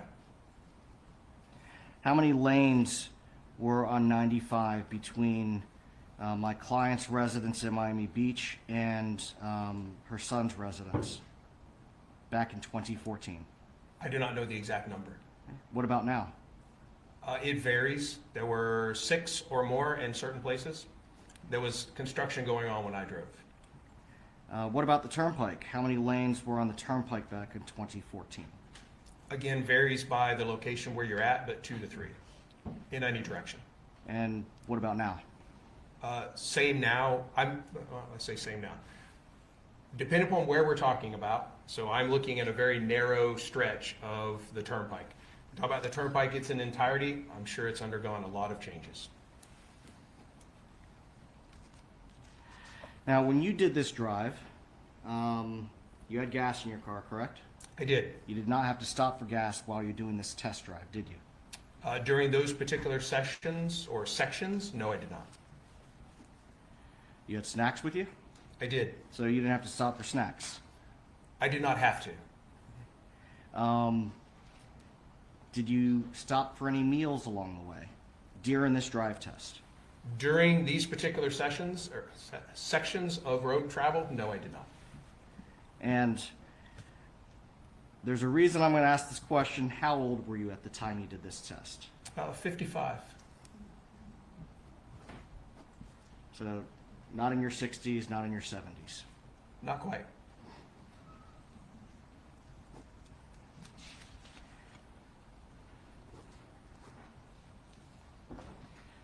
Now, have you ever been on the highway, got behind a slow-moving vehicle? It frustrates you, right? It may, yes. And you have an opportunity to pass them, you drive by and you see someone older driving. Sometimes, yes. Do you know how fast Harvey and Donna Adelson were driving on July 18th of 2014? I do not. And so, not knowing how fast they are driving, can you give an accurate estimate for how long the drive would take them? I think I can give an accurate estimate based on speed limit and distance, but as far as how which is, I believe, substantiated by segments of travel. So the travel from the 832 point to Charlie Adelson's was very consistent with the estimations. The travel from 1053 to the hotel, consistent with estimations. I want to stop you right there. The 1053 point, can you pull that up, please? I believe it's actually here. Go to the next slide or series where we show 1053 to Orlando.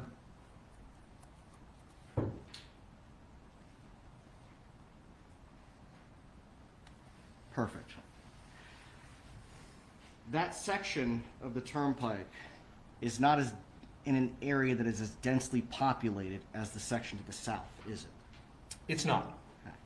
And so the section south on the turnpike, you're going to get more commuter traffic than you will in this section, correct? I would agree with that, yes. And so you're not going to necessarily be in a stop and go traffic as you would if you were to the south. Usually, yes, I would agree with that. Now, was anything done, and let me ask this differently. Do you know whether or not at the time Donna and Harvey Adelson left their apartment on Miami Beach to start driving north, had they eaten dinner? I do not know. Did they have a full tank of gas? Do not know. How many times did they stop to go to the bathroom? Do not know. Did they stop to get coffee? They may have. This was late night. I did. And you're much younger than they were at the time. You stopped for coffee. I did.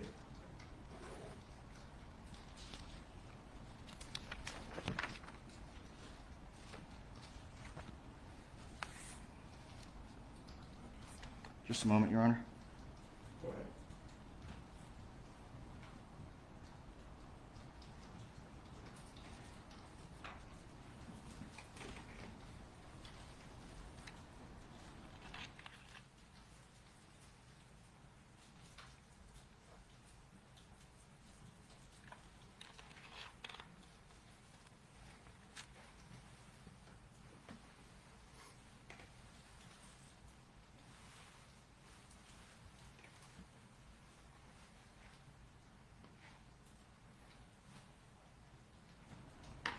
Sergeant Corbett, you just made a statement that I believe your deposition testimony contradicted. You said the time that it would take to get from their residence to Charlie Adelson's residence. Can you, with the call detail records, place my client, Donna Adelson's handset at Charlie Adelson's residence on July 18th of 2014? From cell site locations in the records? No.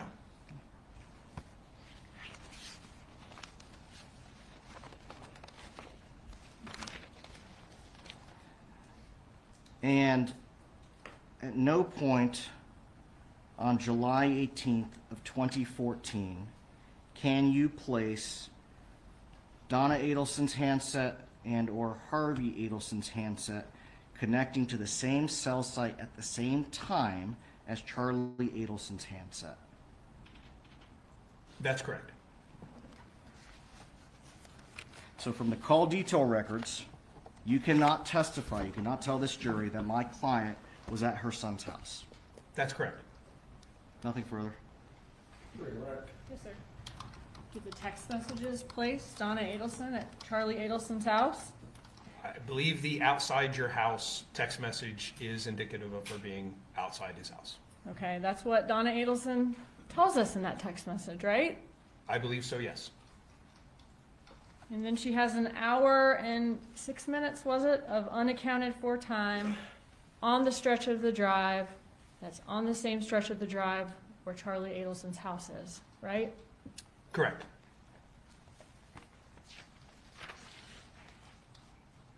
You got lots of, and did you do this drive in 2025 because the defense questioned the fact that you hadn't done it, didn't know if you could do it in the 2025 depot? There was a question as to who raised it. I'm not certain. Okay, thank you. You got lots of questions about construction on the turnpike. Defense asked if their client could have gotten stopped for that extra hour that's unaccounted for in construction. Did Donna Adelson tell us in that text message where she stopped on the drive? Did she say she was outside of Charlie Adelson's house? Agreed. Okay, and then Charlie Adelson gave her his estimated time of arrival at the house for 10 minutes from then. Is that Correct. right? Correct.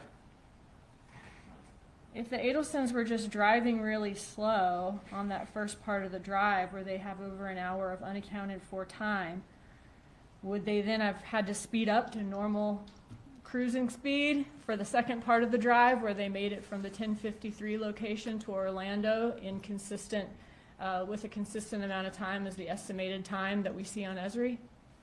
Yes. The second part of that, the second half, if we'll call it, of the trip was done at close to the estimated time. So the speed and travel were close to what would be expected. The first half of that trip, it was not.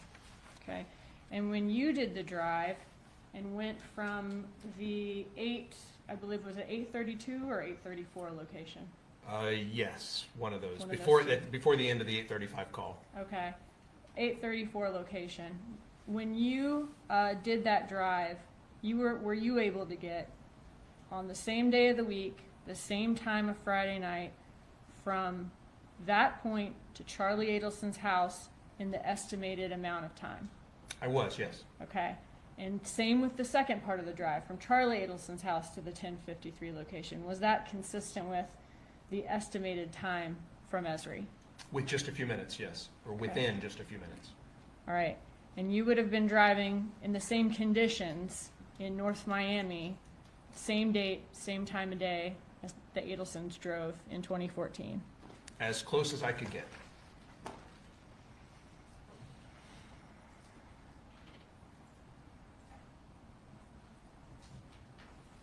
And did you say in this the emails for the Evite that Donna Adelson told Evite that she entered the invitees as contacts? Correct. In the beginning of cross-examination, defense asked you a bit about all the things that could affect cell site towers, several variables that could affect cell site towers, but if those variables existed, that affected these cell site towers and kept the cell site towers from having too much load to be able to handle this communication. Would we see phone communication with those cell site towers in the records as we do? Again, if the tower was not operational, no, the handset is not going to communicate with it.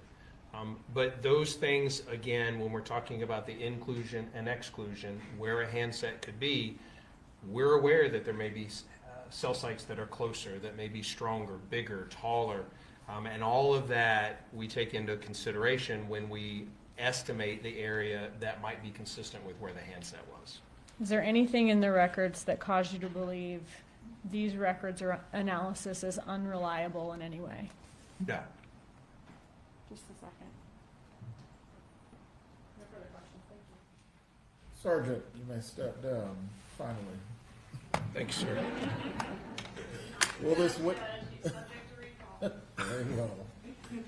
Please call your next witness. That's the next witness based on his former employment as a witness that we've asked camera not display his face. So I would ask for instruction on that at this time. Very well.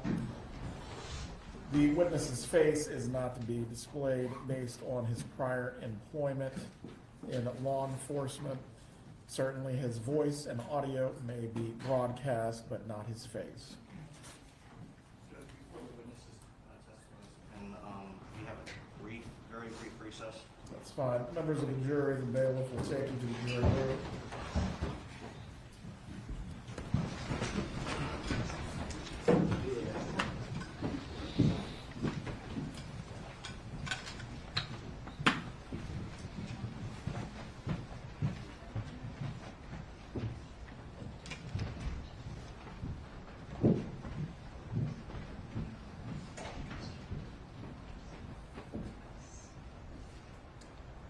You all can be seated.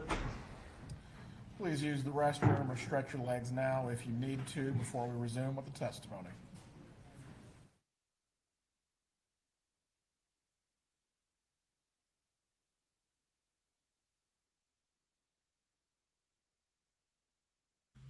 Weird, weird, weird. Wouldn't the neighbor decide to mow right now? Can you guys hear that when I like pause it or mute it? Listen. Do you hear a hum?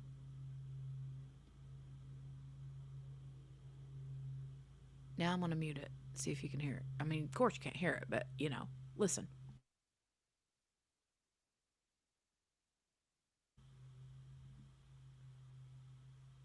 Yeah, it's loud to me.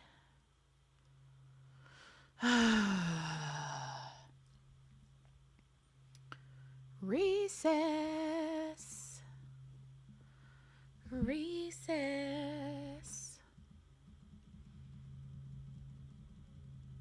I'll fast. Yeah.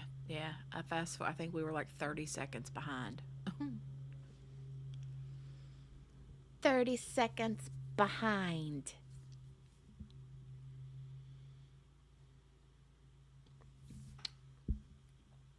I think they're severely stretching for something, right, Brenda? So, yeah, sounds like it to me, too. My order came, so I'm sitting here going through some stuffs. Yeah, I've got a bunch of pretty beads. Bunch of beads. Look at these little, really pretty strawberry beads. They're rhinestone strawberry beads. So pretty.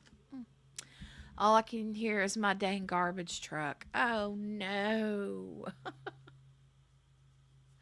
Well, our garbage truck comes at like the crack of dawn. They are cute, Patricia. I know. Here, let me show you one outside of the bag. They're so pretty and sparkly. Oh, I love them. Little strawberries. Oh. Here, hold on. Let me make it better here. Whoa. Look how pretty that is. So pretty. So pretty. Like so cute, right? Yeah, so cute. I made myself while we're waiting. Hold on. I'll get it and I'll show you guys real quick. Brief intermission.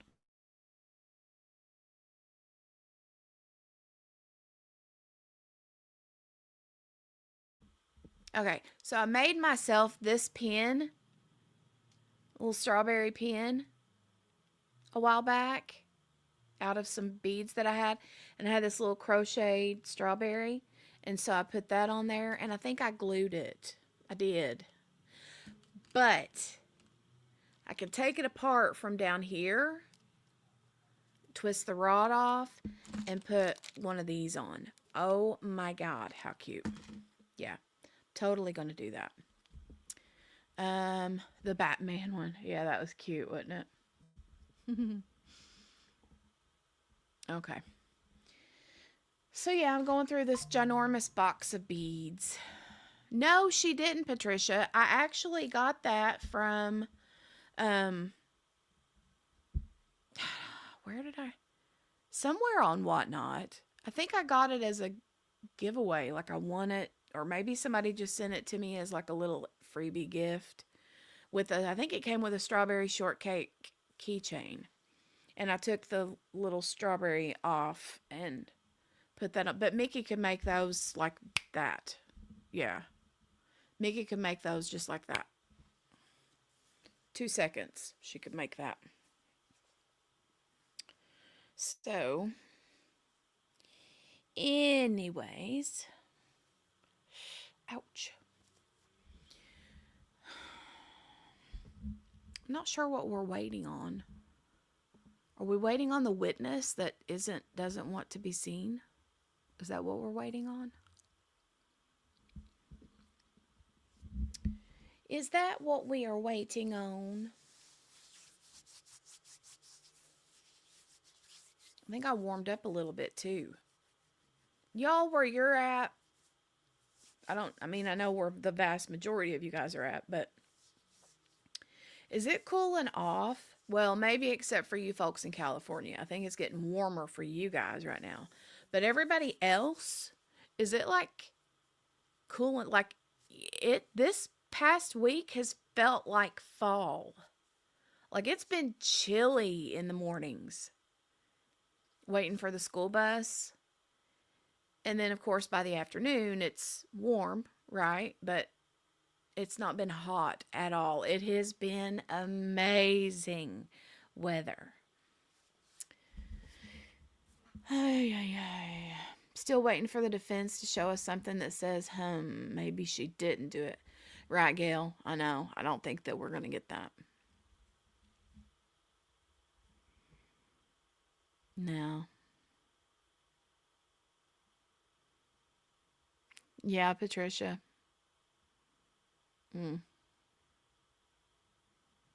I'm sorry. I don't want to rub it in, but also, I'm loving the weather.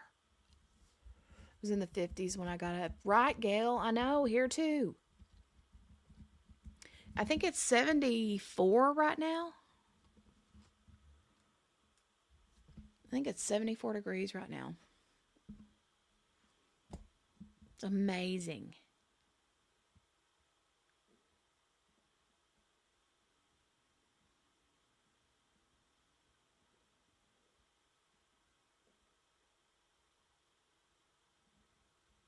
Hold on, I was just reading a message from the school.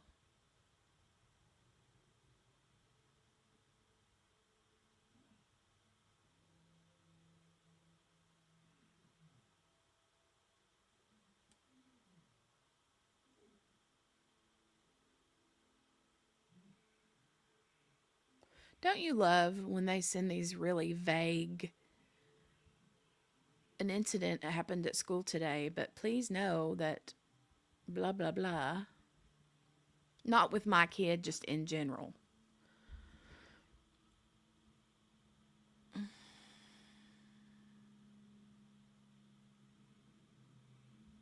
Wow.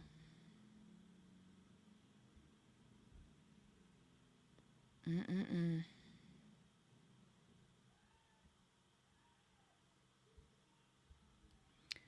Strawberries. Yeah, Greta. Yeah. So our family has a very sweet strawberry story. Our mom and dad, like, I think that they already knew each other prior to, but they went strawberry back in the day. You could like hop on a big old wagon and go to the fields and pick strawberries and get paid per whatever pound or whatever, you know. I know not by the pound, it's by the whatever pint or whatever. But yeah, my mom and dad were youngins, and they rode um, to the field together to pick strawberries and fell in love right there in the strawberry field. My dad always called her my girl in the strawberry patch. To the girl in the strawberry patch. That's what he'd say to call her. Super sweet. So strawberries are kind of special to our family. Plus, the cool thing about that story is there was a little like farmer, not a farmer's almanac, but sort of like I don't know if it was like an advertisement for that particular farm, but they had a brochure, and someone had taken a photo, and the photo was of my mom and dad in the strawberry patch picking strawberries together. And that photo ended up on the cover of that farm's brochure. And we have a copy of it. Our family does. The original copy of it in black and white. Super cool. Very cool. This would have been like in the, what? I think. All right. Sometime in the 50s. I can't remember what year, but yeah. Just one moment. For the gallery, once again, just as a reminder, while the testimony is taking place today, if you step See outside again? of the court. How awesome is that? How awesome is that?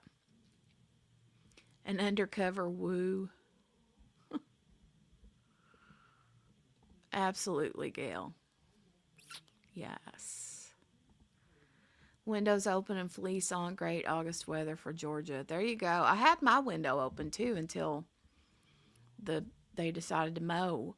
I'm like, well, fine then. I'll shut my door or my window.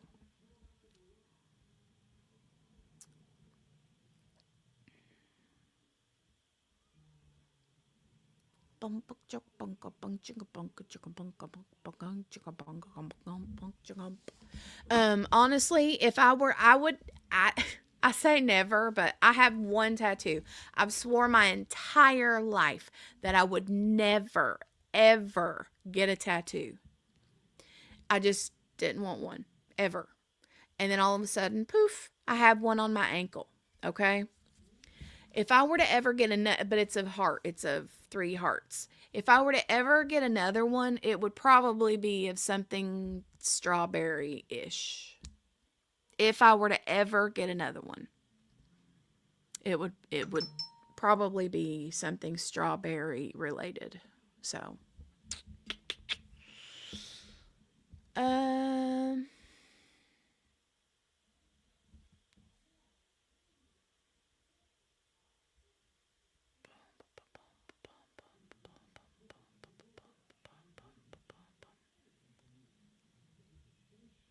yeah. I'll have to find that brochure and show you guys the picture. Super cool. So they're still on a break. The judge came back and said something, and I was mouthing, and I don't know what he said.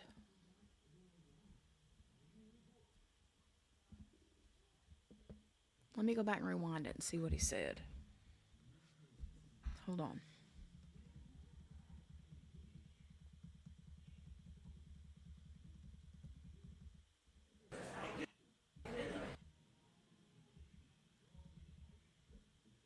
Wasn't that far back, was it?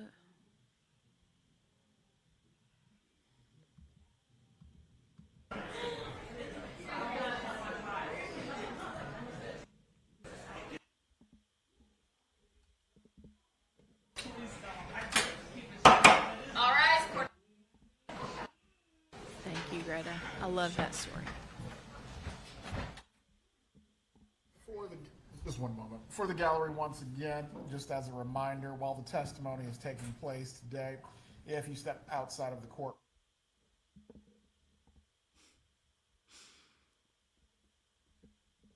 Okay, so he was just basically telling them if they step out, don't plan on coming back in because he don't want to be interrupted. Fair. That's fair. All right, now they're back. Well, that was a pretty shot of Donna.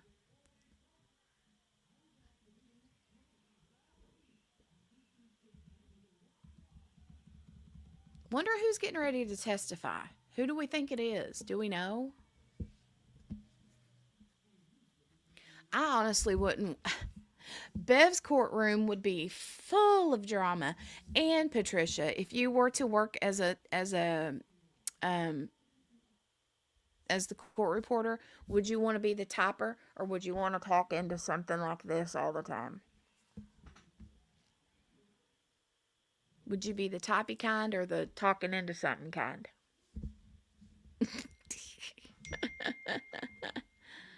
Is it cute? I said her name again. Dang it. QB, I just called you out again, ma'am. I just called you out again. I'm so sorry. I'm so sorry.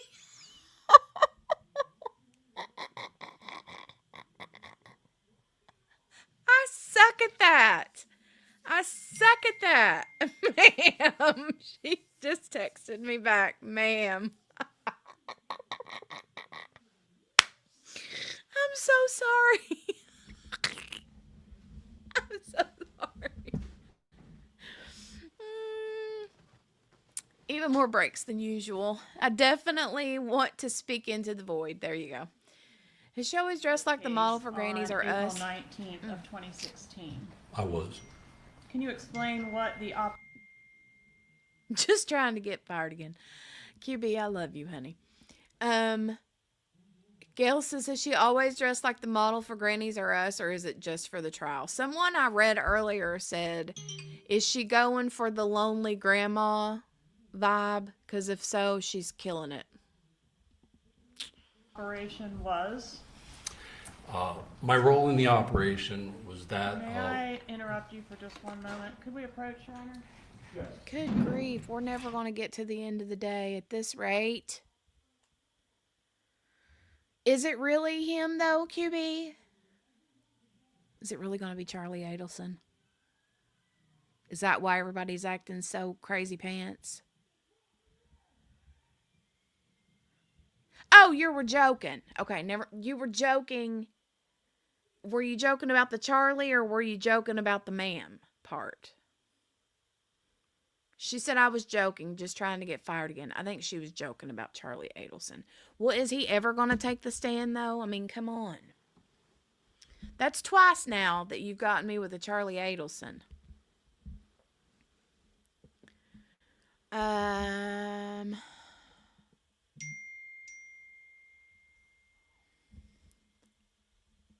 You don't know. Okay. Brenda, if you're talking about QB's comments, it's because she is texting me on the phone. She's not on YouTube.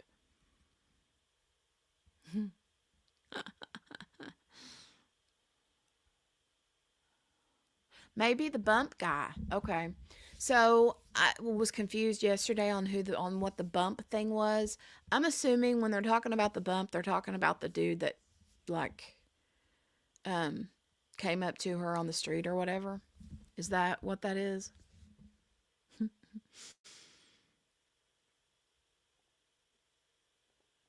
It's an act like the headphones.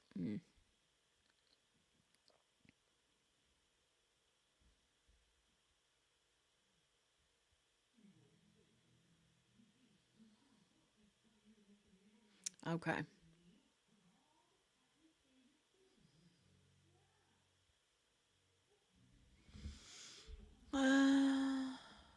You can't see Patricia's comments?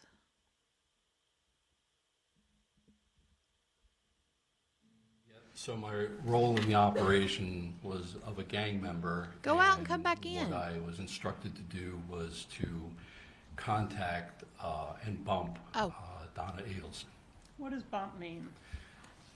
A bump is a law enforcement operation during which an undercover agent or an undercover police officer would conduct a face-to-face meeting or encounter with a subject or a person of interest in an investigation.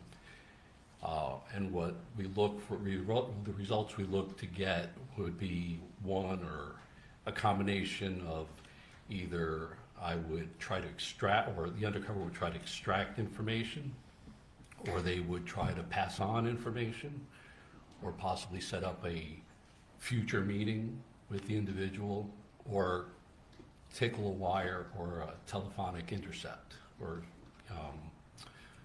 tickle a wire. In this case, was it an attempt to tickle a wire? Yes, it was. Okay, so we had a wiretap going at the time that you did the bump. Yes. Okay. And what does tickle the wire mean? Well, when you tickle the wires, when you're doing a Title III, what we call a Title III, a phone intercept, and there's not much activity going on that phone intercept, what you want to do is approach somebody and see if they will start talking about whatever the investigation is looking into. All right, so you were asked to approach Donna Adelson. Is that what you did? That is correct. Where did that happen? I believe that happened in South Miami, somewhere near her residence. Okay. And did you just walk up to her on the street, sidewalk? I did. Okay. And what did you do? Well, I was instructed to walk up to her and engage her in small discussion as to why I was meeting with her, and then eventually handing her a flyer. Okay. Is that what you did? Yes. All right. And I'm going to show you the flyer. I've marked as States Exhibit 83.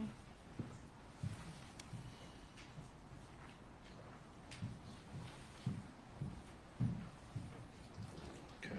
Is that what you handed Mrs. Adelson? And this is it, yes. All right, Judge, I'd ask to introduce States 83. Okay. States 83 is admitted. Okay.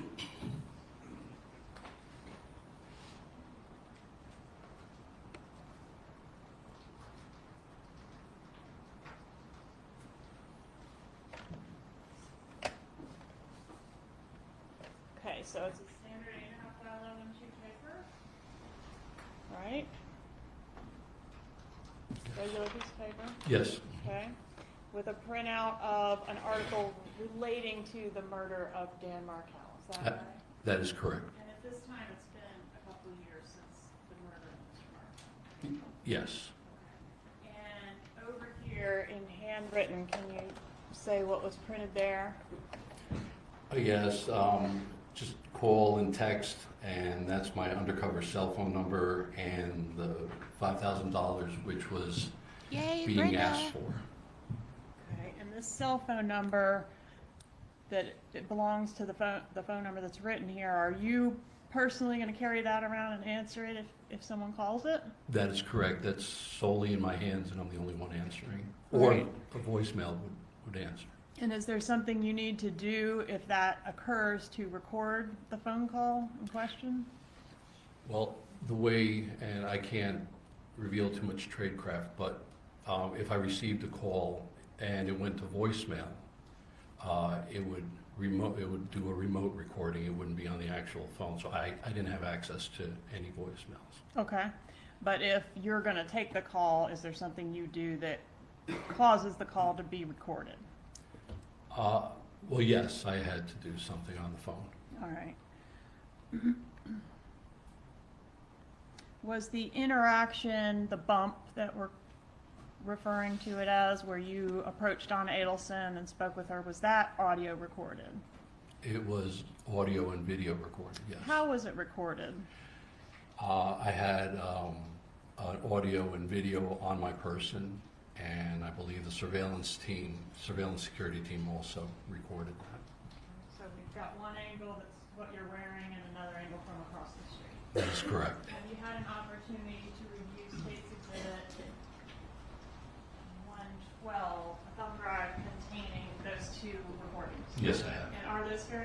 recordings, both of what you were wearing as well as the one taken from across the street? Yes, they are. Moving to evidence states 112, Your Honor. Any objection? No objection. States 112 is admitted.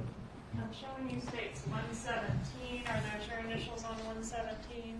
Yes, they are. Okay. Were there phone calls that were made from or to the phone number on the bump flyer in connection with this investigation? Yes. Are those phone calls contained on States Exhibit 117? Yes, they are. Moving to evidence states 117, Your Honor. Any objection? No objection. States 117 is admitted. And states 117, those are all the phone calls associated with this number on the sheet here. We've got one from you to the Adelson Institute Family Business. Recall that? Yes, I do. Okay. And then one from Charlie Adelson to this phone number, is that right? Yes. And one from Donna Adelson to this phone number, correct? Yes, correct. Okay, and those are all the phone calls. Nobody else called the number during the course of this operation that was answered? That was Agreed? answered, yeah. Okay, Correct. there were a couple missed calls, right? Yes, that's correct. Okay. No further questions, Your Honor. Cross-examination.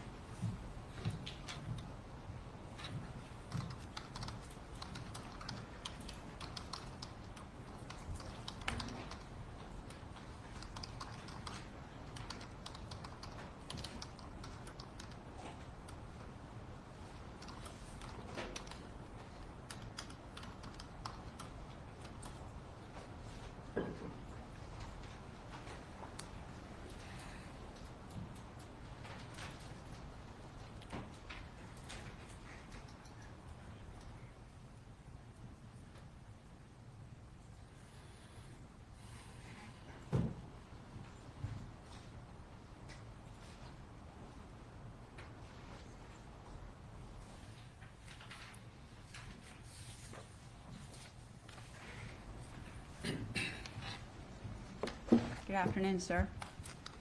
Good afternoon. I have a question. Sure. When you indicated that you were playing the role of a gang member, what does that mean? Well, a gang member is anybody that's involved in any type of organization or regarding criminal activity, involved in criminal activity. Well, I know what a gang member is. I'm asking what were you going to do? What were you trying to portray yourself as? How was your demeanor? How were you going to act as a gang member? You mean during the bump? Yes, sir. I was actually very friendly. For the bump that was on the street? Yes. Okay. Mrs. Adelson told you that you scared her, didn't she? I think she was startled. I mean, I'm not good looking, so maybe that scared her, but Were you dressed up all pretty like you are today? no, ma'am. How were you dressed? Just jeans and t-shirt and open, I believe, like a bluish button-down open. Okay. When you say you were friendly to her, was that what you said? You were friendly to her? I was told to be very polite to her. And were you? I was. Did you invite her out to lunch? No, not exactly. Okay. The area that you met her at, how was that selected? That, I don't have the specifics. Special Agent Pat Sanford would be better to answer that. Were you aware when you went out there that where you would run into her at that specific time of day? I mean, you just didn't stand there all day waiting for her, right?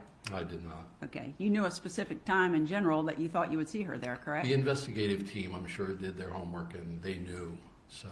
Okay. Are you aware that that's the route that she took from where she was living down the block to pick up her grandchildren from school? I was made aware of that, yes. Thank you. Now, in the bump, with the flyer that you handed to Miss Adelson, you had some information on there, $5,000. And when you spoke to her, what did you say to her? Well, when I engaged her, to the best of my recollection, I I said to her that, that we know that their problem up north had been taken care of, and that Katie and Tuto are continuing or being taken care of, and my brother Tato has not been taken care of. He and his family have not been taken care of, and that they should take care of him and his family, something to that effect, him and his family, like they are taking care of Katie and Tuto. And who's Tuto? Tuto, from what I understand, was Sigfredo Garcia. And who was Tato? Tato was Luis Rivera. You have a really interesting accent. Yeah, that's because I'm fluent in Spanish. Yes. Okay. Are you of Spanish descent, or you just have learned that? I am. You are. Okay. Thank you. You do it very well. Thank you. So you tell her that you know that her family is taking care of Tuto and Katie, but not your brother Tato. Correct. And Tato is Luis Rivera, Correct. and he was incarcerated at that time. Correct. And you told her that in the Broward County Jail, the two of you have been together, right? I don't believe on the bump I said that. Okay. And you tell her that you need $5,000 to take care of Tato, correct? Correct. Okay, and she told you she didn't know what you were talking about. Well, during the bump, I didn't mention the 5,000 or anything. I didn't mention the money. during the bump. The piece of paper said Well, 5,000. the paper did, but verbally I didn't say it to her. You said they needed to take care of Tato, Yes, but I didn't say the dollar amount. but you handed her a piece of paper and it did. had it on there, correct? Sure. Okay. Mhm. She didn't pay you the $5,000, did she? I don't believe they ever did. Okay, and that was on April the 19th of 2016, correct? I believe so. Okay. So that's the 19th. As of the 23rd, you still had not heard from Mrs. Adelson, and so you sent her a letter, did you not? That letter I did not physically do. That was the investigative team that wrote and sent that letter. Were you aware of it? At the time, I wasn't. Did you become aware of it? Later on, yes. Okay. And the gist of it was, nobody had heard back from her, correct? I don't remember reading that letter.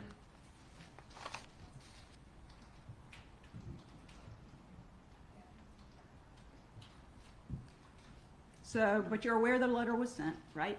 Later on, yes. Okay. And then move forward all the way up to April the 28th of 2016.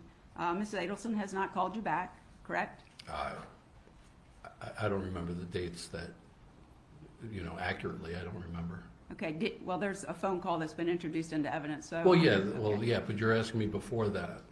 I guess on the 28th, I received a call. Well, on the 28th, you actually called the Adelson Institute, didn't Yes, you? I did call. Okay. Yes, So you were the first call then? You Yes, called I- the Adelson Institute? correct. And correct. you were trying to reach Donna Adelson? That is correct. But she was not there? Correct. So you left a message saying, you're Sammy, and you haven't heard back from her, and let her know I called? That is correct. Okay. But she doesn't call you back right then, does she? No, she did not. And she didn't pay you the $5,000 you were looking for, correct? Did not. Okay.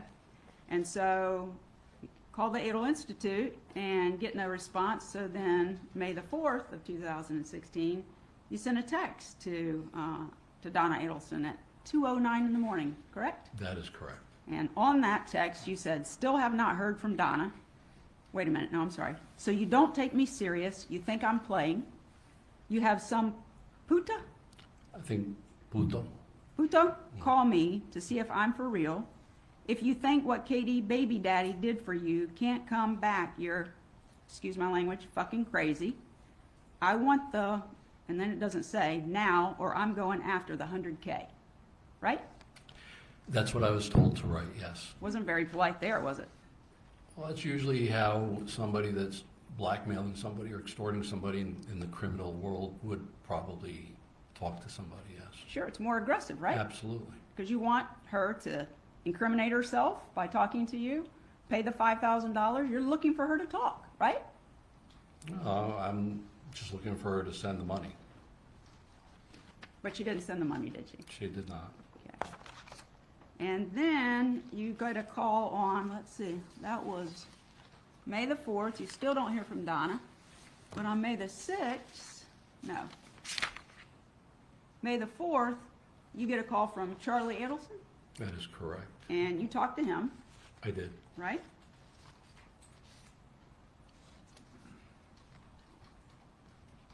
And that recording is in evidence, so we don't need to talk about that, but basically, you don't get anywhere with Charlie. He doesn't offer to pay you the $5,000, right? No, he, Did he offer to pay you the $5,000? no, he did not. Okay, thank you. And then, finally, on May the 6th, Donna Adelson calls you back on that number that you had put on the paper, correct? That is correct. And we're gonna listen to the call for another witness, but the gist of it is, she's telling you, you tell her you know everything about everybody involved, right? Correct. And she tells you, you got the wrong person, I'm not involved, correct? She did. And she tells you, if you know everybody who is involved, go to the police, right? She just said, go get the money from, but she didn't say if I know everybody. She just said, I believe she said, just go collect the money. Well, we'll play it so we'll know the exact Okay, words. But that's fine. she didn't offer to give you the $5,000 then. No, And she encouraged you to go get the $100,000, which was the reward at that time for she did. providing information regarding the homicide of Dan Markell. She did.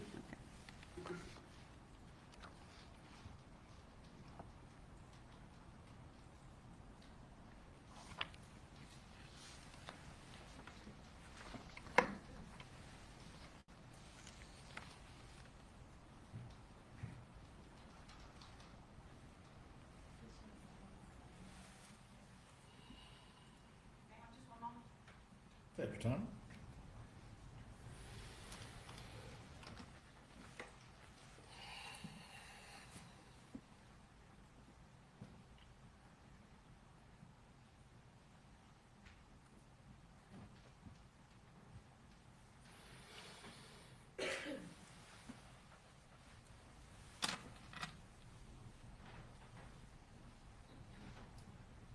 Thank you so much, sir. Have a good day.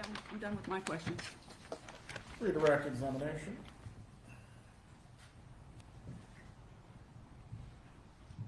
So we're gonna watch the video a little later with another witness, but did Donna Adelson have any children with her when you approached her? She did not. Okay, nothing further. You may step down. Will the witness be recalled at all? You are released. Have a good day. Keep them under the state subpoena, so that we can call in our case in chief. Please. Very well. The defense may call you as a witness. They will let you know if they choose to do so or not. Have a good day. My understanding is that we're to coordinate that through Investigator Newland at the State Attorney's Office. Yes. So we'll keep you informed. Please call your next witness. State calls Special Agent Bronstein. I know, Brenda, the day has flown by. You're right. The kiddo will be home soon from school.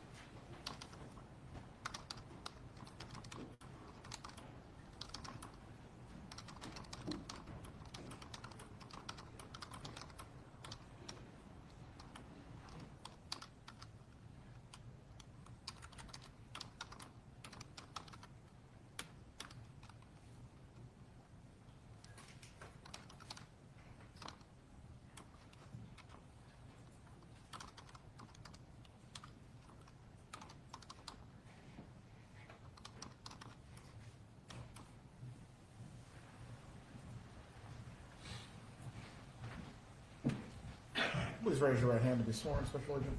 Do you swear or affirm the testimony you're about to give will be the truth? I do. You may take your seat. Please speak loudly and clearly. You can adjust the microphone if you need to. You may examine when you're ready.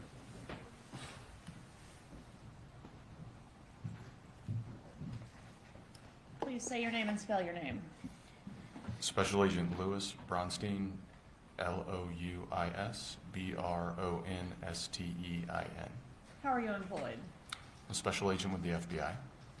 How were you employed back in April of 2016? Special agent with the FBI. All right, and did you participate in a surveillance operation on April 20th of that year involving Charlie Adelson? Yes. Was your involvement in that operation related to a wiretap that was happening simultaneous with the surveillance operation? Yes. What was your role in the operation? That day I started off on physical surveillance of the undercover bump operation for officer safety purposes. And then for the remainder of the day, I was to be available for surveillance as needed. Did you conduct some surveillance at a restaurant by the name of Dolce Vita in Miami? Yes. Where is that restaurant located? North of Miami Beach, I don't remember the exact intersection. Sunny Isles Beach, sound right? Yes. Are you from, I guess you said you did surveil the bump that took place earlier, right? Yes. Okay. And what was your objective at the Dolce Vita restaurant? Moved towards the Dolce Vita restaurant with the intent of conducting physical and technical surveillance of the meeting inside. Upon arrival in the parking lot, I met up with a technical agent from the FBI and received surveillance equipment in a bag. And I made my way into the restaurant and got situated as close as I could to Charlie and Katie. Were some photographs taken of, is it Charlie Adelson you're referencing and Katie Catherine Magbanua? Yes, Were some photographs taken of them outside the restaurant? I believe so. Okay, was that before or after the meeting that you're referencing? I don't know that I can speak to that. I was not doing photography at the time. All right, let me just show you what I've marked as State's Exhibit 137 to 140. Are you able to recognize these exhibits as photos of those two that were taken outside the restaurant where you did your surveillance on the occasion we're talking about? Yes. Just want to make sure they're all very accurate.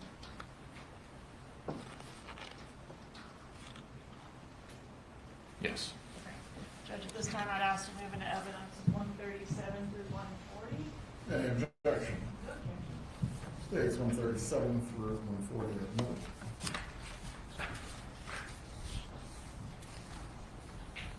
Publishing 137.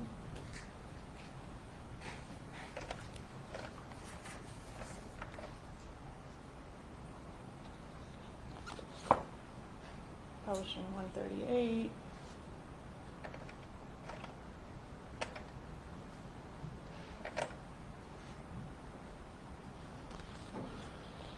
Publishing 139.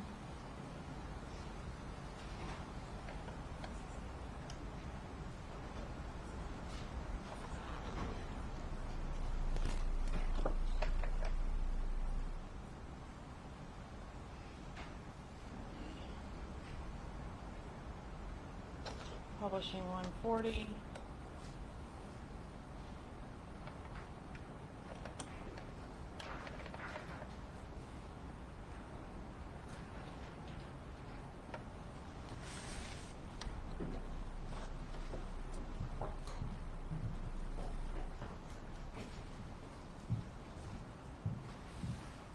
When you entered the restaurant, how close to the target subjects were you able to position yourself? Let's say about 10 to 12 feet. Okay, so just at the next table. So, yeah, I want to say it would be the next table over, but there was possibly a span where there should have been a table, so just estimating, based off recollection, it would be about 12 feet. All right, and did the bag contain any video equipment? I believe so. All right, so you were recording both video and audio of this restaurant conversation? Yes. Are you familiar with the equipment that was inside the bag there? I had not seen it before that day. That was my first look at it.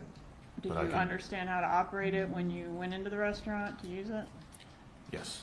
Okay, so you were able to successfully capture that restaurant conversation with That's that correct. equipment? Okay.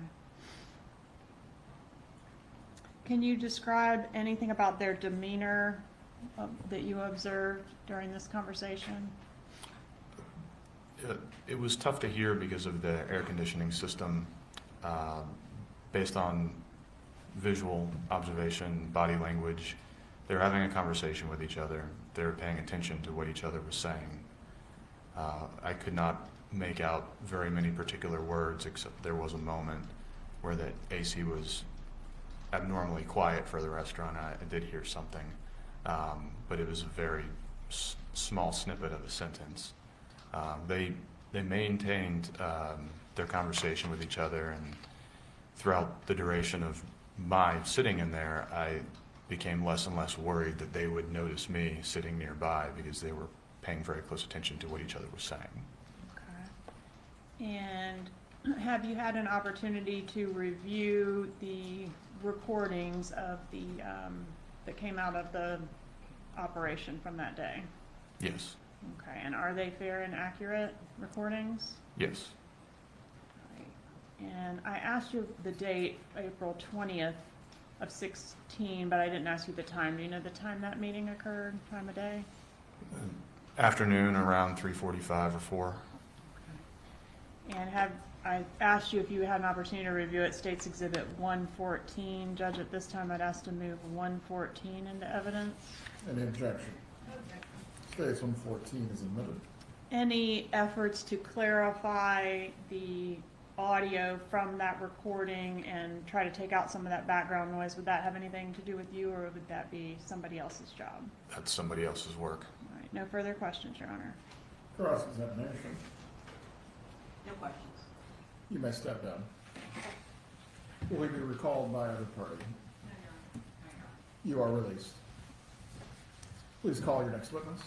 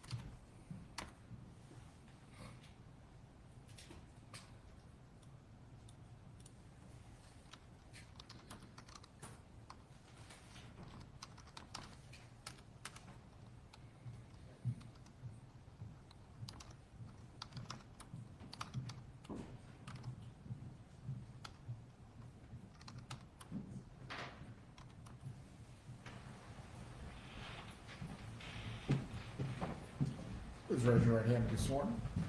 Do you swear or affirm the testimony you're about to give will be the truth? I do. You may take your seat. Please speak loudly and clearly. Sir, please introduce yourself and spell your name. James Keith McElveen, M-C-E-L-V-E-E-N. How are you employed?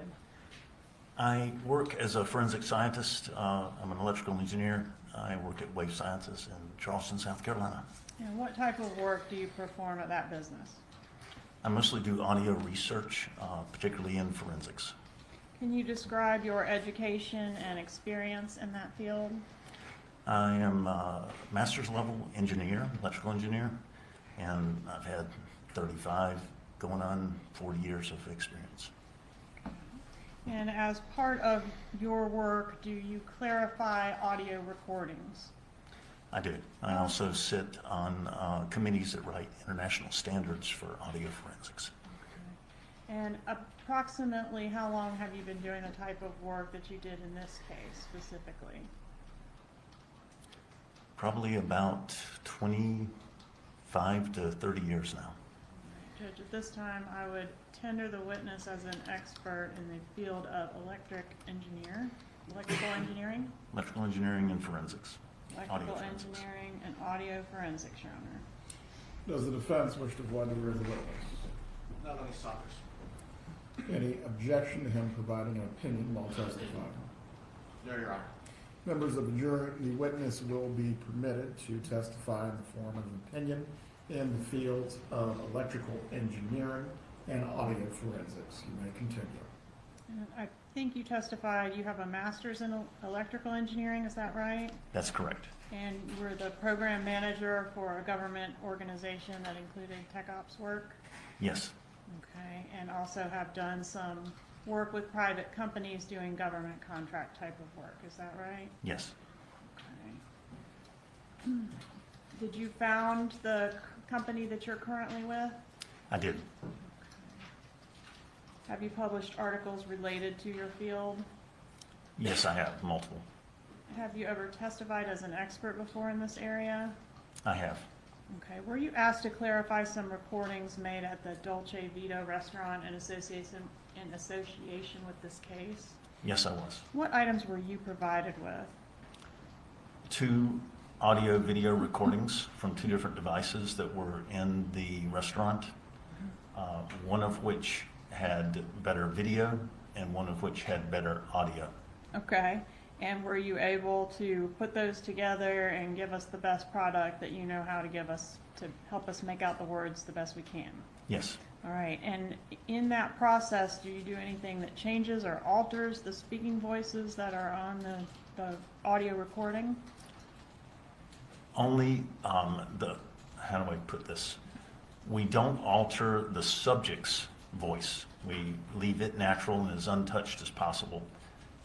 What we do is suppress everything else that's not in that place we're trying to focus on. What were the issues with this particular exhibit as far as being able to hear it in its raw form? Well, it was a restaurant and busy restaurant. There was everything from typical restaurant noises with coffee grinders and espresso machines and such as that going on. The position of the recording devices also made them pick up noises coming from the kitchen. So there was dishwasher and vegetable chopping type sounds going on back there, kids screaming, voices playing, and a television. So it's easier probably to list what wasn't on the recording than what was. Okay. And can you explain the process you used to clarify the audio on this exhibit?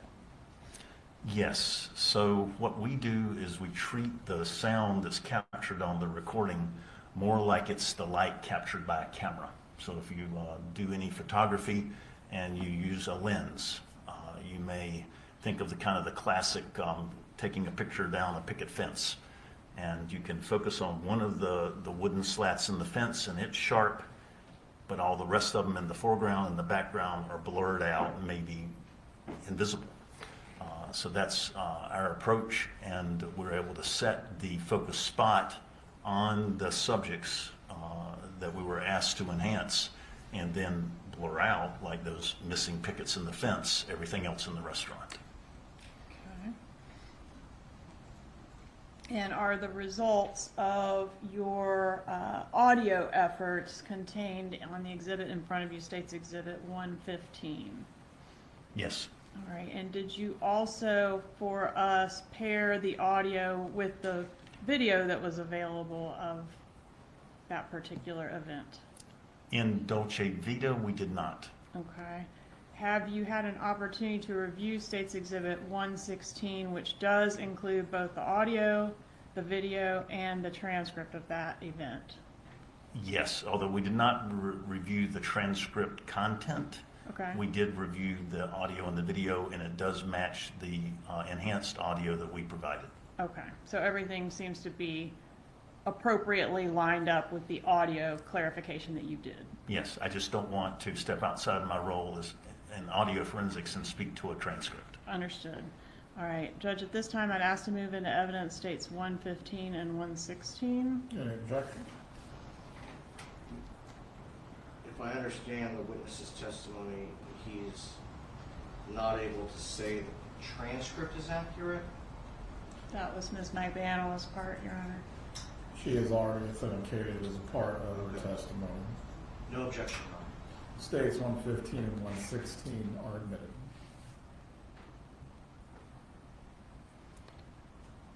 Did you also do some work on State's Exhibit 132, a recording from a Matt Surrey restaurant? I did. All right, and were the same processes that you previously described with the prior exhibit used on this one as well? They were. Okay, and does State's Exhibit 132 contain the audio product that you generated? Yes. Okay, and has the audio been paired with the video accurately in State's Exhibit 133, also in front of you? Yes. All right, Judge, at this time, I'd ask to move into evidence States 132 and 133. Any objection? Just a moment, Your Honor.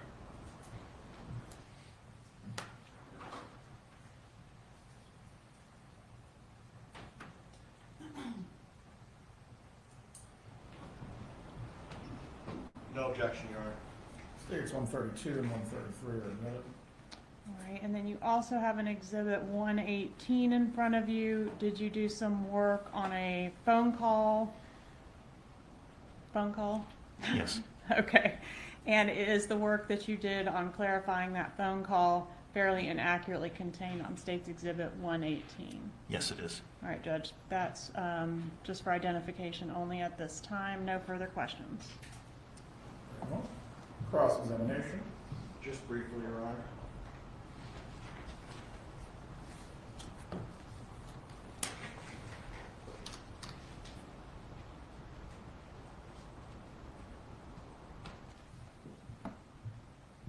Good afternoon, sir.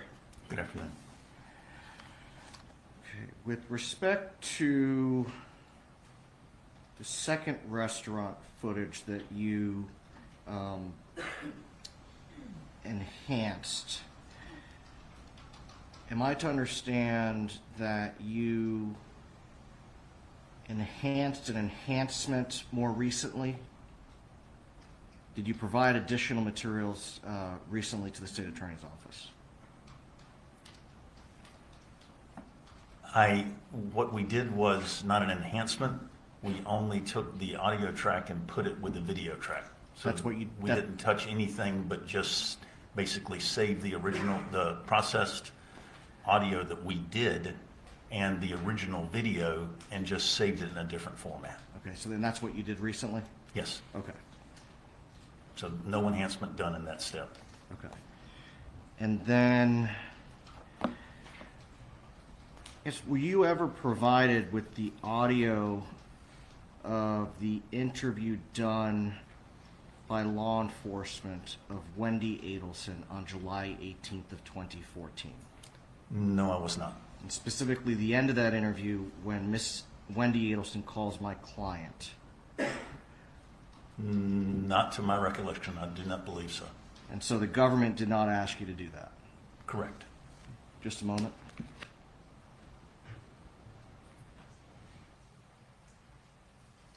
Sorry, I was away from the computer for a couple minutes. Kiddo just got home.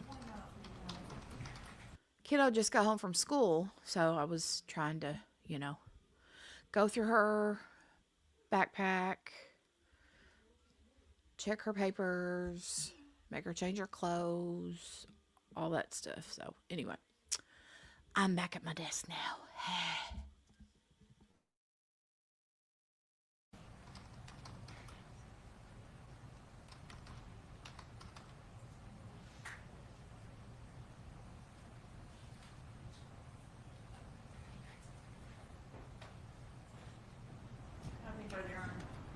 You may step down, sir. Will he be recalled by either party? Not for the state, Judge. No, Your Honor. You are released. Have a good day. Please call your next witness. They call Special Agent Brian Kimball. Yeah, Patricia, that was something that we started doing this year. Last year, I didn't really do that much. Like, she would wear her clothes until it was time for her to go to bed. But this year, one of her doctors had told me that it would be a good idea for her to change her clothes as soon as she got home from school and wash her hands as soon as she got home. So that's something that we've been doing every day when she gets off the bus, or not off the bus, when she gets home, because her dad's been picking her up now. When he picks her up, she comes in. First thing we do is change her clothes and make her go wash her hands. So, and then, yeah. Yeah, Brenda, I'll give her a hug. I'll give her a hug for you. God love it. My sweet girl.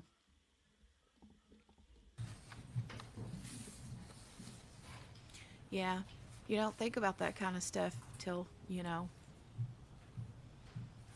try to do any and everything you can to keep stuff at bay. Yay.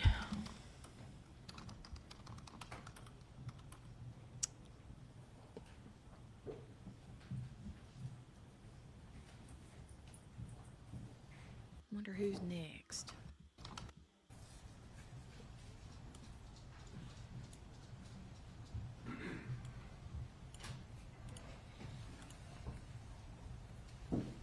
Please raise your right hand to be sworn. Do you swear or affirm the testimony you're about to give will be the truth. Yes, sir. You may take your seat. Thank you. Please speak loudly and clearly. Sir, please introduce yourself and spell your name. Hi, good afternoon. My name is Brian Kendall, Brian Kendall. How are you employed, sir? I'm currently employed at a private investment firm. What about back in April of 2016? At that time, I worked as a police officer for the city of Plantation, and I was also assigned to a federal task force. As part of your work with the federal task force, did you participate in a surveillance operation involving a Charlie Adelson? Yes, I did. All right. Was the surveillance that you conducted of Mr. Adelson related to a wiretap that was happening simultaneously with your part in the investigation? That's correct. What is it that you were asked to do? I was asked to surreptitiously record Mr. Adelson at a restaurant on the night, I believe it was April 20th, 2016. How about April 21st? 21st, correct. Okay, and who was Mr. Adelson meeting with at that restaurant? His father, Mr. Harvey Adelson. All right, and was that the Matsuri restaurant? Yes, a sushi restaurant in Miami. What equipment was used when you went in to record? I had a covert surveillance recording device that recorded in audio and video. How covert was it? It wasn't the most sophisticated device. Would you like me to describe it? Yes, please. It almost looked like what they call now a man bag or a large bag that had a hidden recorder and video equipment inside of it. And was there any sort of strategic problem with using that sort of messenger-style bag under the circumstances inside this particular restaurant? Yeah, so when I entered the restaurant, I saw Mr. Charles Adelson and Mr. Harvey Adelson sitting at the sushi bar. There was an unoccupied stool next to Mr. Harvey Adelson, so I took a position directly next to Mr. Harvey Adelson because it was extremely loud in the restaurant. I put the bag directly on the sushi bar between myself and Mr. Harvey Adelson. Okay, and what does it mean to get made? Obviously, when you get made, they identify who you are and they know you're up to, maybe they identify that you're law enforcement or they know what you're doing. And do you think that might have happened on this effort? I think it was pretty obvious that my actions were probably a little suspicious to them, correct? Have you had an opportunity to review the recording from your messenger bag device, State's Exhibit 131? Yes, And is that a fair and accurate recording of what was captured from your device that day? yes it is. Okay. And as far as clarification of any audio that was present on that recording,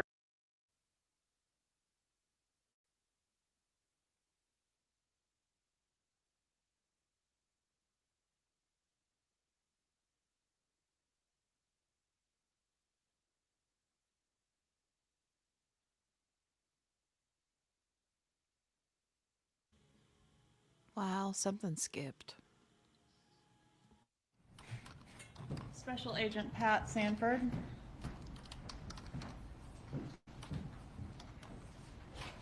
Hold on a second. What happened there?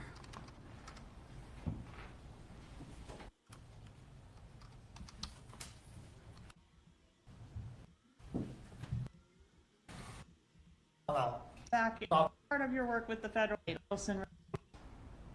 How about April 21st? 21st, correct. Okay, and who was Mr. Adelson meeting with at that restaurant? His father, Mr. Harvey Adelson. All right, and was that the Matsuri restaurant? Yes, a sushi restaurant in Miami. What equipment was used when you went in to record? I had a covert surveillance recording device that recorded in audio and video. How covert was it? It wasn't the most sophisticated device. Would you like me to describe it? Yes, please. It almost looked like what they call now a man bag or a large bag that had a hidden recorder and video equipment inside of it. And was there any sort of strategic problem with using that sort of messenger-style bag under the circumstances inside this particular restaurant?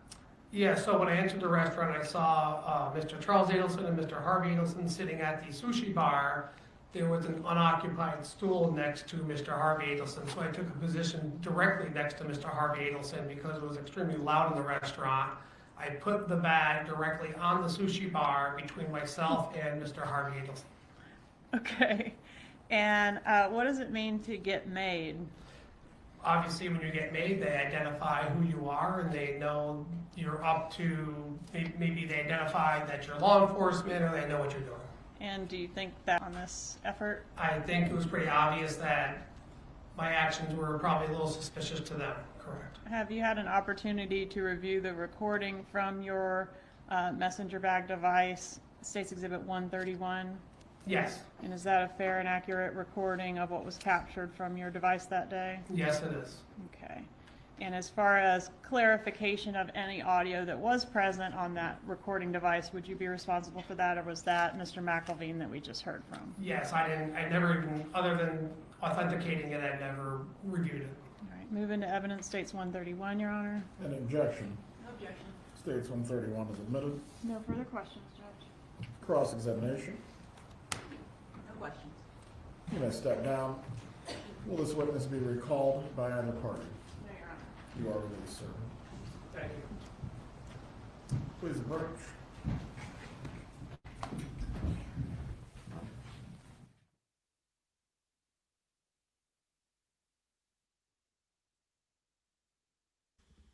Okay. I don't know why it skipped like that. That was weird.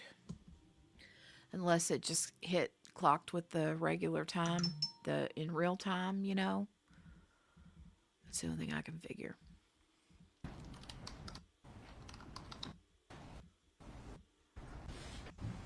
The testimony you're about to give will be the truth. I do. You may take your seat. Thank you. Please speak loudly and clearly. Yes, sir.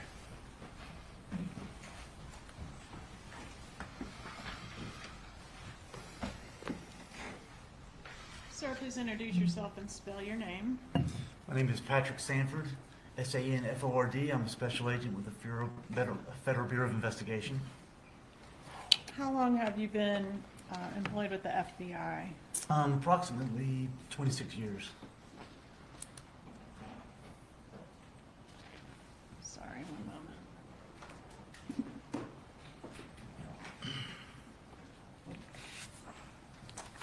Were you asked to assist in the investigation of the murder of Dan Markell? Yes, I was. How did you get involved in that investigation? I was called originally to assist with outside leads on the case. There were some interviews and some other follow-up things that happened outside the state of Florida that they asked me to assist with. And as the investigation continued, I became more and more involved. The other guy retired and kind of left you holding the bag, right? He did. Okay. Are you familiar with Luis Rivera and his role in this case? I am. Were you a part of the initial interview of Luis Rivera when he was attempting to become a witness in the case? Yes, I was. And do you know the date on which his proffer was given? I could refer to some notes. Okay, if I said the date, would you be able to tell me if it sounds I would. right or not? September 30th of 2016? Yes. All right, and the investigation had been ongoing for some time at that point, right? I mean, the murder occurred in 14. That's correct. Okay, and in the proffer that was given by Luis Rivera, was there anything new, particularly interested in anything new that you were able to corroborate that law enforcement didn't already know before that interview? Yes, there was. And what was that? One thing was he told us the day before the homicide occurred that him and Sigfredo Garcia were riding around in the green Prius in Tallahassee when Mr. Garcia accidentally shot a hole in the floorboard of the Prius, and it actually disabled the vehicle, and Mr. Garcia had to actually fix the vehicle to get it running again. At the time that you conducted the interview of Rivera, you knew that they had rented the Prius, right? That's correct. Law enforcement had already traveled to the location in Miami where the Prius was rented and identified the car and the VIN number and all those things, right? That's correct. I had been down there and done all that. Okay, but we didn't know to look for this hole in the floorboard. No, there was carpet in the floorboard and you couldn't see it. Okay. Did law enforcement, in an attempt to corroborate this new fact, go back to locate the vehicle again and see if there was in fact any evidence of what Rivera was describing? We did. I'm gonna approach and show you what I've marked as 48 through 52.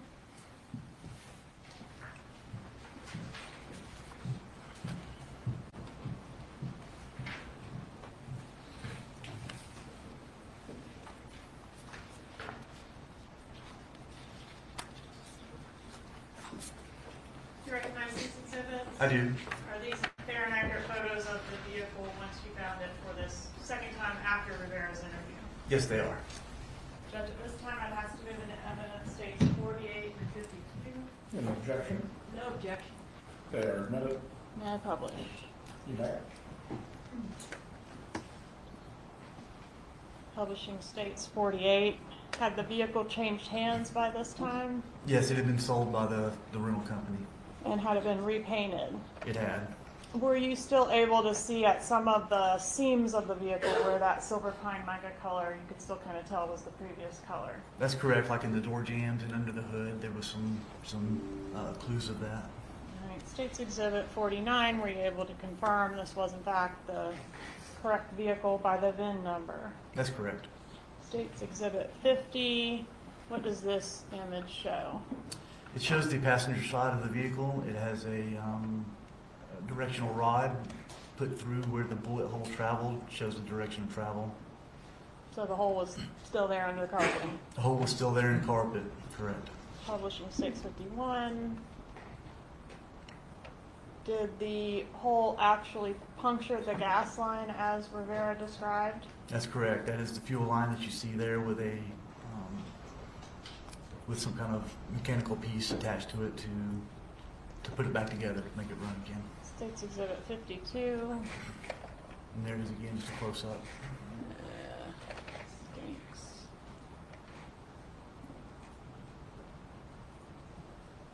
Know if I can make it any better. Old-fashioned way. So this little piece that's attached to the gas line is the repair that was done on it. That's correct. You can see where the bullet would have severed the line and it took that piece to connect it back together.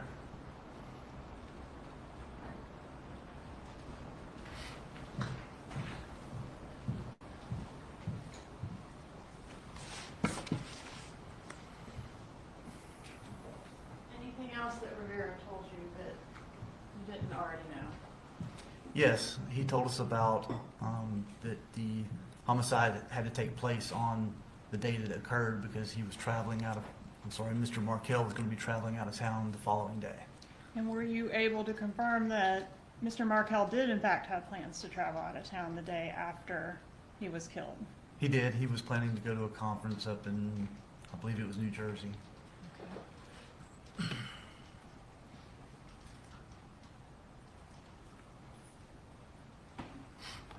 And Mr. Rivera's proffer also enlightened us to the June trip, right? That there was a second trip that preceded the July trip in which Mr. Markell was killed. That's correct. He talked about the June trips also. And were we able to corroborate that through the testimony of Sergeant Corbett that we just heard from? That's correct. We had several instances that we're able to corroborate that. All right, are you familiar? Speak up, please. We're having trouble. You can just speak up a little bit louder, Special Agent. Yes, sir. Are you familiar with the wiretap that was conducted back in 2016 in reference to this case? I am. Whose phones were tapped? It was Charlie Adelson and Catherine McVanwell. How many cell phone calls were intercepted total as a part of that wiretap? Well over 10,000 calls and text messages. All right, and did you review a disc of the calls that have been deemed relevant for this jury's consideration? I did. Okay, and are all of those calls contained on that I guess this thumb drive actually, State's Exhibit 99, are those fair and accurate recordings of the calls that we intercepted in this case? They are. All right, Judge, I'd ask to introduce State's 99. Any objection? States 99 is admitted. Permission to publish by way of demonstrative B, Your Honor. You may. B as in boy. Did you find any evidence in the calls relating to Donna Adelson meddling in her children's lives. We did. Okay, and I want to ask you about specifically Wendy's life and her purchase of a house. Are you familiar with the fact that Wendy Adelson had a contract to purchase a house in 2013 here in Tallahassee? Yes, I am. All right, and that she pulled the plug on that house on Halloween of 2013. You familiar with that? Yes, I am. Okay. And are you familiar with the evidence that Catherine Magbanua gave regarding being approached on that same day by Charlie Adelson about what ultimately became this murder for hire? Yes, I am. Okay. And have you reviewed I'm sorry, oh gosh. Let's strike that. I'll come back to it. I also wanted to ask you about meddling in reference to Wendy's dating life. Did you hear anything about that on the calls? I did. Okay, and specifically, I think this one's called 989. What's the gist of what is on that call? Mrs. Adelson's talking to Charlie Adelson, and they're discussing Wendy's current boyfriend, which is his name is Dave, and talking about different ways to keep her dating Dave and keeping her from breaking up with him. All right, and is Donna Adelson enlisting Charlie's help in dealing with Wendy? That's correct. All right, managing Wendy. Correct. All right, permission to publish at this time call 989, Your Honor. You may proceed. And if we could start at 8 minutes and 56 seconds or thereabouts. We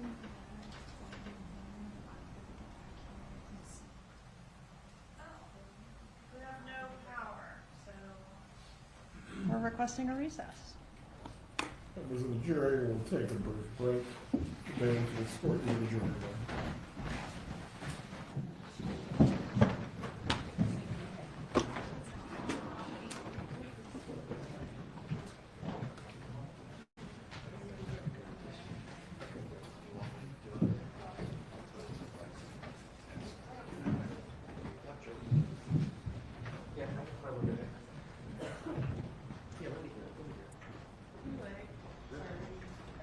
Everyone can be seated.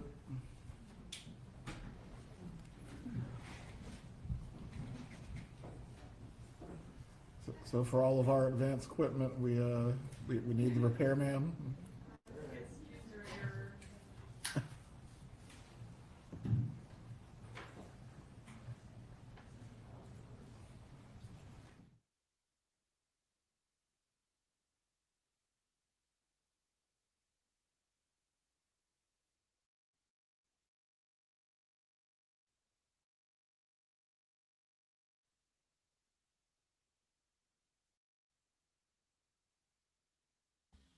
Wonder how long a recess they're going to need. How long a recess are they going to need?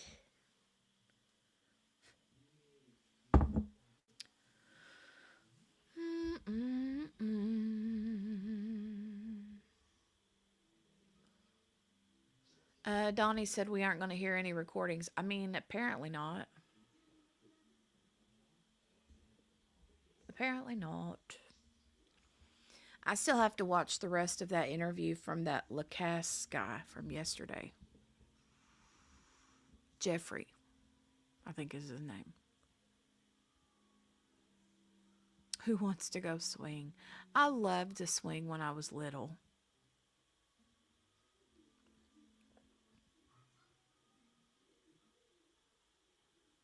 I loved to swing. And I also loved the, what was that playground equipment? What was that thing called?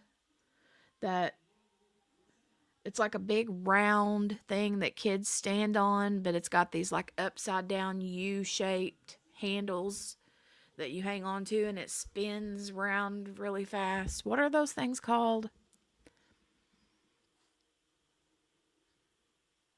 I loved those when I was little.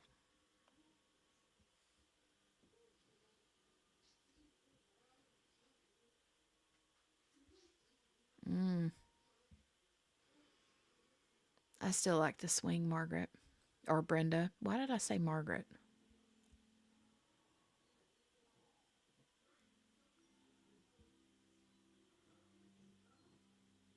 You called it a merry-go-round?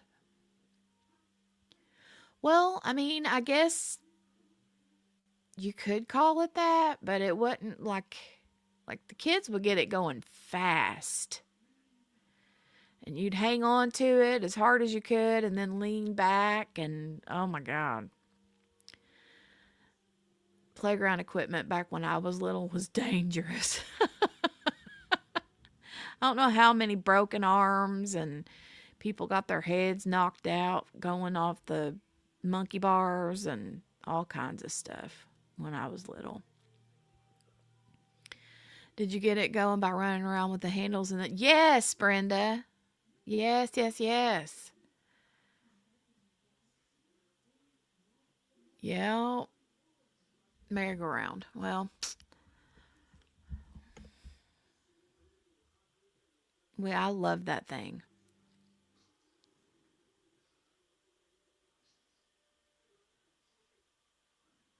And then you'd have the other kids down there running it to keep it going fast, pushing it, you know. Oh, so much fun. So much fun.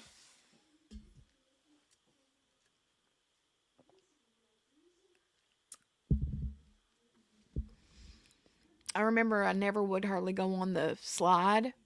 It had a big, like, metal, aluminum, or whatever you want to call it, slide. I don't know that it was aluminum, but felt like it. But I never would get on there whenever I had shorts on because it was always hot.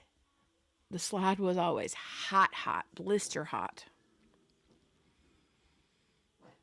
Loved anything that spins. Me too, Greta. At the fair, I always loved the tilt-a-whirl. Ooh, really, Cherie? That's scary. Hold on for dear life. Yeah. I loved it. And then there'd always be the one that would sit in the middle. Sit in the middle and hang on, you know. Metal slides with shorts. Yes, blister hot. Oh my God. They would set you on fire. And then you get those like blisters on the palms of your hands from the monkey bars. Oof.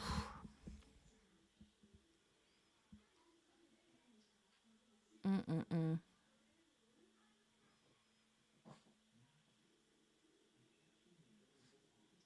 So much fun. So much fun.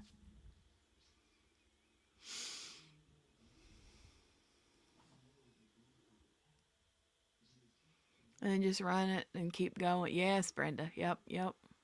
Wasn't that fun?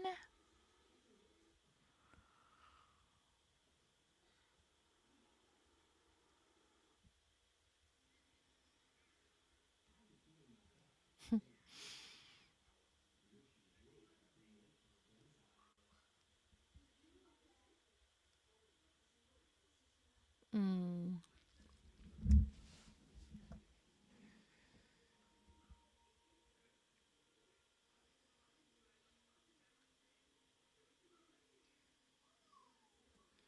Wonder what they're waiting on.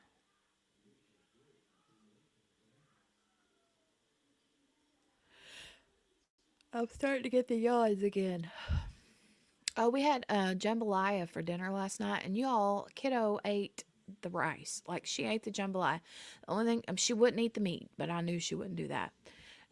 But yeah, she like tore that up. And then after she finished, she turned around and went like this. Because it was hot, you know. You know, the monkey bars with a bunch of squares like a half circle. Mm, I don't know. Maybe, yeah, I think. The monkey bars we had when I was little was just your plain metal stick formation monkey bars. Like in a dome, says Brenda. Because that's what I'm thinking of. Bunch of squares like a half circle. That's what I think of is like the domes. Ours was literally like up straight up and down on both ends, and then the bars along the top. It was just one ladder, just straight poles, metal poles. Two on this end, doop doop doop ladders. You get on, climb, climb, climb, climb, climb, get on the other end. Was the same way, but just plain. And I think it was silver, like it was painted silver.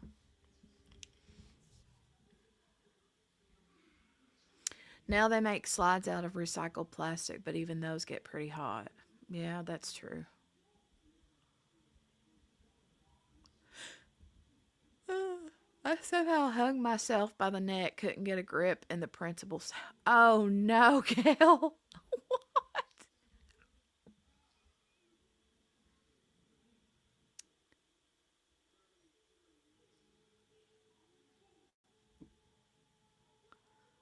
We had those too, but also the dome kind like Gail's. We never had the dome ones. I mean, I know they do now, but it was years later, I think, before those came around for us. Had a big bruise and couldn't talk? Well, I bet.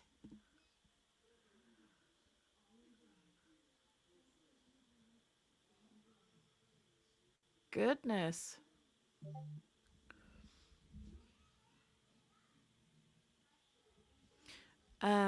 Fine after a few days. Well, good. It would have been scary.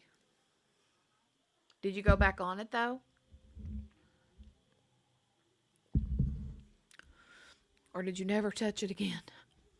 I'd have been like, I ain't getting back on that. And you can't make me. That's what I would have done.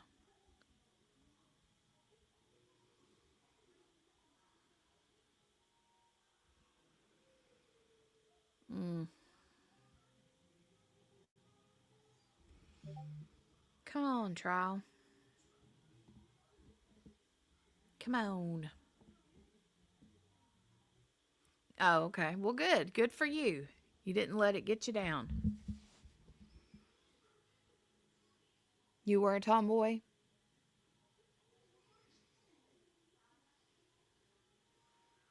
I was when I was little bitty, but I think when I went into school, when I started school, I became less and less. But I think it's because I grew up in the country. You know what I mean? Yeah, I love the scrambler, Donnie. Please remove. And standing for the jurors. All right, they're back. Copy of 85 on your table there. I love the scrambler.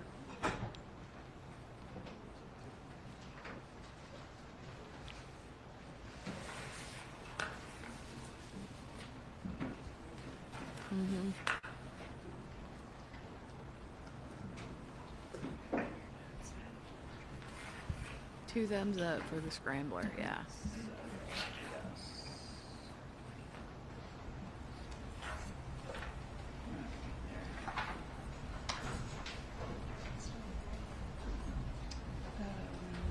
How would I look with a mustache?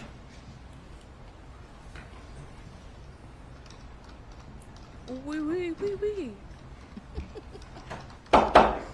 Jury entering courtroom. All right, here they come. Here they come.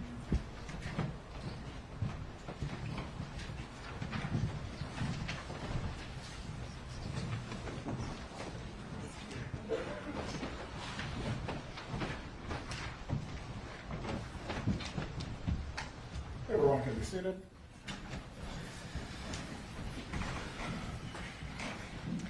You may proceed. Thank you, Judge. Sorry about that. Agent Sanford, in front of you is a copy of State's Exhibit 85, the wire call summary. Can you tell us what is contained in that exhibit? It's a list of calls that we selected, calls in a couple of text messages in a little bit of a timeline and mostly chronological order. the dates that the calls were made and who they're to and from, that sort of thing. That's correct. It And just does it has, fairly and accurately depict the identifying information for the calls contained in State's Exhibit 99? that's correct. Right, Judge, at this time, I would ask to move into evidence State's Exhibit 85. It's 85 is entered. May I have permission to provide copies to the jurors, Your Honor? You may.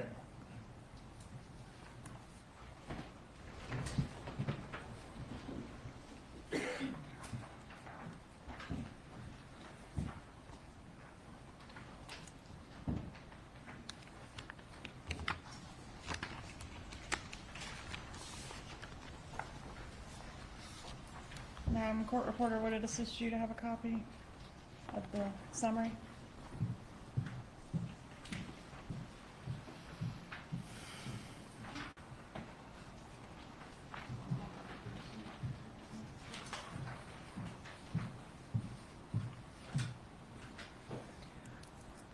All right, we were about to listen to call 989. Judge, we're gonna advance the call to 8 minutes and 56 seconds, but I thought we'd start just at the beginning to give the jurors an opportunity to put on their headsets. We provided headsets for each juror with a number, and there's an accompanying volume control in the front here, So we do get to hear my this. suggestion is just let everybody tinker with it and get settled, and then we'll move the That's call fine. along.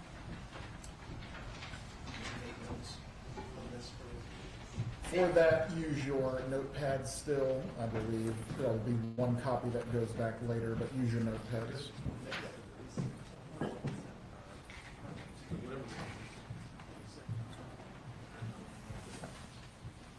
All right, start publishing. What's up? And then they're testing their audio using the headsets. Sir? Okay, well, apparently not everybody gets to hear it. Apparently just they get to hear it. I don't know if I'll wear them for all of it, but just to make sure I can hear it properly. Probably so you can clearly hear. I think that might be your copy because that's his. Yeah. That sucks. You aren't going to be left in the dark.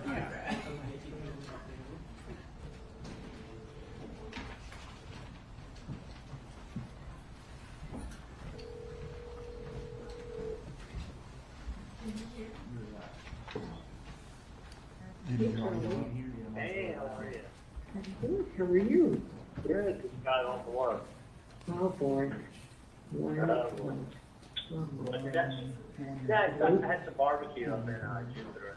That's why I just wanted to avoid traffic. Oh, okay, okay. So you're done for the week? You're not working tomorrow, are you? I actually am looking tomorrow. Oh. Okay, well, maybe we get to hear it too. I know. And then, that was off Monday. Yeah, oh, that's true. That's right. That's fine, I don't Very care. good. Yeah, Just trying to earn a living. Tinker? yeah, I know. Okay, let's go to 8 Yeah, minutes and got that 56 two guys seconds. that need to-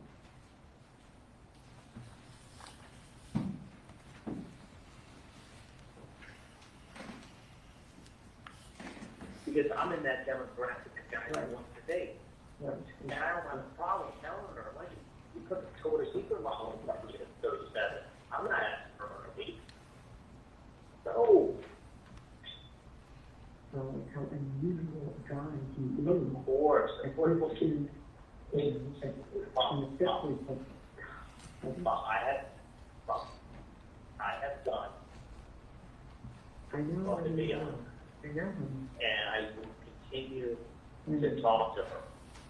But there's, there's a limit to, there's a point at which someone purposely will do what you're asking them to purposely do the opposite. Which is going to screw her life, because they're infinitely another day, they're infinitely another day. What's that? There's not going to be another No, day. no. The reason why is I'll never tell someone you can't win the lottery twice. But I can tell you this, that probability is not in your favor. Probability is not in your favor of winning the lottery once. Winning it twice, even more. And that's, that's how I talk to her. Because what happens is If that's what she needs to do, she's to the do that. experience when I I don't ever offend her, because I don't talk about her. I just say, Wendy, listen, if you put a 37-year-old Victoria's Secret model in front of me, I wouldn't want to get serious with her. Why? When I could do it with a 25-year-old. I said, a 25-year-old's going to be 18 in 15 years. I go, you want to buy a car with high mileage or low mileage? I go, listen, Wendy, you don't want to date a guy that's 50. You know why? Because he's too old for you. And he's going to be 60 in 10 years. And 10 years from now, you don't want to see yourself as a 60-year-old. I get it. So it is what it is. But you can definitely ask her why she's not going out with David, because she was there with this when Celia said it. I know. But it opened it to you. Of course. But just hear me out. I can talk to Wendy differently than anyone can. But even when I do, I don't reference it as saying, Wendy, in a million years I wouldn't date a girl like you with 2 kids. Because it's true, in a million years I would. What I would say is, Wendy, the Victoria's Secret model, I would have had you set me up with if she was 37. And that's just, it's a double standard, but that's life. And she knows about double standards in life. It is what it is. So, all I can say is, like, when I talk to her and I put it in those terms, she gets it. She gets it. But, you know, obviously it doesn't help that she's got these fucking friends. I know. Tell her that she deserved the Superman with some guy who's a doctor who's single, who's just dying to take over the responsibility of 2 kids who aren't his. Like, there's tons of very wealthy, successful, young, good-looking guys want to date her, because nothing's more fun than having a 6-year-old fart in your face while you're trying to talk to your girlfriend when you get home from work.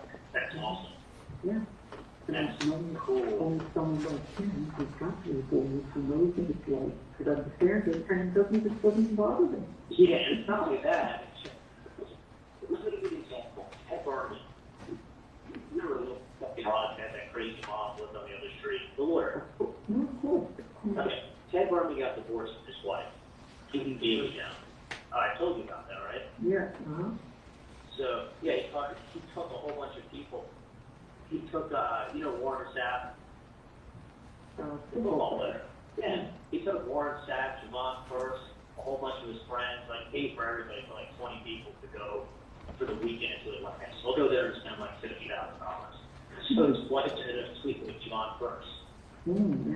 So anyway, so he's engaged now to a girl that he's known forever. Okay. He has 3 kids. I'm in that age group. I don't know. I had her pause it for a moment to explain that beeping noise that we just heard. What is that noise? That's the sound that it makes when the officer who's monitoring the call, he minimizes it. So Okay, he'll so hit a we're button, it stops it, it makes that noise, and then when he presses it again to monitor again, it picks right back up on that same spot, basically. All right, but we're gonna sort But of it pop jump- in and out of the conversation when we hear that noise. Exactly. There's not a big pause in between. You'll hear the noise, and then the conversation will pick back All up. right, and am I correct that the people that are being intercepted do not hear the noise, the That's- beeping? That's correct. They The do idea, not. okay. All right, let's play a little more.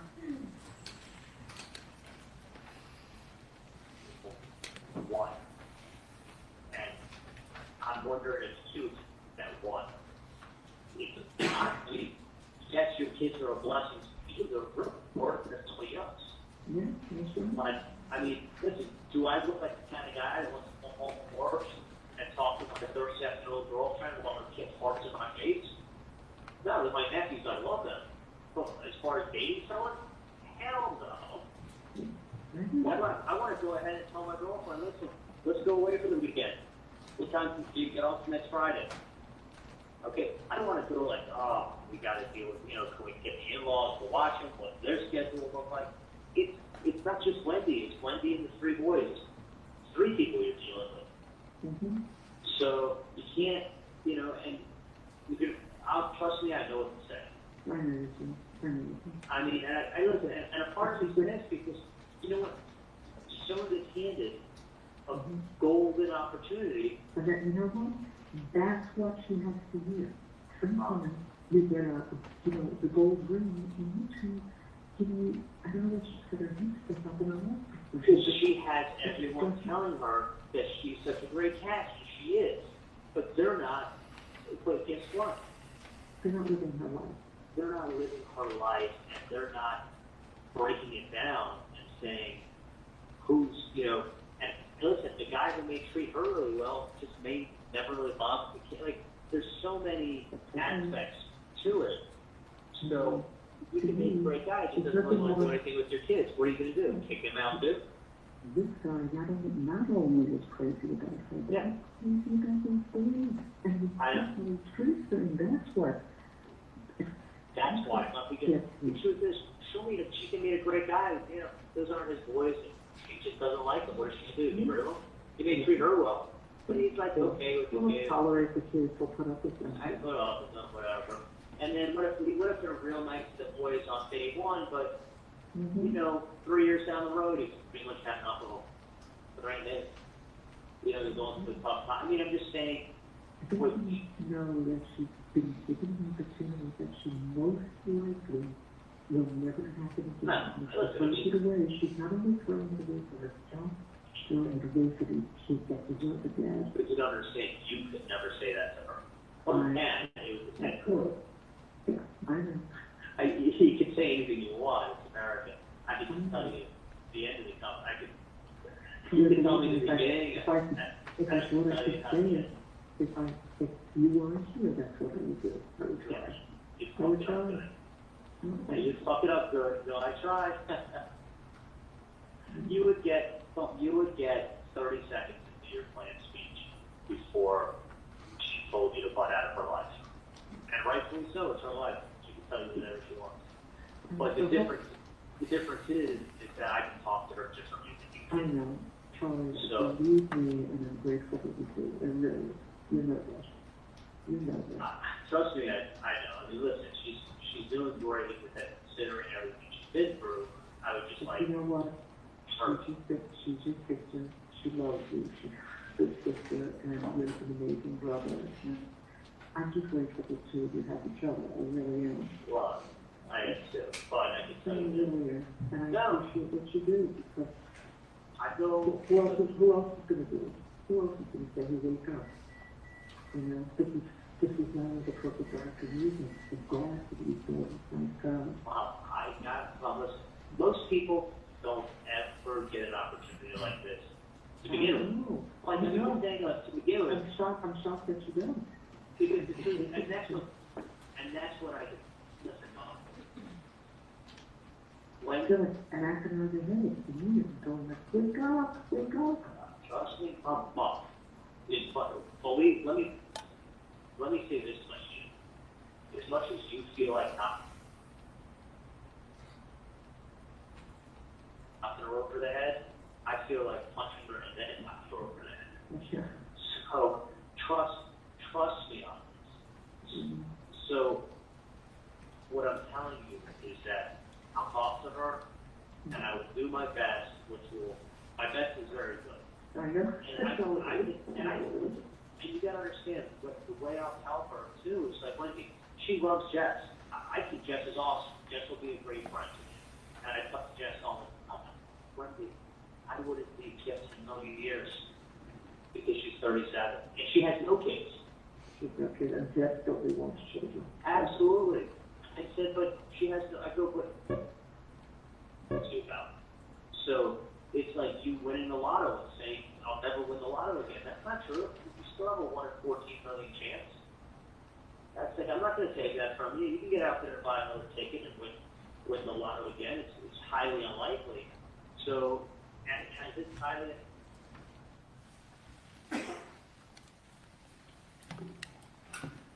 Okay, I think we get the idea. We're 2 years out, right, from Dan Markell's murder? That's correct. And who is Dave? Did you identify Dave through the course of the investigation? We did. He's Dave Atel. He was a successful businessman and lived in South Florida. And is this the only call that happened to be captured on the wire in which these two are discussing Wendy's love life? No, it wasn't. They talk about Dave quite a bit. They did several times. All right, and they talk about Wendy's career options too, don't they? They do. And does the defendant, Donna Adelson, enlist Charlie to convince Wendy to do her bidding in reference to Wendy's career as well? Correct. She does. I'm gonna publish call number 2873 at this time, Judge. You may proceed.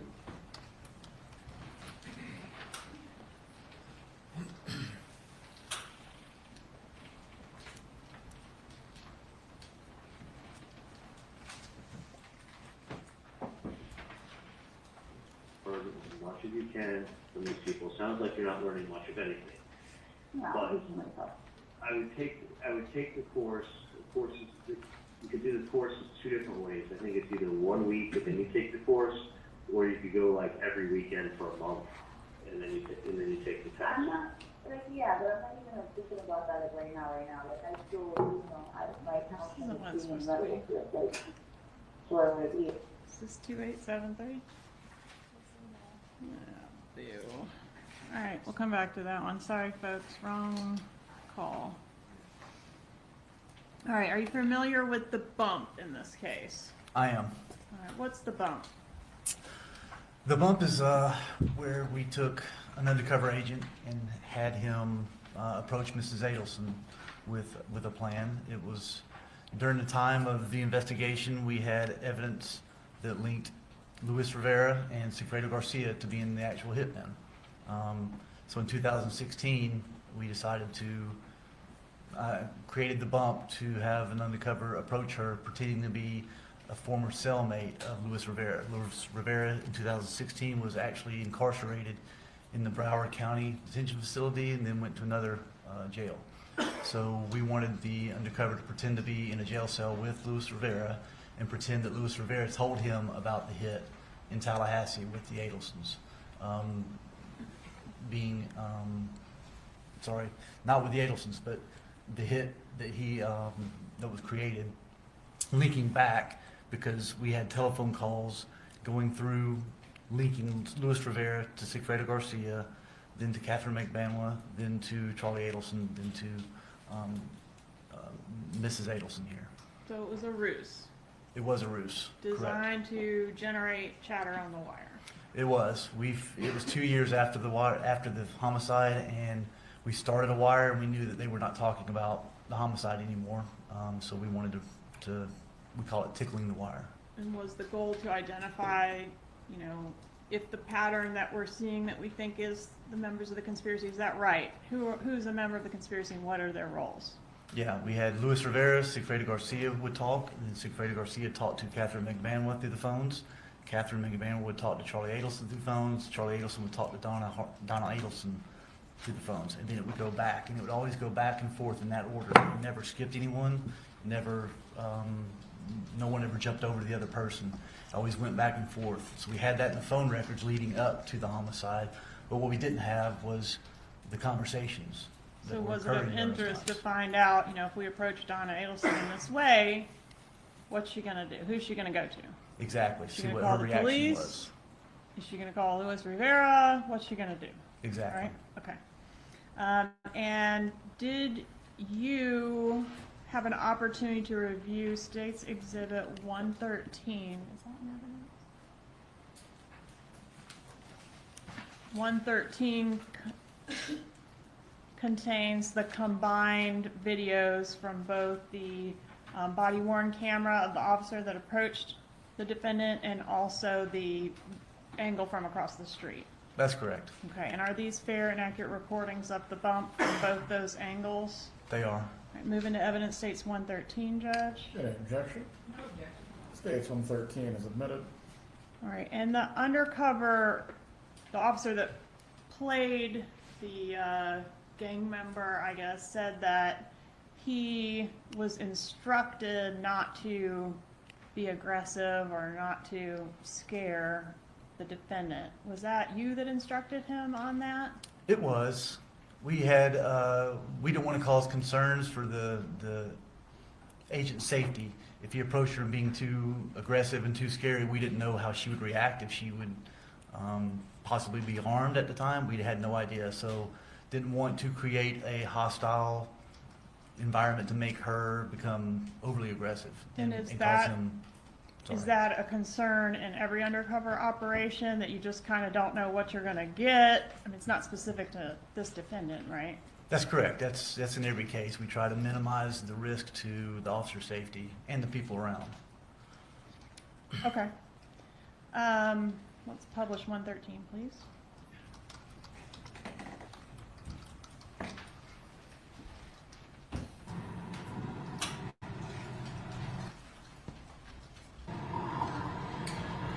Black George, what is it? Yeah. Okay, bye.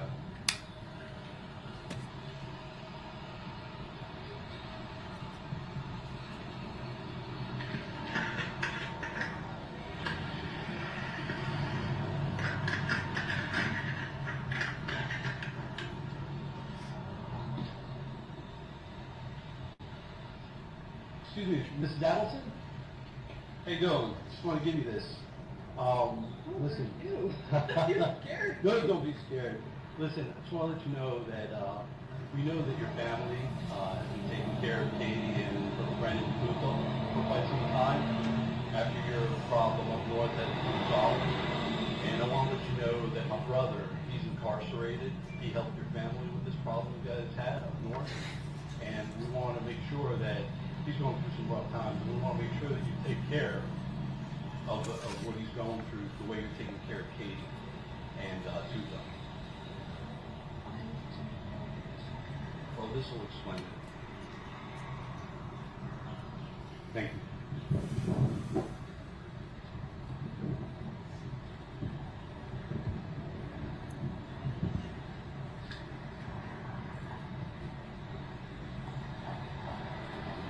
Pause it, please.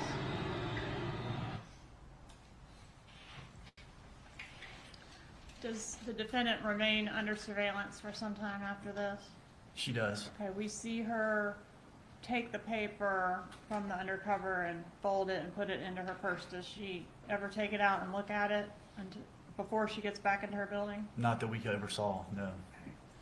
And does she make any phone calls once she goes back into her building?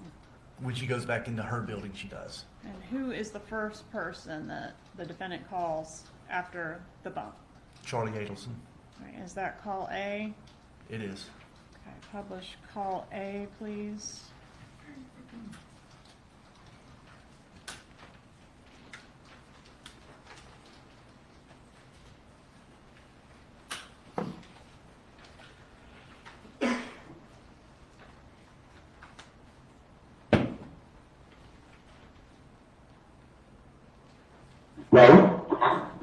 Hey, Hans.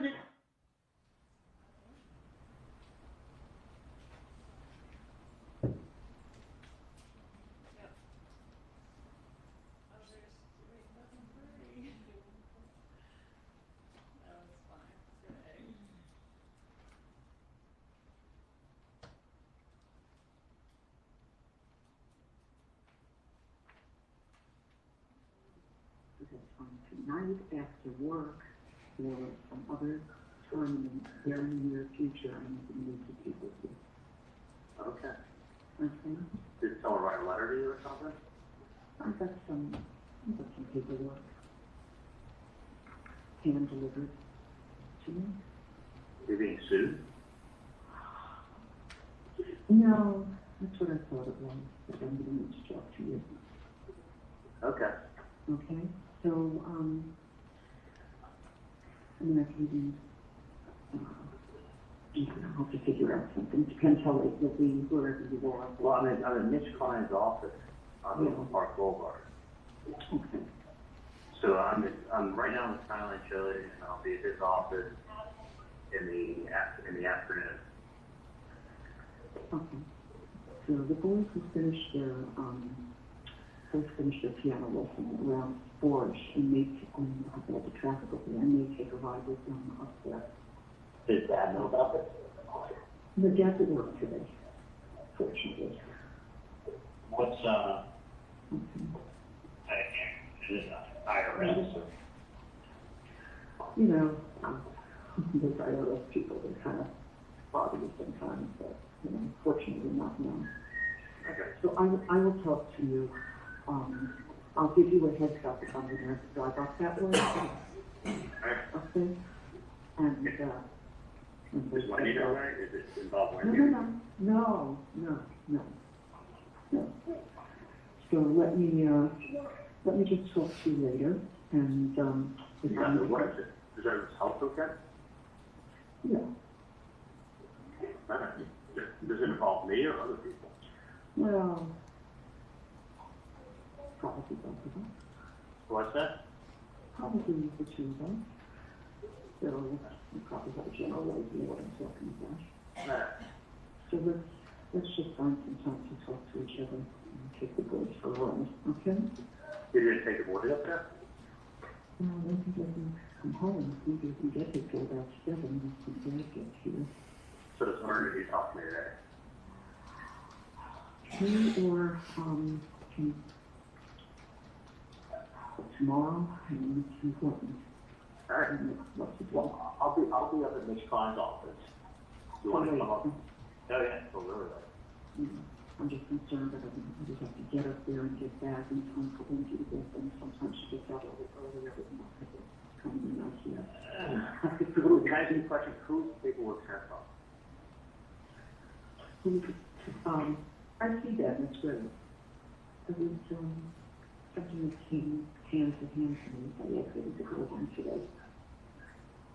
And he did, was it anonymous or? No, oh no, it's not anonymous. It's not anonymous. I just don't want to discuss it on the phone. Right, whatever it is, it is.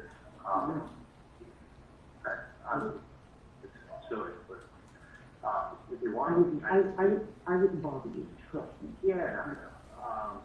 Do you want me to come down to see you tomorrow? I actually have the day off. Yes, that would be wonderful. Dad actually works later tomorrow. You know, he goes in at 1 o'clock. We both work out at the gym from 9:30 to 10:30. So Whatever it is, I'll take a look at the paperwork.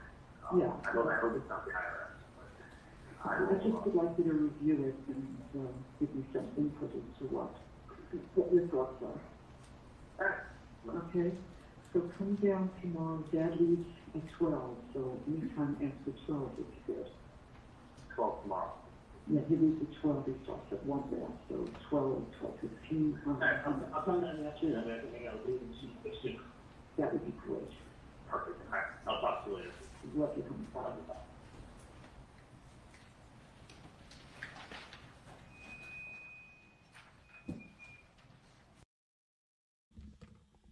Okay, so just a quick little nugget here of my personal opinion. After hearing that, I don't think Dad knows. Not the full detail. I don't think Dad knows the degree.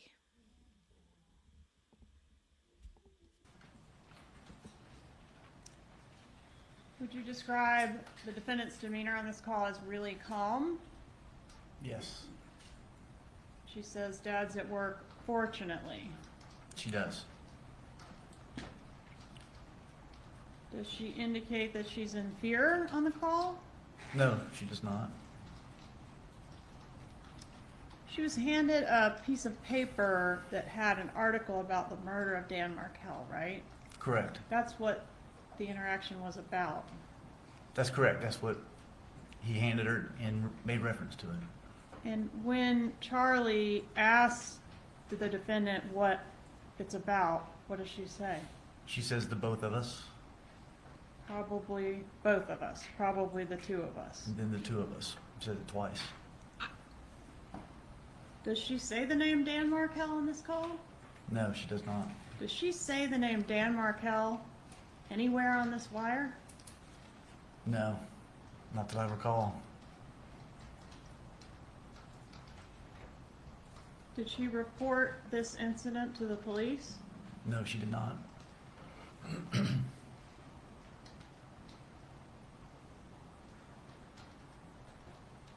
Is there another call shortly after this one? There is. Can you tell us about the next call, call B? Call B is on the same day. It's from Mr. Charlie Adelson to Mrs. Donna Adelson, and it occurred about, I want to say about 20 minutes after the call we just listened to at 2:35 p.m. Let's publish call B, please.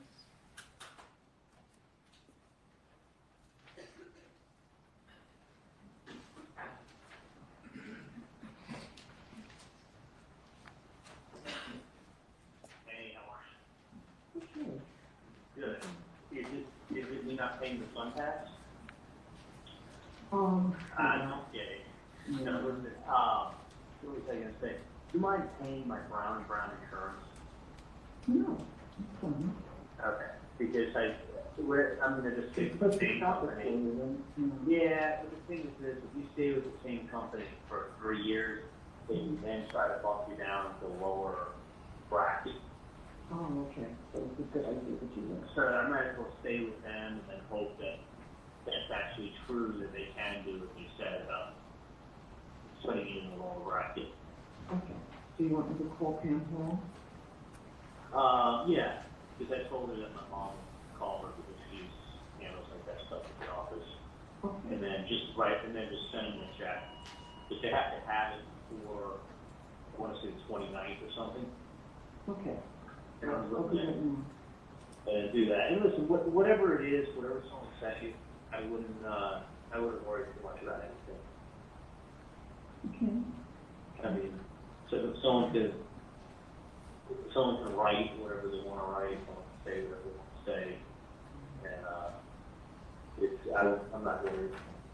Okay. So, was it another bad review on Yelp? You know, there's reviews come in, and sometimes they are bad reviews. This is a particularly bad one. So, So I'm not being sued. no, no. Okay. All right. Honestly, it's, whatever it is, and I wouldn't just judging from what you're making it sound like. I wouldn't stress it out too much. Okay. Okay, it's probably nothing. Yeah, listen, people can always write, people can always say anything they want. It doesn't, if someone says you're a bad dentist, it doesn't mean you're a bad dentist. So, but anyway, I'll definitely come down. It actually worked out perfect if I had the day off. Okay. You know, so I'll make you take me out to dinner, so make sure you bring cash with you. All right. Okay? Do I need to bring cash?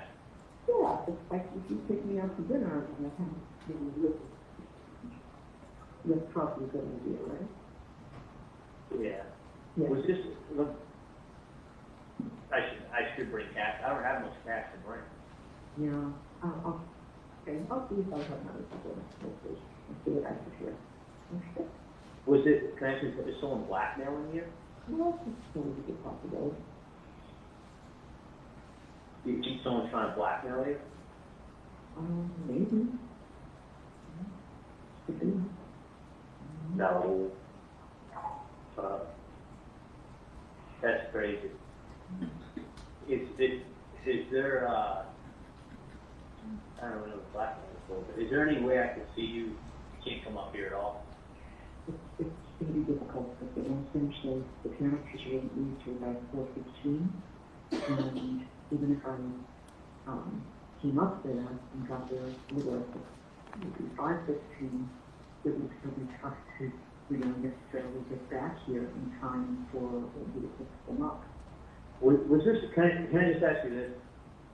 Is this anything government related, or is this like whack job writing a letter to you? Like who?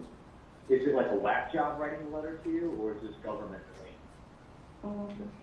No, I don't know if it's government related. So it's not government or military or anything like that? No. Who was the letter addressed to? Me. To you? That's crazy. Did it have do you know who sent it to you? That was a pretty good idea. Pretty good idea. But, let's walk in, either, and I would like to, that's the trouble with you today. I will definitely, I just don't know if I'm gonna get back here in time for them to might not have a number of me. Is it, so you, whoever sent you a letter, sent you, an anonymous letter? Not really remember. Did they sign it? It's hand delivered. So someone showed up, was it like by a process server? That's what I did was. It wasn't. No. Where did they come to you at? When I walked out of the building, and they were right, and I put that both driveways with the icon. Right. And I walked in about 5 feet from pressing the button so that I could cross the street to pick up the guys this afternoon. Right. And just because I on the sidewalk. Yeah.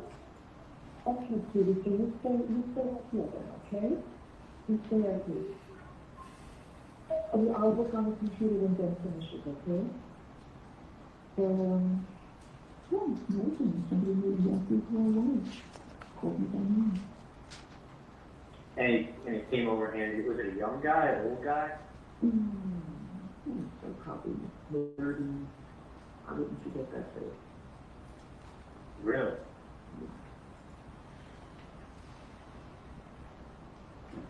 Johnny, I can wait till it's time to go off there. I'm just concerned about getting back here in time and, when we say we're worried. I don't think it's a good idea for the day to say we have to go off, so. You know? All right. And it's going to be a check for Well, I mean, you have to get into the stuff with insurance. I mean, it's crazy that someone hands you a letter like that. I don't know. Maybe we better just keep it tomorrow, that's 12, 15, 12, 21. Is the person like threatening you or anything? You're never going to have it interpreted. So, let's not worry, and let's meet tomorrow. I think that's better. But let's meet tomorrow this afternoon. All right, let me ask you this. Do you want to take a picture of the letter and send me what someone sent you? No, not really. I'm going to do that. So it wasn't the government or the military or somebody, just some random person. Yeah. That's fucking crazy. How long was the letter? No, it was just a copy of an article. It's like it was written in the letter. That was written in the copy of that letter. Is the person threatening you? I don't think we should. I mean, it's kind of innocent. I was kind of thinking if there's a threat, you go to the police. Yeah. But anyway, let me. I don't think that's a good idea. Well, I don't think it's. People threaten you, gotta go to the police. But let me see what it is. Let me see what nonsense it is first. Okay. Well, it won't be the first time I've been threatened. Yeah. But Yeah, I'd like to just see what you think. yeah, no. Fisher, go to Fisher, right here, right up here. So let's do that. Let's make it, 12:20, 12:30 tomorrow. That would be ideal. Okay. Okay. You got it. You can get paid for all of it, okay? All right. Yeah. No. I'll come down. I'll see you. Yeah. So, Okay. all right. If it's something serious, I'm going to recommend going to the police. So. Oh, no, I know. That's what I'm thinking to do. So. All right. Sounds good. Just for tomorrow, okay? All right. On this call, we hear the defendant say that this is a particularly bad Yelp review. Is this an example of code talk? Yes. This doesn't have anything to do with the Yelp review, does it? No, it doesn't.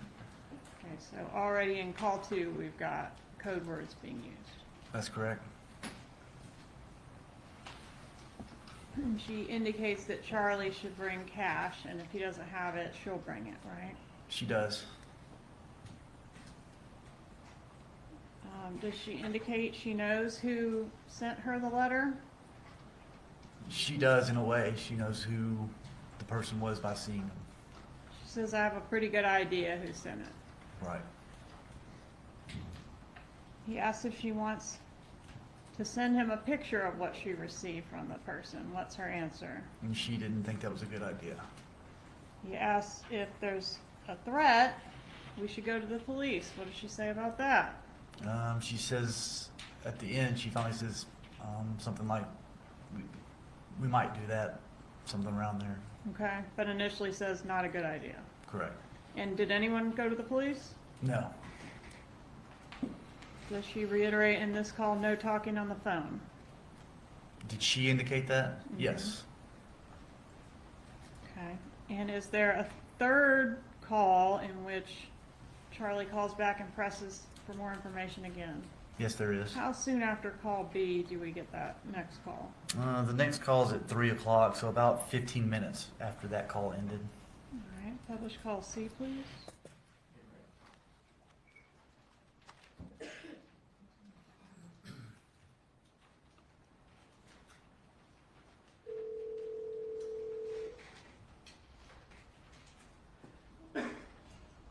Hey, sorry about that. Quick question for you. Well, one thing I was going to tell you is obviously don't talk about things in the apartment or any place. Oh, obviously. The other thing is, was the person black, white, Hispanic, What? and they just came up to you and they said your name and they handed you a piece of paper? No, no, didn't hand it right away. First spoke to me for a while and then handed it to me. Really? Mm-hmm. And they were wearing hats, sunglasses, or? No, nothing. Nothing. You could describe them to a T. What's that? You could describe them to a T. No, nothing. Was the person nervous or were they angry or? No, calm as could be. Totally calm. That's really crazy. Are they trying to ask for money or something? Yeah. But if someone trying, I mean, listen, if it's something like that, it sounds probably like you go to the police, but And they have to, but I'd rather talk to you first and then. yeah, I mean, I wouldn't, there's scumbags out there all the time that try to do stuff like that. Oh, no. So, That's why, I just want you to see, because I don't want, not your father upset. So, don't say anything to Dad until I take a look at it, because Dad's probably up there Absolutely. on everything. That's why I suggested, after he goes to work tomorrow. Did the person give you any kind of like time frame or anything? No. Okay. Then Yeah. it's clear what's wanted. What is it, kind of exactly what do they ask for? I don't know, this TV is probably about 5. They ask you for $5,000? Mm-hmm. That's fucking crazy. Mm-hmm. Yeah, I You mentioned, like an ex-girlfriend. Hi, Sandra, good morning. Good, how are you? Okay. that's crazy. Let me take a look at it, Mm-hmm. and I'll go from there. Lincoln's on first. Okay, do that one. Yeah, that would be good. Okay. Let me take a look, and then I'll That's why if you want to go to dinner, we'll see where we go. yeah, I'll go down in the afternoon, and I'll take a look at whatever Yeah. whatever We'll it's go, going to say. we'll go for a walk on the beach or something. It's going to be nice tomorrow. All right, sounds good. Okay? All right, sounds good. Love you too, honey. Bye-bye. Yes. All right, so this call, Charlie says obviously don't talk about things in the apartment or any place. One moment. What is the objection? His approach.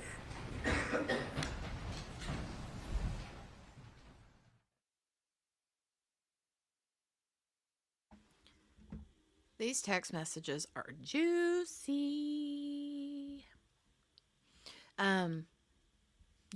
Donna is like, Charlie, will you stop asking so many questions? Just stop talking. It's like, well, can I ask you this? Is it blah, blah, blah, blah, blah? I mean, you might as well just come right on out and spit it out, you know? Come right on out and said it. But no, he didn't do that. He should have, though. He should have. I bet Donna was freaked all the way out, though. Wouldn't you have been? I would have been. I'd have been like, oh my, I'd have probably passed out right there in the middle of the sidewalk. I'm sure I would have. I'd have been like, whoop, pass out.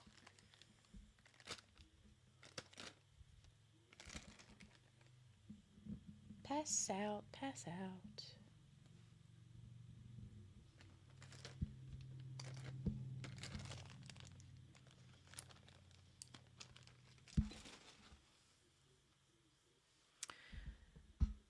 Innocent people would have reported it.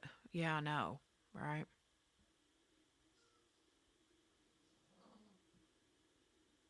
I don't. What do you guys think though? After, I mean, I know a couple of you all said something, Donnie and Gail, I think, but some of the others of you, do you guys think after hearing those messages from earlier, or that phone conversation from earlier, that the dad Harvey knows?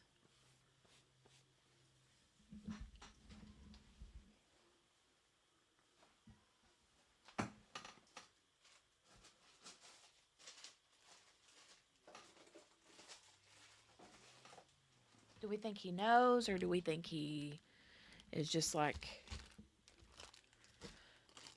just idly sits by and lets people just do whatever they want?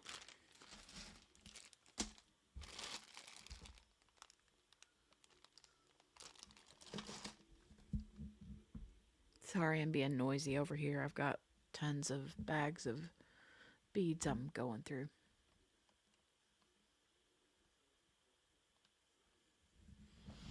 Objection is overruled. You may continue with your examination.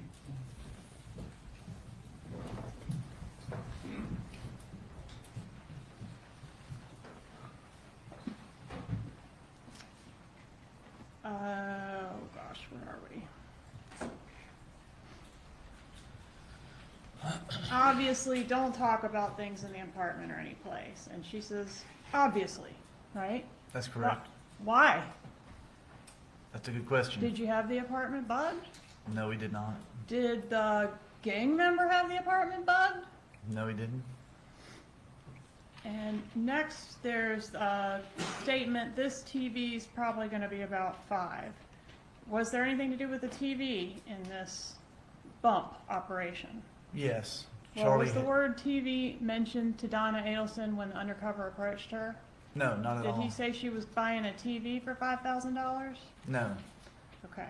So the TV, though, has significance in the greater context of your investigation? That's correct. How so? Charlie Adelson had supposedly joked to several people about buying his sister a TV as a divorce present instead of hiring a hitman. Right. And was that the same TV that also served as Wendy Adelson's alibi in the morning of the murder? That's correct. In this call that we just heard, Donna Adelson says that the person that approached her, quote, mentioned an ex-girlfriend. Overruled. Please clarify your question, Ms. Ketterman, so it's clear as the context.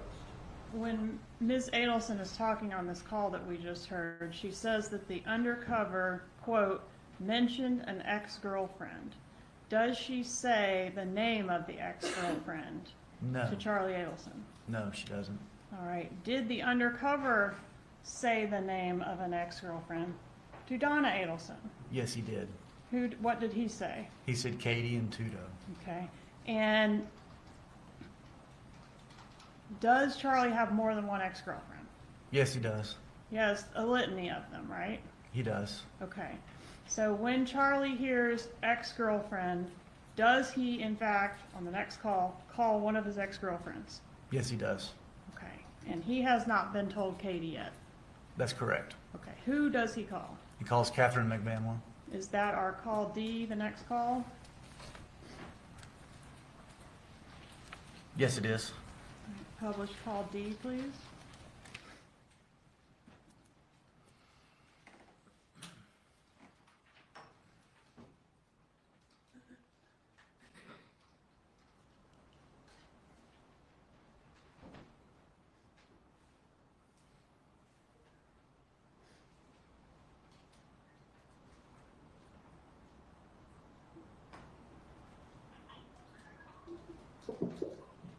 Hello? Hey, what's going on? What's up? Are you someplace you can talk to me? So what? Are you any place that you can talk to me? You can talk right now. What's that? Just talk right now. Just talk. Okay, can you go somewhere that's not loud when I'm talking to you? I can't. It's like loud, like I can't get out. Okay, I'm trying to walk outside and talk to you right now. I can't even fucking get outside. Alright, leave it on. Alright, somebody, hang on, okay? Hmm?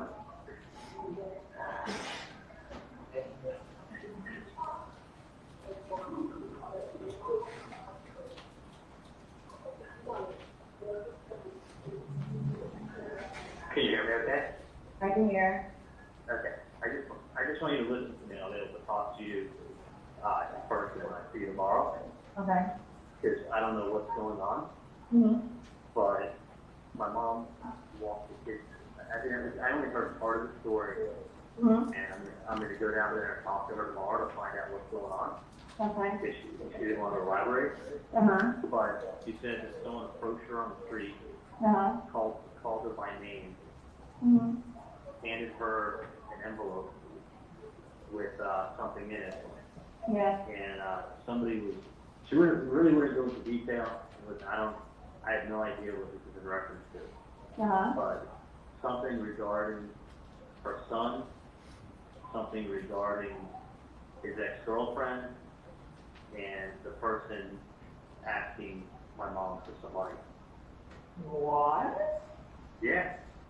So I said, well, I'm like, first what you're saying, I thought it was like something involving the IRS or a payment Yeah. or something like that. So I don't even know what the fuck it's about at all. So somebody just like bumped into your mom like that? Well, they came up to her on the street after she dropped the kids off at school. I guess she brought them to school, I don't even know. But they must know her routine, they must know who she is. Yeah. They walked up to her, they called her by name, they handed her an envelope. And she said they spoke to her for a few minutes. And then she said they were making reference to my ex-girlfriend. I have no fucking clue what that's about. Yeah. And then they explained that they needed to be paid the money. For what? I don't know, Bob, if you want to talk to me on the phone. When I go out. But like, did she see the person? Was she like, she should have like, Oh, yeah, asked her something? that's what I said. I said, someone's going to try to blackmail you or something. Exactly, Right. right, running you like that. I said, you got to go straight to the police. She's like, I don't even know what this is about. I don't want to talk about it. I will take a picture and send me what it is. She's like, I just want you to see the person. So I'm going to go there. I can't even fucking go there today because I won't get out of work until 10 o'clock at night. Yeah. So she's like, just. So come you down were here tomorrow. stalking your mom? I don't even fucking know. I don't know what's going on, what my mom's about. I mean, you didn't do anything with my mom. I mean, yeah. This is what I do with my mom. Okay. Just checking. Just checking. I don't know what. No, but I feel Who knows? for your mom, like, what the hell? Yeah, well, I Like, don't she's a know. classic person, like, she's going up to your mom, like, hello. Yeah, and my mom said it involved your ex-girlfriend, so I don't even think she said who. I'm just like, you're my last girlfriend, so that's why I called me. What they wouldn't want from her. I have no idea. So. I'll have a anyway, good night, I'm gonna Brenda. Find out. Well, they wanted money. I know, exactly. Did she tell you? Like, what Yeah, she was just kind of like a little bit rattled and with the kids and was like, listen, just, she knows I have the day off tomorrow, so she's like, come down and talk to me. So I'm going down tomorrow, talk to her, and then I don't remember if it had anything to do with you, if they're mentioning you or if any reference to you, I'll keep you posted. What about me? Yeah, like I don't know. girlfriend. Well, we'll talk. It could be anything, so I just assumed that. Exactly.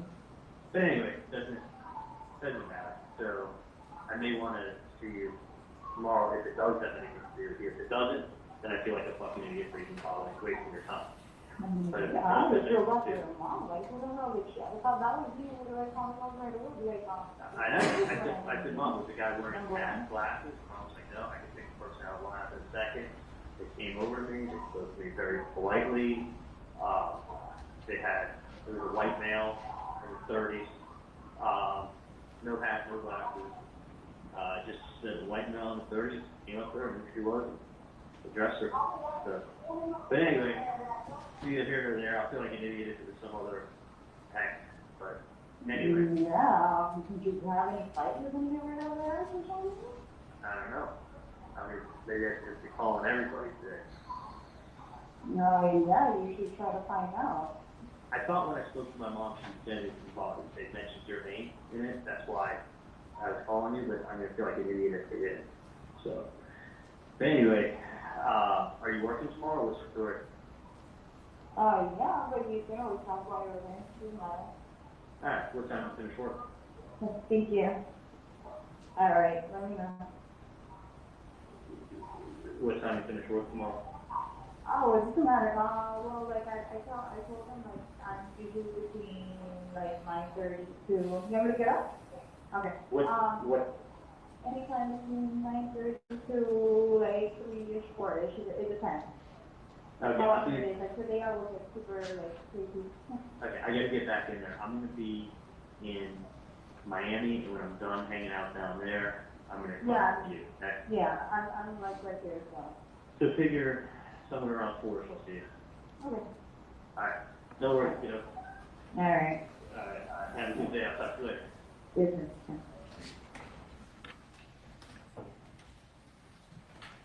In this call, Charlie Adelson tells Catherine Magdanoa that the man that approached his mother said, quote, something regarding her son and his ex-girlfriend.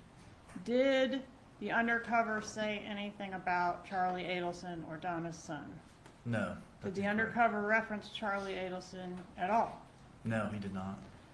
When Donna Adelson relayed to Charlie what the undercover did she say they mentioned you? No. But he deduces that he misremembers that it was about him. That's what it appears, correct. Did he proceed after this call to call any of his other ex-girlfriends? No, he did not. Did he speak to anyone else about this other than the family members that we're going to hear in Catherine Magdanoa? No, he didn't.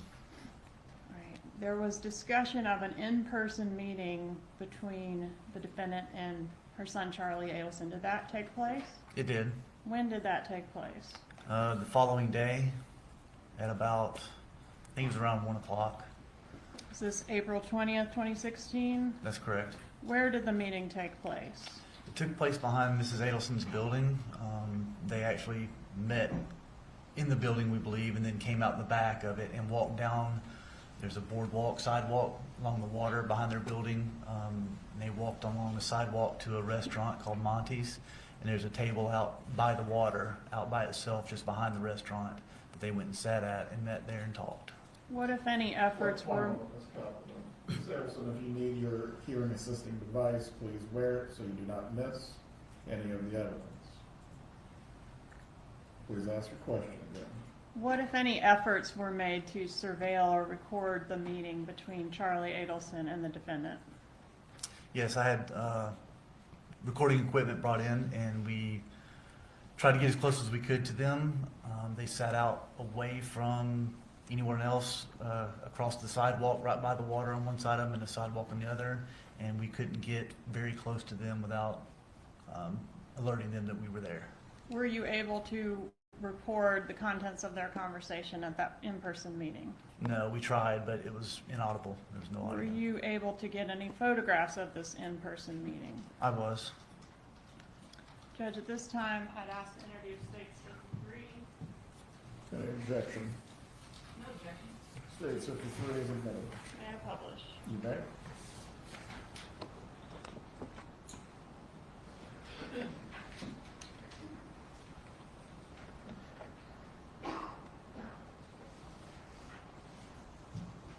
describe for the jury their demeanor, the way in which they were speaking at this meeting? Yes, they were talking in very low voices, and Mr. Adelson is usually very loud, but he was not talking in a loud voice in this particular meeting. Even when they walked down the sidewalk, they were talking very low, leaning into each other, almost a whisper. How long did the meeting last? I believe around 30 minutes at the table. Judge, I think this might be a good time to recess for the day. Very well. Members of the jury, we are going to take our break for the evening at this point. Once again, I'm going to remind you not to discuss this case with anyone else or each other. Also as well, do not seek out any information or news reporting concerning this matter. Just leave the items that you were handed in your chair along with your notepads. Please report tomorrow at 8:30, and we will continue with the examination of the witness. We anticipate getting started by 8:45. Have a good evening.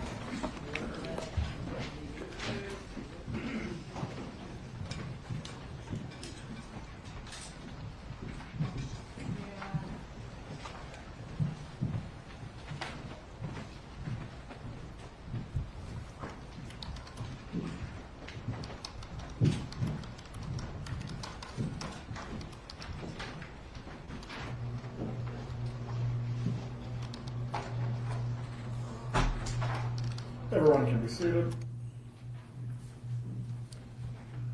Ms. Kappelman, for the direct of Agent Sanford, how much longer do you believe that will take tomorrow? It's gonna take most of the day tomorrow. I do hope we get a couple more witnesses on for the end of the day.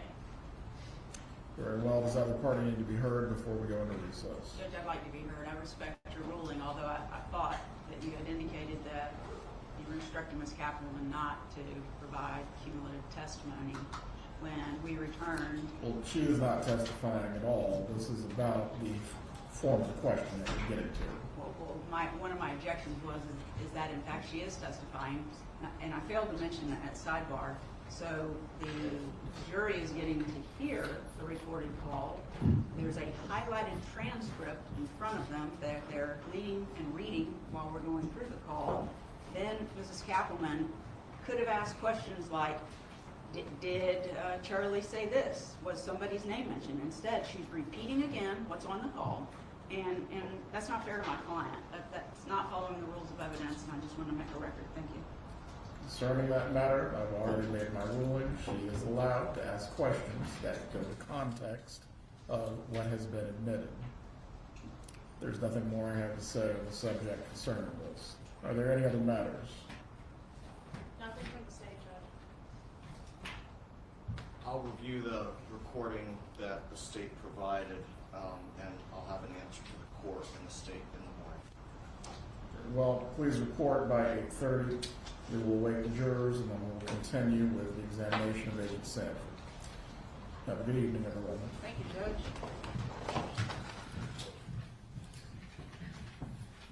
Whoop, whoop. I love this judge. It is not looking good for Donna, especially after today. Especially after these messages and phone calls. No. It's not looking good, Donna. All right, you guys. Well, it is 4:57. I'm going to scoot. Thank you for joining me today, as always.